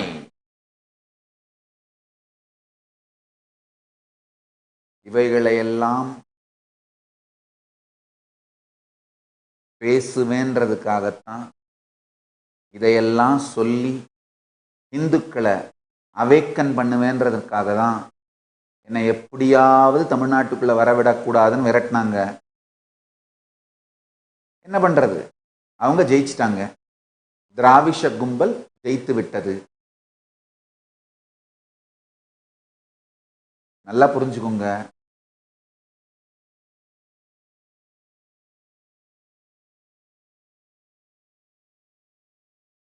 இதுக்கு மேல என்ன ஒன்றும் பண்ண முடியாது. அந்த தைரியத்தினால இந்த உண்மையெல்லாம் சொல்லிக்கிட்டே இருக்கேன், சொல்லிக்கிட்டே இருப்பேன். இந்துக்களை விழித்துக் கொள்ளுங்கள். நீங்க நினைக்கிற மாதிரிலாம் இந்து மதம் வளர்ந்துட்டுலாம் போல. அதெல்லாம் பொய், மாய தோற்றம். இன்டென்சிட்டி, இன்ஸ்பிரேஷன், குவாலிட்டி, அண்டர்ஸ்டாண்டிங், இது எல்லா இந்த ஸ்கேல், இந்த 5 தான் மொத்தம் ஸ்கேல். ஒரு பிலாசபியோ, ஒரு ட்ரெடிஷனோ, ஒரு ரிலீஜியனோ உயிரோட இருக்கா, ஃப்ளரிஷ் ஆகிட்டே போதா, இல்லை அழிஞ்சிட்டு போதா, ஷ்ரிங்க் ஆகுதா அப்படின்லாம் கண்டுபிடிக்கணும்னா இந்த 5 தான் ஸ்கேல்.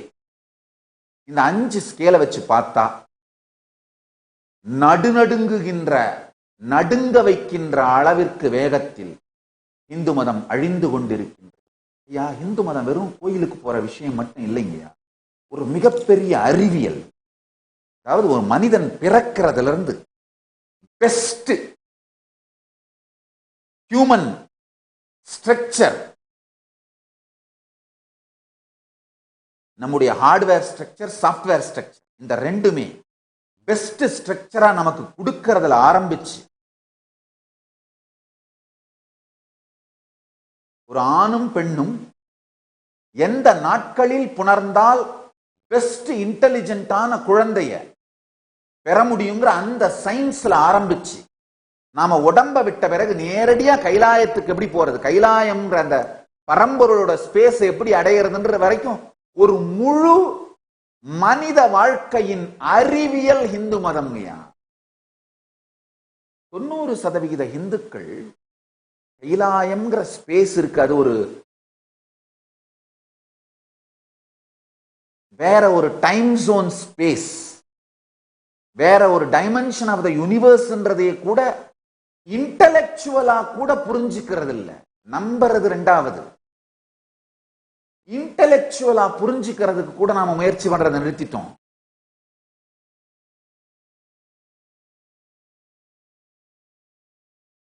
இப்போ இந்த மேட்ரிக்ஸ் மாதிரி மூவி எல்லாம் வந்த அப்புறம் மெதுவா ஓ பிக் பேங், பிளாக் ஹோல், வேற டைம் ஜோன், இதெல்லாம் உண்மைதான் போல.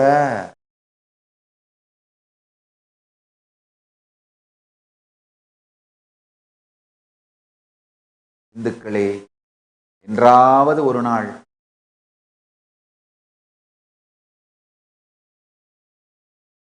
நம் முன்னோர்கள் நமக்களித்த மிகப்பெரிய வாழ்வியல் அறிவியலான இந்து மதத்தின் சத்தியங்கள் ஒவ்வொன்றையும் உண்மைன்னு புரிஞ்சுப்பீங்க. மேலை நாட்டு விஞ்ஞானிகள், சயின்டிஸ்டுங்க இந்த மெடிக்கல் ட்ரையல் இதெல்லாம் பண்ணி அனலைசிஸ்லாம் பண்ணி ஏதோ ஒரு எவிடன்ஸோட வந்து ஒரு பெரிய ப்ரெஸ் மீட் கொடுத்தோம்னா கரெக்டு தான். ஆனால் நாம கரெக்டு தான் சொல்லி புரிஞ்சிட்டு கடைபிடிக்க ஆரம்பிக்கும் போது அவங்க காப்பிரைட் பண்ணி முடிச்சுட்டு இருப்பாங்க. எப்படி மஞ்சள் அவங்க காப்பிரைட் பண்ணி முடிச்சுட்டாங்க, வேப்பலை அவங்க காப்பிரைட் பண்ணி முடிச்சுட்டாங்க. இப்போ அவங்க கார்பரேட் கம்பெனி மூலமா கட் பண்ணி பிட்டா நல்லா சீல் வச்சு கவர்ல ஒரு 10 gram turmeric powder 800 Ruby and organic tooth brush pure neem stick $79 only அப்படின்னு விற்பாங்க. வாங்கி தேய்ச்சுக்கோங்க.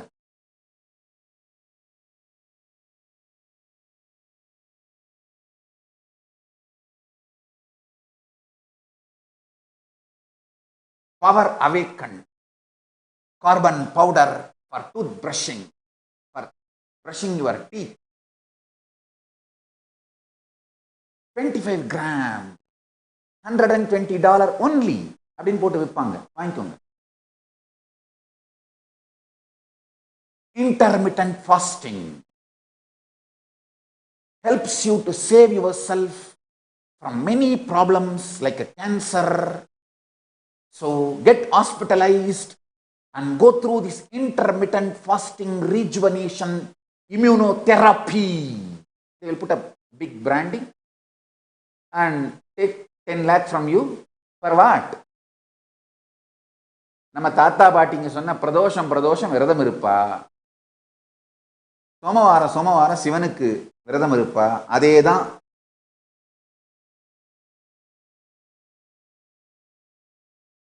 நம்ம பெரியவங்க சொன்னா, இந்த கிளவி பாரு காலையிலேருந்து கத்திக்கிட்டே இருக்குடா விரதம்னு அவங்கள திட்டுவோம். அதுவே இன்டர்மிட்டன்ட் ஃபாஸ்டிங்னு ஒரு நல்ல அழகா இங்கிலீஷ்ல போர்டு போட்டு யாராவது ஒரு பொம்பளை ஹிப்பை காமிக்கிற மாதிரி ஒரு போட்டோவை போட்டு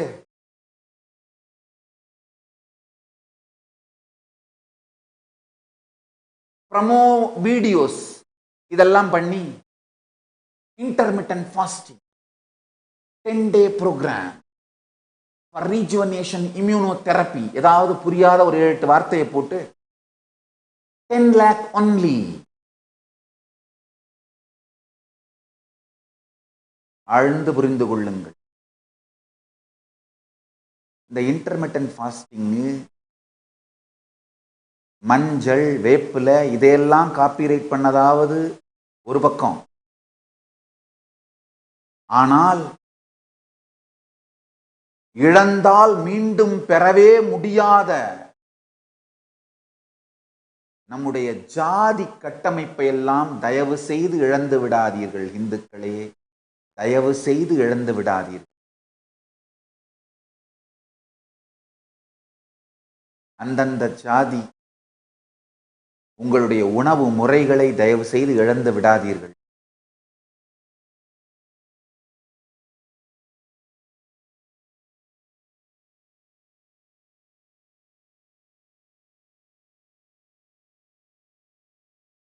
நானே என்னுடைய குருமார்கள் எனக்கு தெய்வத் தமிழாலே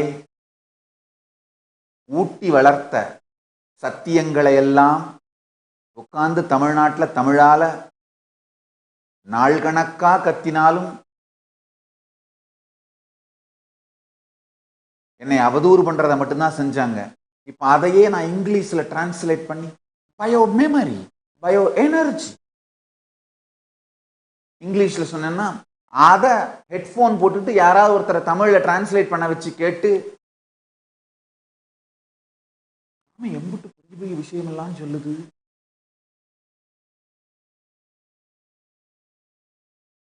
தமிழர்களே, இந்துக்களே, உங்கள் பாரம்பரியம் அனைத்துமே பொய் என்று நீங்க பிரெயின் வாஷ் பண்ணப்பட்டிருக்கீங்க. உங்கள் வேர்கள் மீது உங்களுக்கு இருக்கின்ற மரியாதை சீரழிக்கப்பட்டு விட்டது இந்த திராவிஷ கும்பலாலே. தயவு செய்து உங்கள் வேர்களை பலமாக்குங்கள். உங்கள் வேர்கள் மிகுந்த முக்கியத்துவம் வாய்ந்தவை.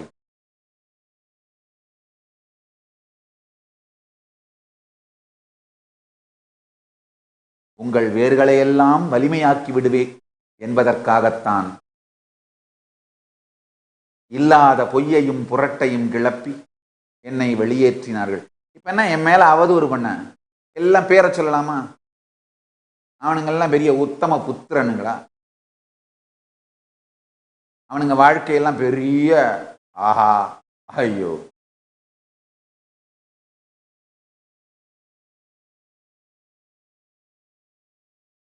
அவங்க பேரையெல்லாம் நான் சொல்ல விரும்பல. காரணம் என்ன? சொன்னா திரும்பவும் அந்த கர்ம சக்கரம். நான் அவங்கள சொல்ல திரும்ப அவங்க என்னை தாக்க. இப்ப நான் அங்க இல்லை. அதனால என் சன்னியாசினிகள் எல்லாம் அடிப்பாங்க, என் சன்னியாசிகளை எல்லாம் ஆசிரமங்கள் எல்லாம் அடிப்பாங்க, என் பிள்ளைகள் எல்லாம் சேலை பிடிச்சி உருவாங்க, பாவம் அதுகளை எல்லாம் படாத பாடுபடுத்துவாங்க. ஏற்கனவே பலதரம் படுத்தி விட்டாங்க, இப்பதான் எல்லாம் கொஞ்சம் செட்டில் ஆகி நிம்மதியா அதுக்கெல்லாம் படிச்ச பிள்ளைங்க. நான் இன்ஸ்பயர் பண்ணேன்றதுக்காக இந்த சன்னியாசம் ஆன்மீகம்னு வந்து உலகத்துக்கு சேவை பண்ணிட்டு இருக்குங்க. அதுகளை எல்லாம் அடிச்சிட்டு இருப்பானுங்க. இந்த கர்ம சக்கரம் வேண்டாம்ங்கிறதுக்காக பேரை சொல்லாம இருக்கனே தவிர இவனுங்கெல்லாம் ஒன்றும் ஒழுக்கமான உத்தம புத்திரனுங்கள்ல. அவனுங்கெல்லாம் என்னவோ அப்படியே என்னுடைய ஒழுக்கத்தை கேள்வி கேட்டு என்னை தூய்மையாக்குவதன் மூலமாக இந்து மதத்தை தூய்மையாக்கணும்னு நினைச்சிட்டுலாம் அவங்க ஒன்றும் செய்யல. ஃபர்ஸ்ட் ஆஃப் ஆல் என்னுடைய வாழ்க்கையில் ஒழுக்கக்கேடும் இல்லை. ஒருவேளை இருக்கிறதா அவங்க ஏதாவது சொன்னாலும் அவங்களுக்கு இன்னும் ஒழுக்கமாக்கி இந்து மதத்தை தூய்மை பண்ணணும்லாம் அந்த மாதிரியான விருப்பம் எல்லாம் இல்லைங்கய்யா. இந்து மதத்தை அழிப்பதற்கான ஒரு முயற்சியில் என்ன யூஸ் பண்றாங்க, அவ்வளவுதான். என்னை பழிப்பதன் மூலமாக அழிப்பதன் மூலமாக இந்து மதத்தை அழிக்க முயற்சி பண்றாங்க. பரமசிவன் அருளால காலபைரவன் பாதுகாப்பால நான் தப்பிச்சிட்டேன்.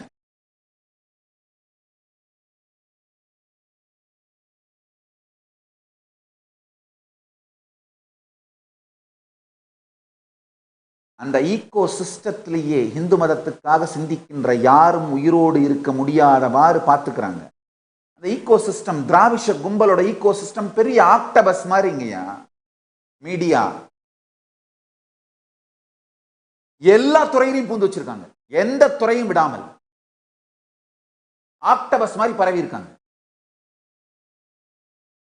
அந்த ஈகோ சிஸ்டத்துக்கு பலியாகிறது, அங்க இருக்கிறது, அந்த ஈகோ சிஸ்டத்துக்கு பலியாகிறது தற்கொலைக்கு சமங்கிறதுனாலதான் ஒதுங்கிட்டேன். நான் செய்ய வேண்டிய செயல்களை செய்தாக வேண்டும். நான் இறந்தால் இந்து மதம் வளரும் என்றால் நிச்சயம் இறந்திருப்பேன். நான் இறப்பதனால் இந்து மதம் வளரப்போவதில்லை. நான் இறப்பது இந்து மதத்திற்கு செய்கின்ற தியாகமாக இருந்திருந்தால் நிச்சயம் இறந்திருப்பேன். சாகடிச்சிட்டு கள்ளக்காதல்னு மாத்தி விட்டுருப்பானுங்கய்யா. எத்துணை எத்துணை எத்துணை இந்துக்களை நாம் இழந்தோம், பலிதானம் கொடுத்தோம். எல்லாத்தையும் முடிவில் என்ன பண்ணுவோம், கள்ளக்காதல்னு மாத்தி விட்டுருவானுங்க. அவ்வளவுதான். கள்ளக்காதல் இல்ல பணம் கொடுக்கல் வாங்கல் பிரச்சனை அப்படின்னு மாத்திருவானுங்க. அவ்வளவுதாங்கய்யா.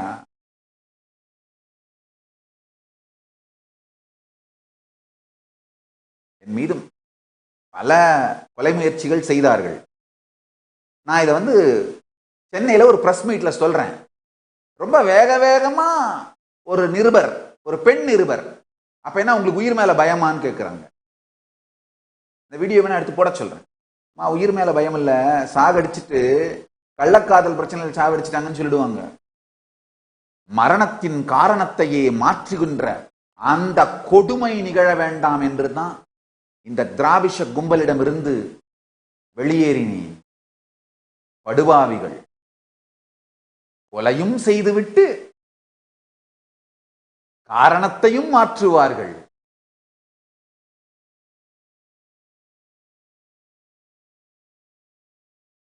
கள்ளக்காதல் நிறுவானுங்க, இல்லை நிலத்தகராறும்பானுங்க, இல்லை பணம் கொடுக்கல் வாங்கல் பிரச்சனைம்பானுங்க. அது எப்படி இந்து தலைவர்கள் செத்தா மட்டும் எல்லாமே கள்ளக்காதல், நிலத்தகராறு, பணம் கொடுக்கல் வாங்கல் எல்லாமே எப்படி?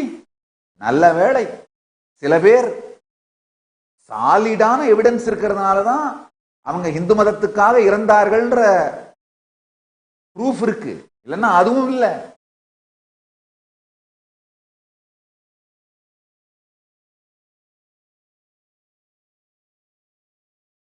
இந்து விரோத கும்பல் திராவிஷ முகமூடியை தரித்துக் கொண்டு ஆடுகின்ற ஆட்டம்தான் பிராமண வெறுப்பு, சிவாச்சாரியார்கள் வெறுப்பு, ருத்ரகன்னிகை சம்பிரதாயத்தை அழித்தது, ஜாதி கட்டமைப்பை அழிப்பது, இது எல்லாமே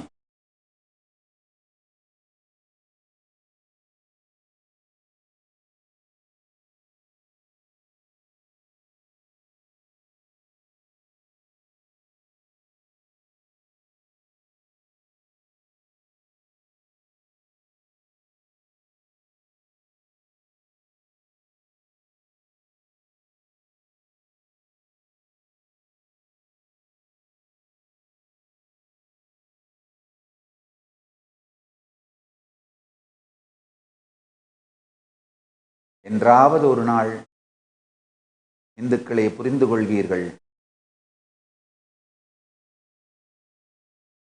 நீங்கள் மிகப்பெரிய அறிவு சார்ந்த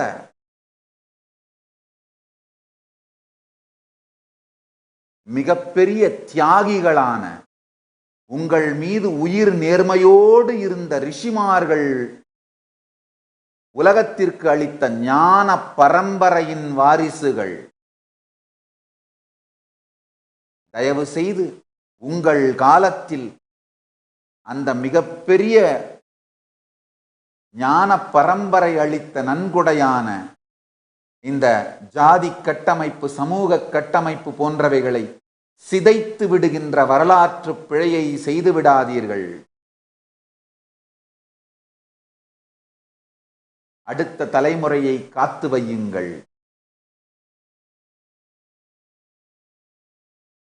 நேரம் கிடைக்கும்போது வேணா இதை பற்றி ரொம்ப தெளிவான, எப்படி இந்த DNA structure, genetical structure, muscle memory, bio memory, bio energy, உங்களுடைய குண்டலினி ஸ்ட்ரக்சர், இது எல்லாமே இந்த ஜாதி கட்டமைப்பின் மூலமாக காக்கப்படுவது மட்டும் இல்லாமல் ஸ்பெஷலைசேஷன் எப்படி நடக்குது அப்படிங்கிறத விளக்குகின்றேன்.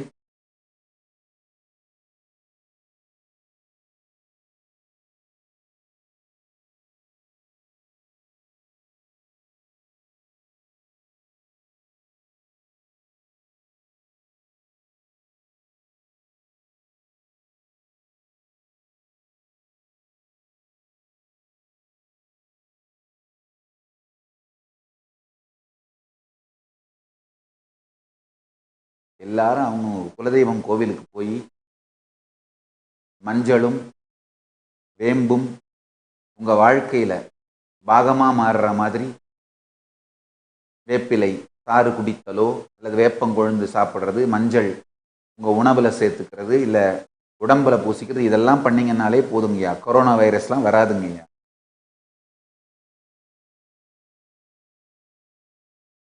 இந்த மாதிரியான வைரஸ் பிரச்சனைகள்லாம் எதுவும் இருக்காதுங்க. நம்முடைய முன்னோர்கள், நம்முடைய சிஸ்டம், ஹோல் ஹார்ட்வேர் சிஸ்டமும் தன்னைத்தானே ஸ்ட்ராங்கா வச்சுக்கிறதுக்கான வாழ்க்கை முறையையே அளித்திருக்கிறார்கள்.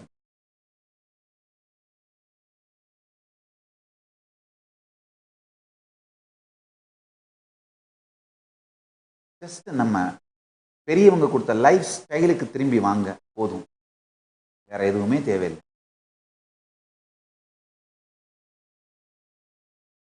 என்னுடைய பக்தர்கள் எல்லோருக்கும் நான் வைக்கிற வேண்டுகோள், தயவு செய்து நம்முடைய பாரம்பரியமான நெல் விதைகள் ஆர்கானிக்கா விளைய வச்சு உரமோ பூச்சி மருந்தோ இல்லாமல், அது கெமிக்கல் உரம், கெமிக்கல் பூச்சி மருந்து இல்லாமல் பாரம்பரிய உரங்கள் அந்த மாதிரி விளைய வச்சு அது மாதிரி சாப்பிட்ற வாழ்க்கை முறைக்கு வந்து விடுங்கள்.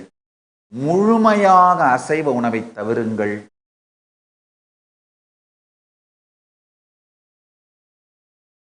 அசைவ உணவு நம்முடைய உணவு முறை கிடையாதுங்க. எப்பவோ சில கம்யூனிட்டிஸ்ல திருவிழாக்களில் சில இடங்களில் சாப்பிட்டுருக்காங்க. ஆனா அது எக்ஸம்ஷனா, அது நம்முடைய ரெகுலர் ஃபுட் ஸ்டைல் கிடையாது.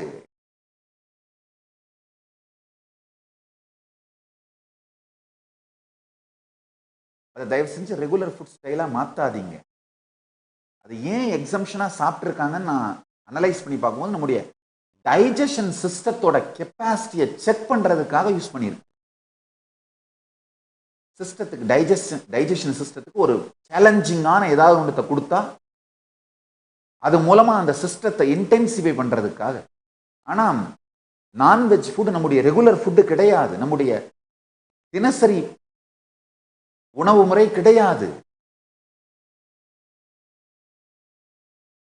மூடத்தனமா இந்த திராவிஷ கும்பல் நம்முடைய உணவு முறை, வாழ்க்கை முறை எல்லாத்தையும் சிதைத்து சின்னாபின்னமாக்கினார்கள்.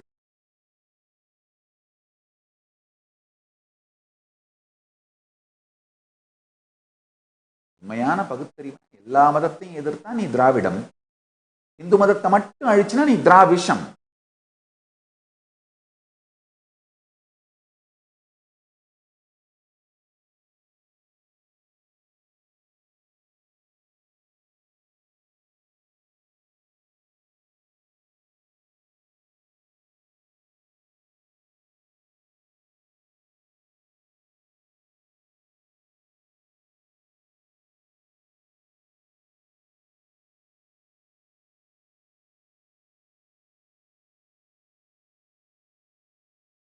சொல்ல வேண்டியதை சொல்லிக்கொண்டே இருப்பேன் எங்கிருந்தாலும்.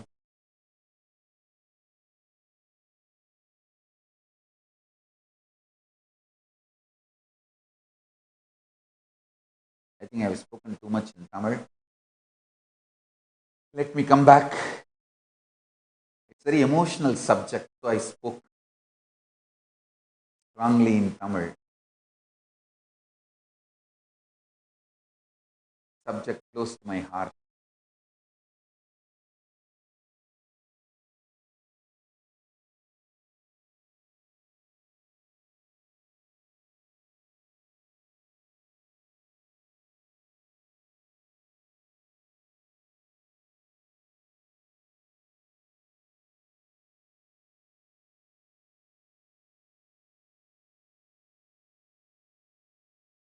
So with this,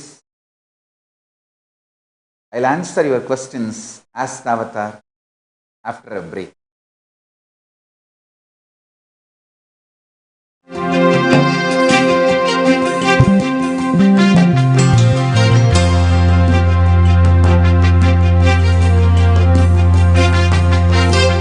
योऽहमस्मि ब्रह्माहमस्मि अहमस्मि ब्रह्माहमस्मि अहमेवाहं मां जुहोमि स्वाहा। योऽहमस्मि नित्यानन्द परमशिवोऽहम्। ॐ नित्यानन्द परमशिवोऽहम्। ॐ नित्यानन्द परमशिवोऽहम्। ॐ Nityanand परमशिवो।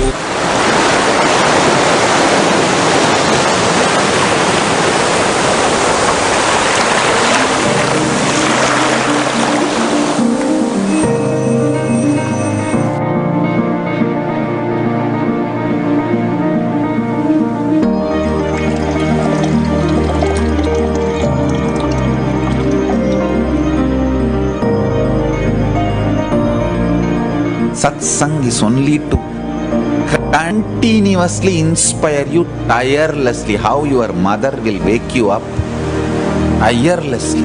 Hindu mothers will nag you and wake you up. They will make sure you get up in time and go to school every day. That's the beauty of Hindu mothers. My satsang is like Hindu mother, waking you up every day, reminding you about the absolute every day, awakening you every day.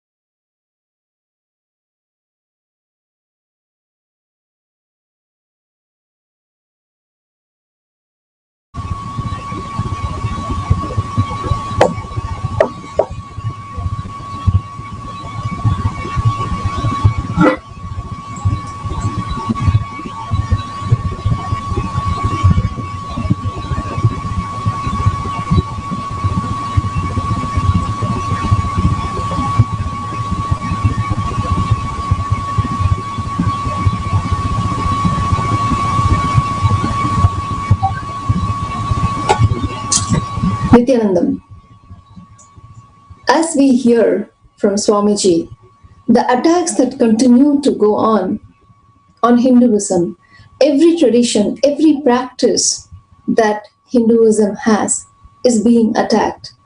While that is going on one side, Swamiji goes on continuing to revive it.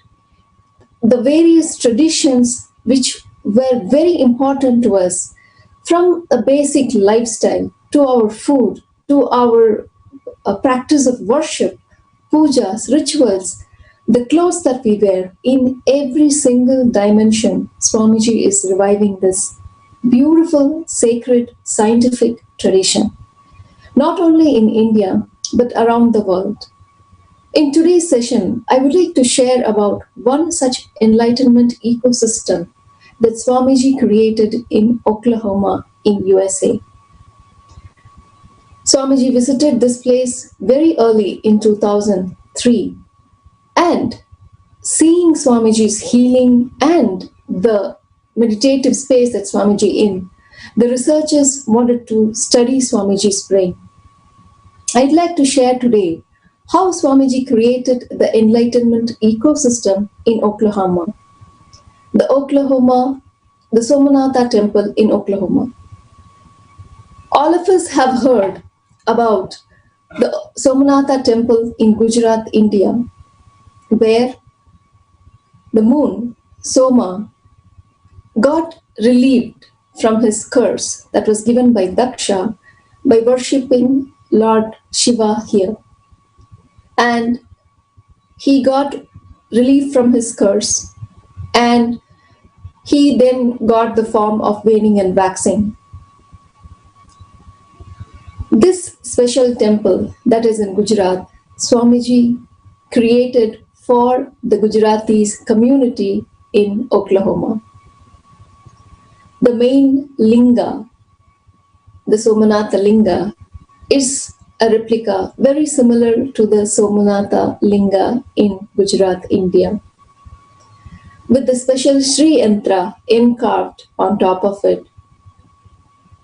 Swamiji himself has energized this temple and blessed the community of Gujaratis in Oklahoma in 2007. This temple, of course, in India was again and again attacked by Muslim invaders. And of course, this temple, because of the energy, it was again and again recreated. The Oklahoma temple also has been through its persecution. Of course, with the protection of Swamiji and Kala Bhairava, it has survived. And Swamiji has now installed the Somanatha linga there. This community there does everyday seva, puja, Atmalinga spiritual healing, annadan, and conducting free meditation programs, and so many humanitarian services there. The Oklahoma city has recognized Swamiji's great work that he's doing with the contribution to the humanity, the selfless service that he's doing, and also the meditation programs that he's doing. In many ways, the government of Oklahoma has recognized Swamiji. One of the special things that Swamiji has blessed, very similar to the Somanatha temple in Gujarat, is anyone that worships the Somanatha linga here in Oklahoma will also be relieved of their curse. And one of the community services that this temple does is sharing the knowledge that Swamiji has given through the Bhagavad Gita books.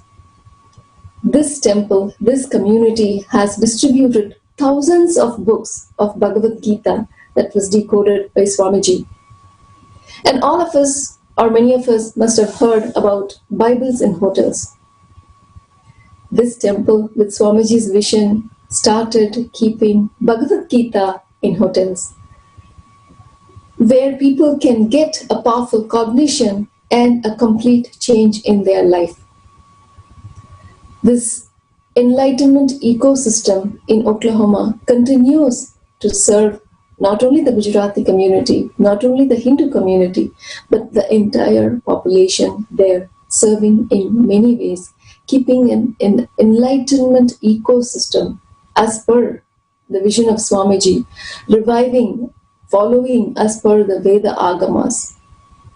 While in India, while in different places where we see the tradition being destroyed, where the teenagers, where our next generation is rebelling, fighting to follow our own tradition, becoming modern, becoming Western, Swamiji revolutionizes by bringing our tradition to the West, where the future generation is automatically practicing knowing the value of Hinduism, knowing the greatness and the depth of Hinduism. One such sharing I'd like to share today from Bharat and Kalpana from Seattle, how their lifestyle, how living in an enlightenment ecosystem, how their lifestyle changed, and how because of that their daughter's life has changed. Let us hear from Bharat and Kalpana from Seattle. Hi, my name is Bharat. My wife is Kalpana. We are from Seattle, Washington. So, one of the beautiful technique which Swamiji talked about. I mean, I'll tell you my exact feeling. We went in 2012. I went in 2012 for one of the inner awakenings. Swamiji brought up this new concept called completion. At the time, I was really, Swamiji, what is this theory, Swamiji? I want some meditation, something like that. I felt myself. Okay, I couldn't really experience what exactly is completion. So then afterwards, when I came to Dallas, I was actually trying to contemplate, and one of my colleagues, Bhagwan Reddy, he helped me in understanding the completion. So then I actually helped a few people in trying to understand completion. When they really complete, they really feel very gratitude. I mean, so from that space, understand that space and see how the things are, that actually helps us in the family also. So basically, when someone is going through a little bit of highs and lows, we understand from which space they are coming from. So we know that they need to be complete, but we also need to be caring and trying to understand from which context they are coming. So for kids, in case of kids, we need to listen to the kids, what they are talking, and also give them the right cognitions. For example, if I have been in the outside world, I wouldn't have told my kid, come to temple, all these things. Maybe once in a while I would have told them, but because I am going, she sees me that I am going every day. She sees me I am putting basma. She is seeing that I am putting rudraksha. So she has some cognition about, unknowingly or knowingly, cognition will be there in the chain. And for example, today I was doing some yoga. So she sees me that I am doing yoga. And when I do it, automatically they will also catch the thread. One day, maybe not today or tomorrow, but one day they will catch it and they will implement that in their life. So that's how only when we do ourselves, kids also catch that, try to explain, and also I will try to guide her whenever she is going through different situations. I'll ask her, I'll make sure she understands what I'm talking. I'll tell in terms of examples so that she understands the concept of completion and integrity, authenticity, responsibility, and enrichment. So, I mean, they really help us and move us in a great way towards achieving to our higher states of consciousness. Yes. On the same topic, completion, and how being in the Sangha, being with Swamiji, Paramahamsa Nithyananda, how it is helping her also. We have an 8-year-old daughter. Completion helped me reduce my anger. You know, as when she was like 2.5 years old, I used to get upset with my expectations, and she is not behaving the same way. With that, learning the completion process helped me understand and catch my anger before I really burst out on her, very young child. That helped me, and I could resolve my issues. And additionally, she also attended IA Inner Awakening with Swamiji, and she was 4 years old. I am really surprised how the blessings of the divine, right? So she was able to be there when she was 4 years old. That is definitely a big blessing. And we also saw that how she was very shy and calm before, and after that she kind of in all her dimensions she started developing, growing, and we feel happy for that. And she's growing in the Sangha, definitely. And a lot of other parents tell me, saying that she is so good, so patient, so understanding and accommodating. And I really feel all these is coming up along with the ambience we are in. So yeah, thank you. Thank you.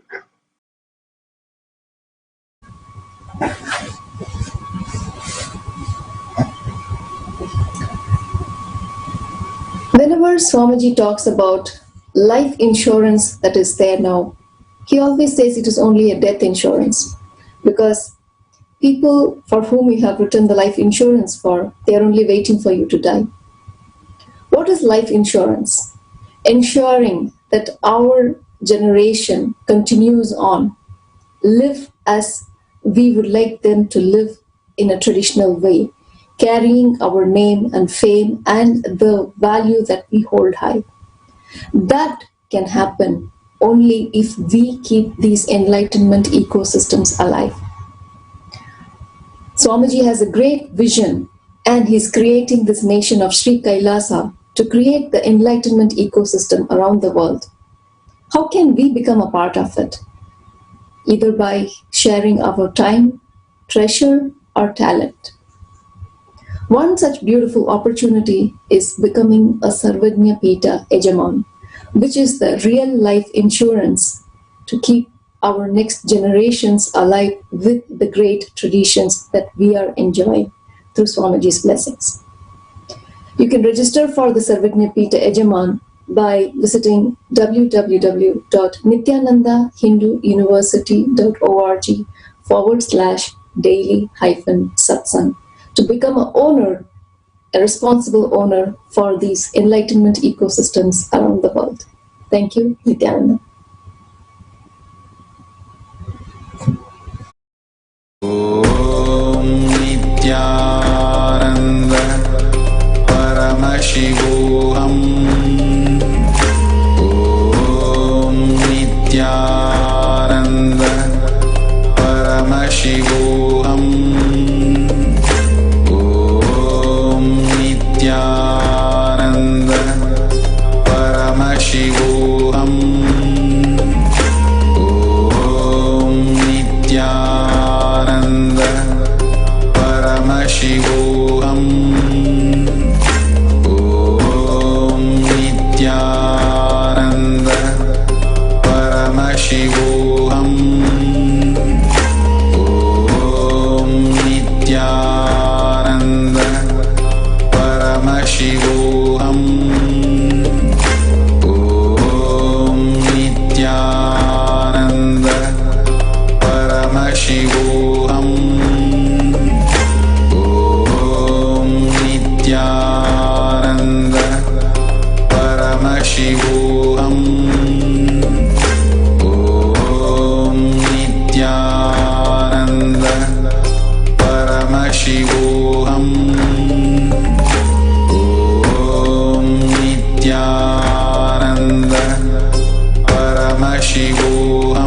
Paramashivam. Om Nithyananda Paramashivam. Om Nithyananda Paramashivam. Om Nithyananda Paramashivam. Om Nithyananda Paramashivam.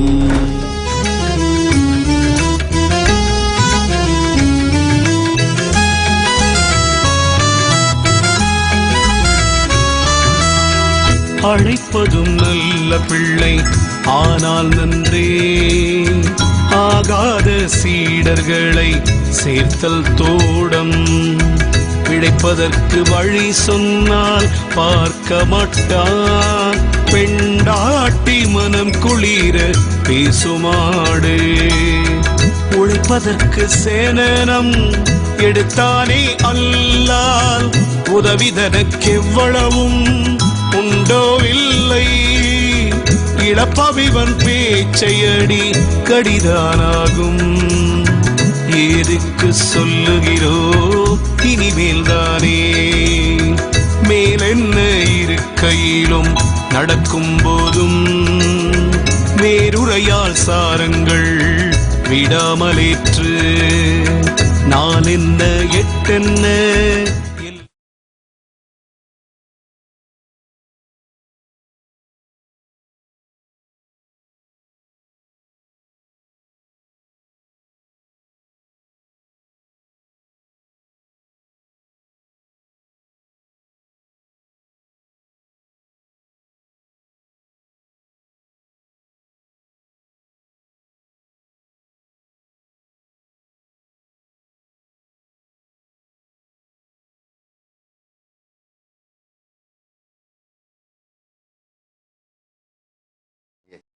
Now,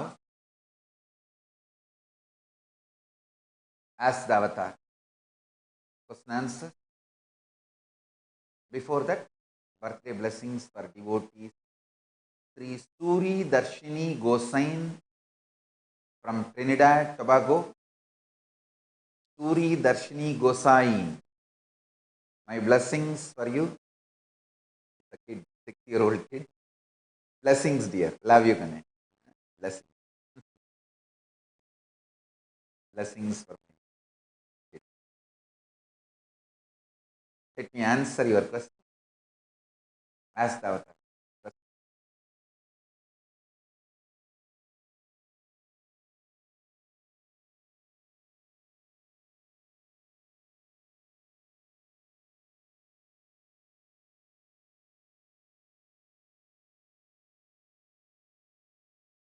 Kailasananda is asking, dear Swamiji, you told us not to eat white sugar or foods that have white sugar.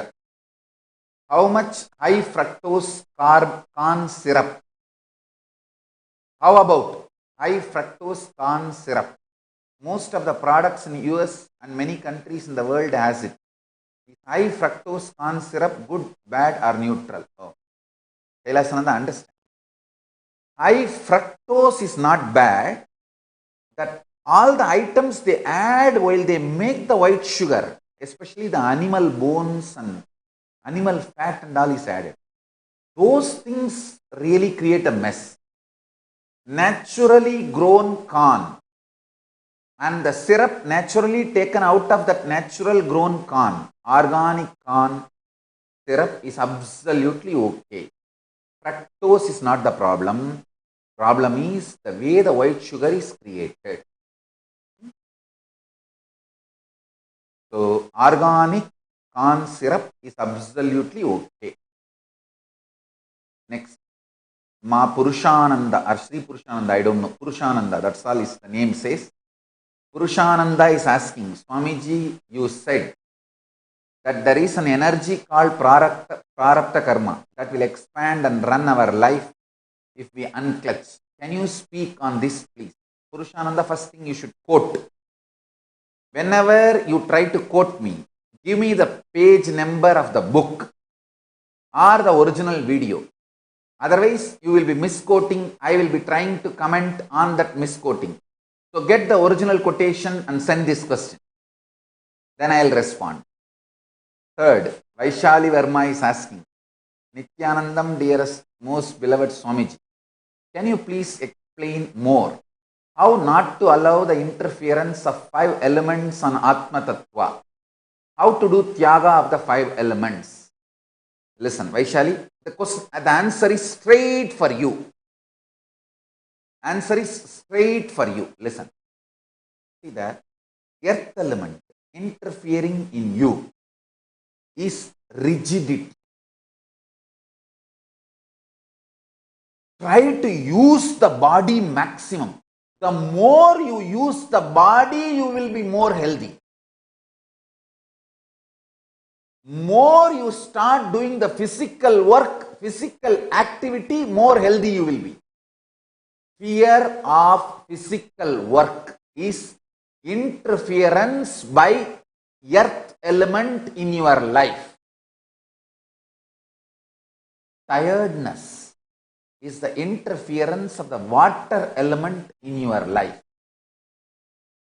Dullness is the interference of the fire element in your life.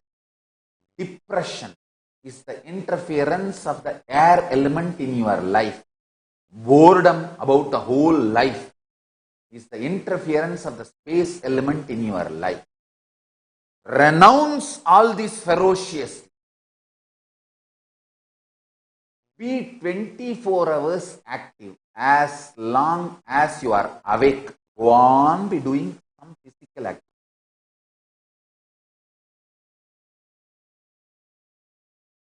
Stop this stupid life of couch potato. Stop this stupid lifestyle of couch potato. It's for all. Specifically, I am answering Vaishali, but the answer is for all. As much as possible, go on, raise the physical activity. Grow your own garden. Keep this as a tradition. How much ever you rich you may be, you should grow your own flowers and offer it to Paramashiva. I know why Paramashiva made that rule. In Agama, there is a rule. You may be whatever economical condition you may be in. You may be a beggar or king. You have to grow your own flowers and offer it to Paramashiva. Means he wants us to physically be active. All my sannyasis, this is Guru walk for all of you. You should physically work, not this half an hour, 1 hour. Machala will send me a routine. Oh, we made a routine every day 1 hour. We are going to do Karaseva. Physically work whenever you are free from your departmental responsibilities. And grow flowers, grow vegetables, do Goseva. Bring that and offer it to Paramashiva. Offer your life to Paramashiva. With the whole life, you see, your time is your life. Nothing else is your life. So use that time. Grow vegetables, grow flowers,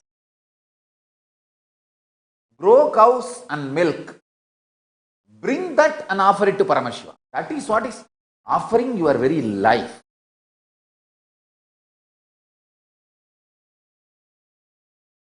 Through money, what you buy and offer, you cannot offer. That's not offering. Because you can even get 1 crore by lottery. From that money, you can continuously give whatever you want without even you getting involved or you getting even seeing. You can just make a permanent trust. Automatically, flower will go to temple. If you do that kind of impersonal service, Paramashiva also will do the same thing. Automatically, you will be dumped into Swarga after you die, that's all. There will not be any, he will not see you. He will say, hey, why should I see you? You made an automatic impersonal charity.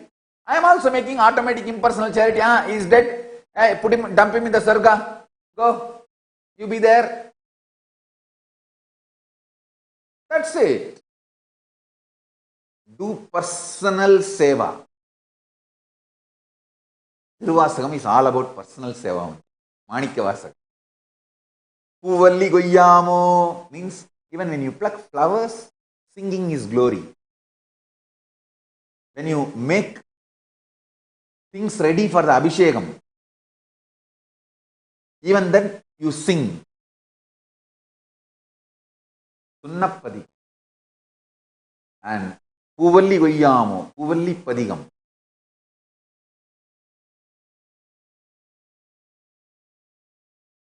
So you have to physically be active.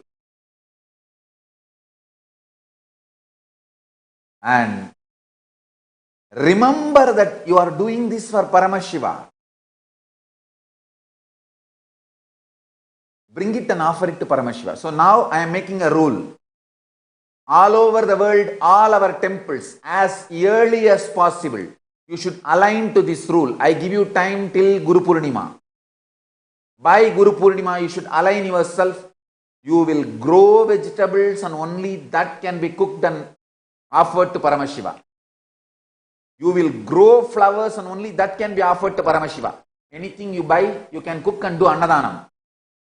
But for Paramashiva, only what you grow can be offered. Even in the West, even in US, you can grow vegetables in your backyard. Start doing. Whoever wants to offer Nivedyam, grow vegetables in your backyard, cook and offer it to Paramashiva. And I tell you, I commit with you. With the grace of Paramashiva, I give you the commitment. He will accept your Nivedyam and bless you. Grow flowers and bring it to Paramashiva. Grow vegetables and bring it to Paramashiva. Actually, the land Maitreyi and Sendil gave in Madurai, I am going to use for that only. I am going to grow vegetables there, flowers there, Goshala there. I am going to use that for Sundareshwara and Meenakshi. That land I am reserving it specially for that. Our sannyasis will grow vegetables, flowers and run Goshala. All that punya will go to Maitreyi and Sendil and their family. Because we sannyasis don't enjoy any punya. Neither punya nor papa comes to us. We are sannyasis. We do seva. We will grow in that land flowers, vegetables. We will have Goshala and sannyasis will do that and offer it to Paramashiva, Sundareshwara and Parashakti, Meenakshi. I have kept that land specifically for that purpose. We will also have a Yagashala. And now Tejomayananda and Pranananda has taken charge officially. They are working very sincerely to make Shyamalapita Sarvanya Pitam a big success. And I also have an announcement that we are expanding Shyamalapita Sarvanya Pitam. Some more properties, 2 houses along with Shyamalapita Sarvanya Pitam is coming for sale. We are buying those houses and expanding it. We are becoming like a double the square feet. I think maybe 150%, not 200%. 150%. The square feet is becoming 150% now. We are buying 2 more houses along with the property. Shyamalapita Sarvanya Pitam. Expansion is happening and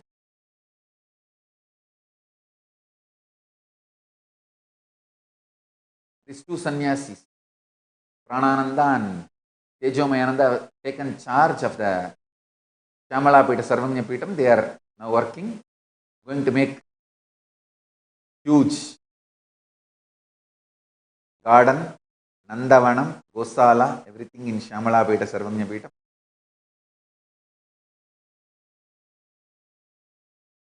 A lot of expansion activities are happening. I'll give you more updates soon about the expansion activities. There are some more things happening. Just I'm waiting for the registration to be over. I don't want this anti-gang to go and destroy those projects.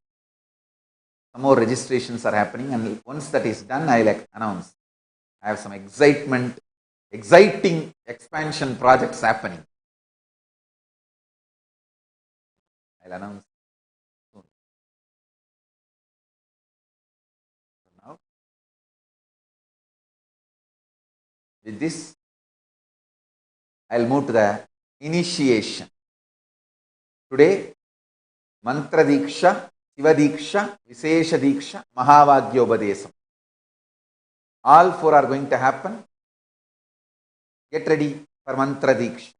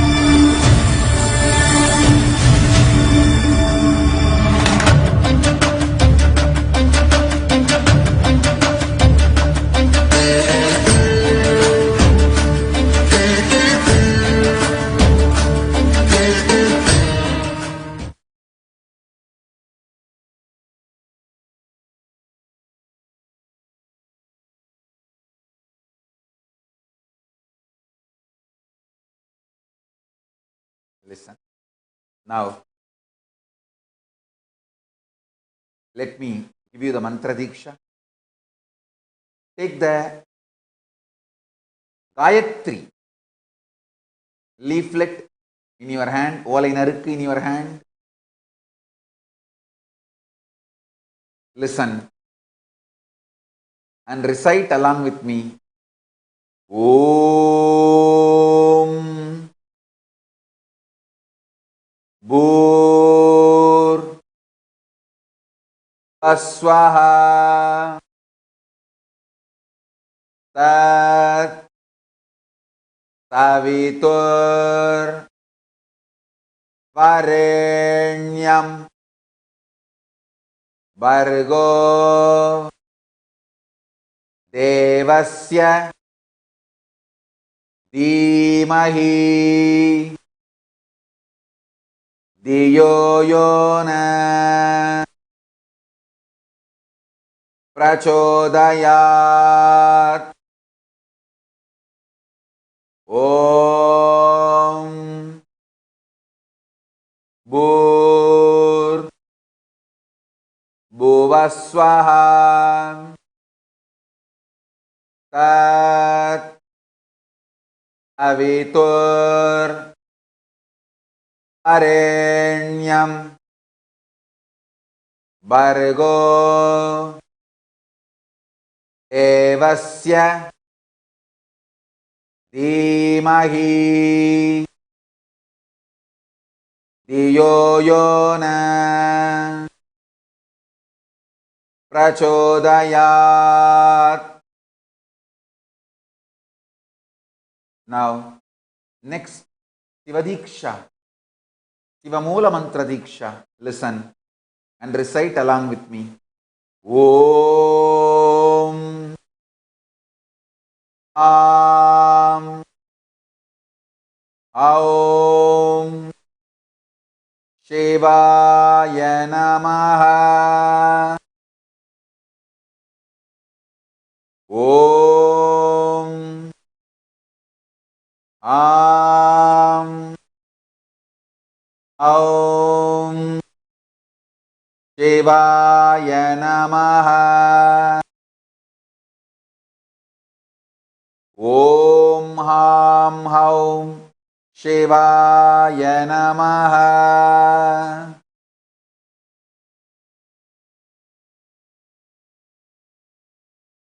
Now, Mahamantra Upadesam, Mahavagya Upadesam. Om Nithyananda Paramashivoham. Om Nithyananda Paramashivoham. Om Nithyananda Paramashivoham. Understand? Through this initiation, I bless you all. Every day when you attend the morning satsang, all this satsang will become reality for you. Every day when you do puja, Paramashiva, you will be connected directly to Paramashiva by the grace of Paramashiva. By the grace of Paramashiva, you will all be directly connected to Paramashiva. And every day when you do yoga, you will have intense Kundalini awakening. When you do power manifestation every day, you will have direct oneness with Paramashiva and manifest all the state, space, powers of Paramashiva. With this, I bless you all. Let's start the process through the grace of Paramashiva. I'll connect all of us to Paramashiva and Sri Kailasa now. Take the Atmalinga in your hand, keep it in your hand and sit straight.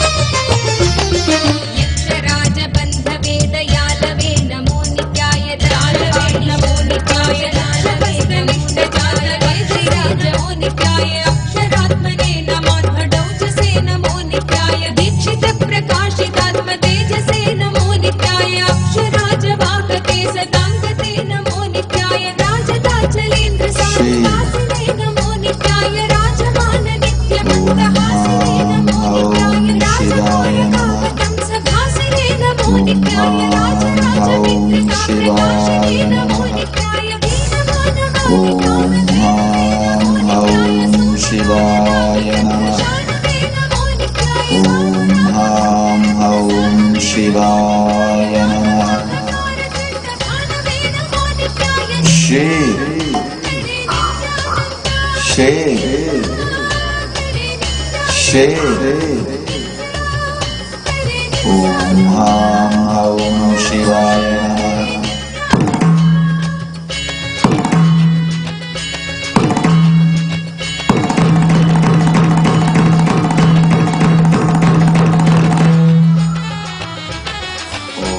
Om Shivaya Namah. Shambhavi,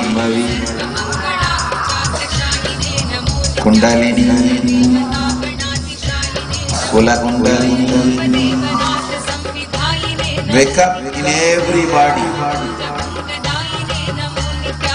Receive the mantra. Om Om Shivaya Namah. Om Om Shivaya Namah. Om Om Shivaya Namah. Om Om Shivaya Namah.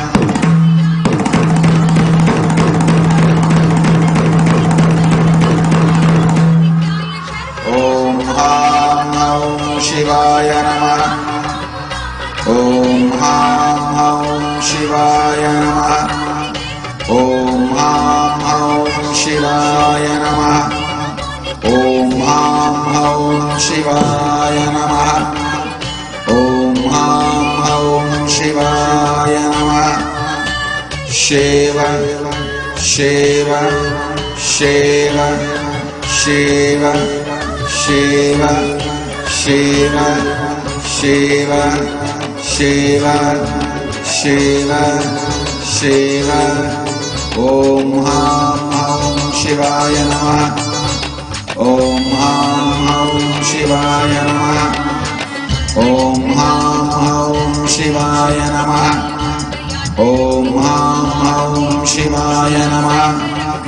Om Om Shivaya Namah. Om Om Shivaya Namah. Om Om Shivaya Namah. Om Om Shivaya Namah. Om Om Shivaya Namah.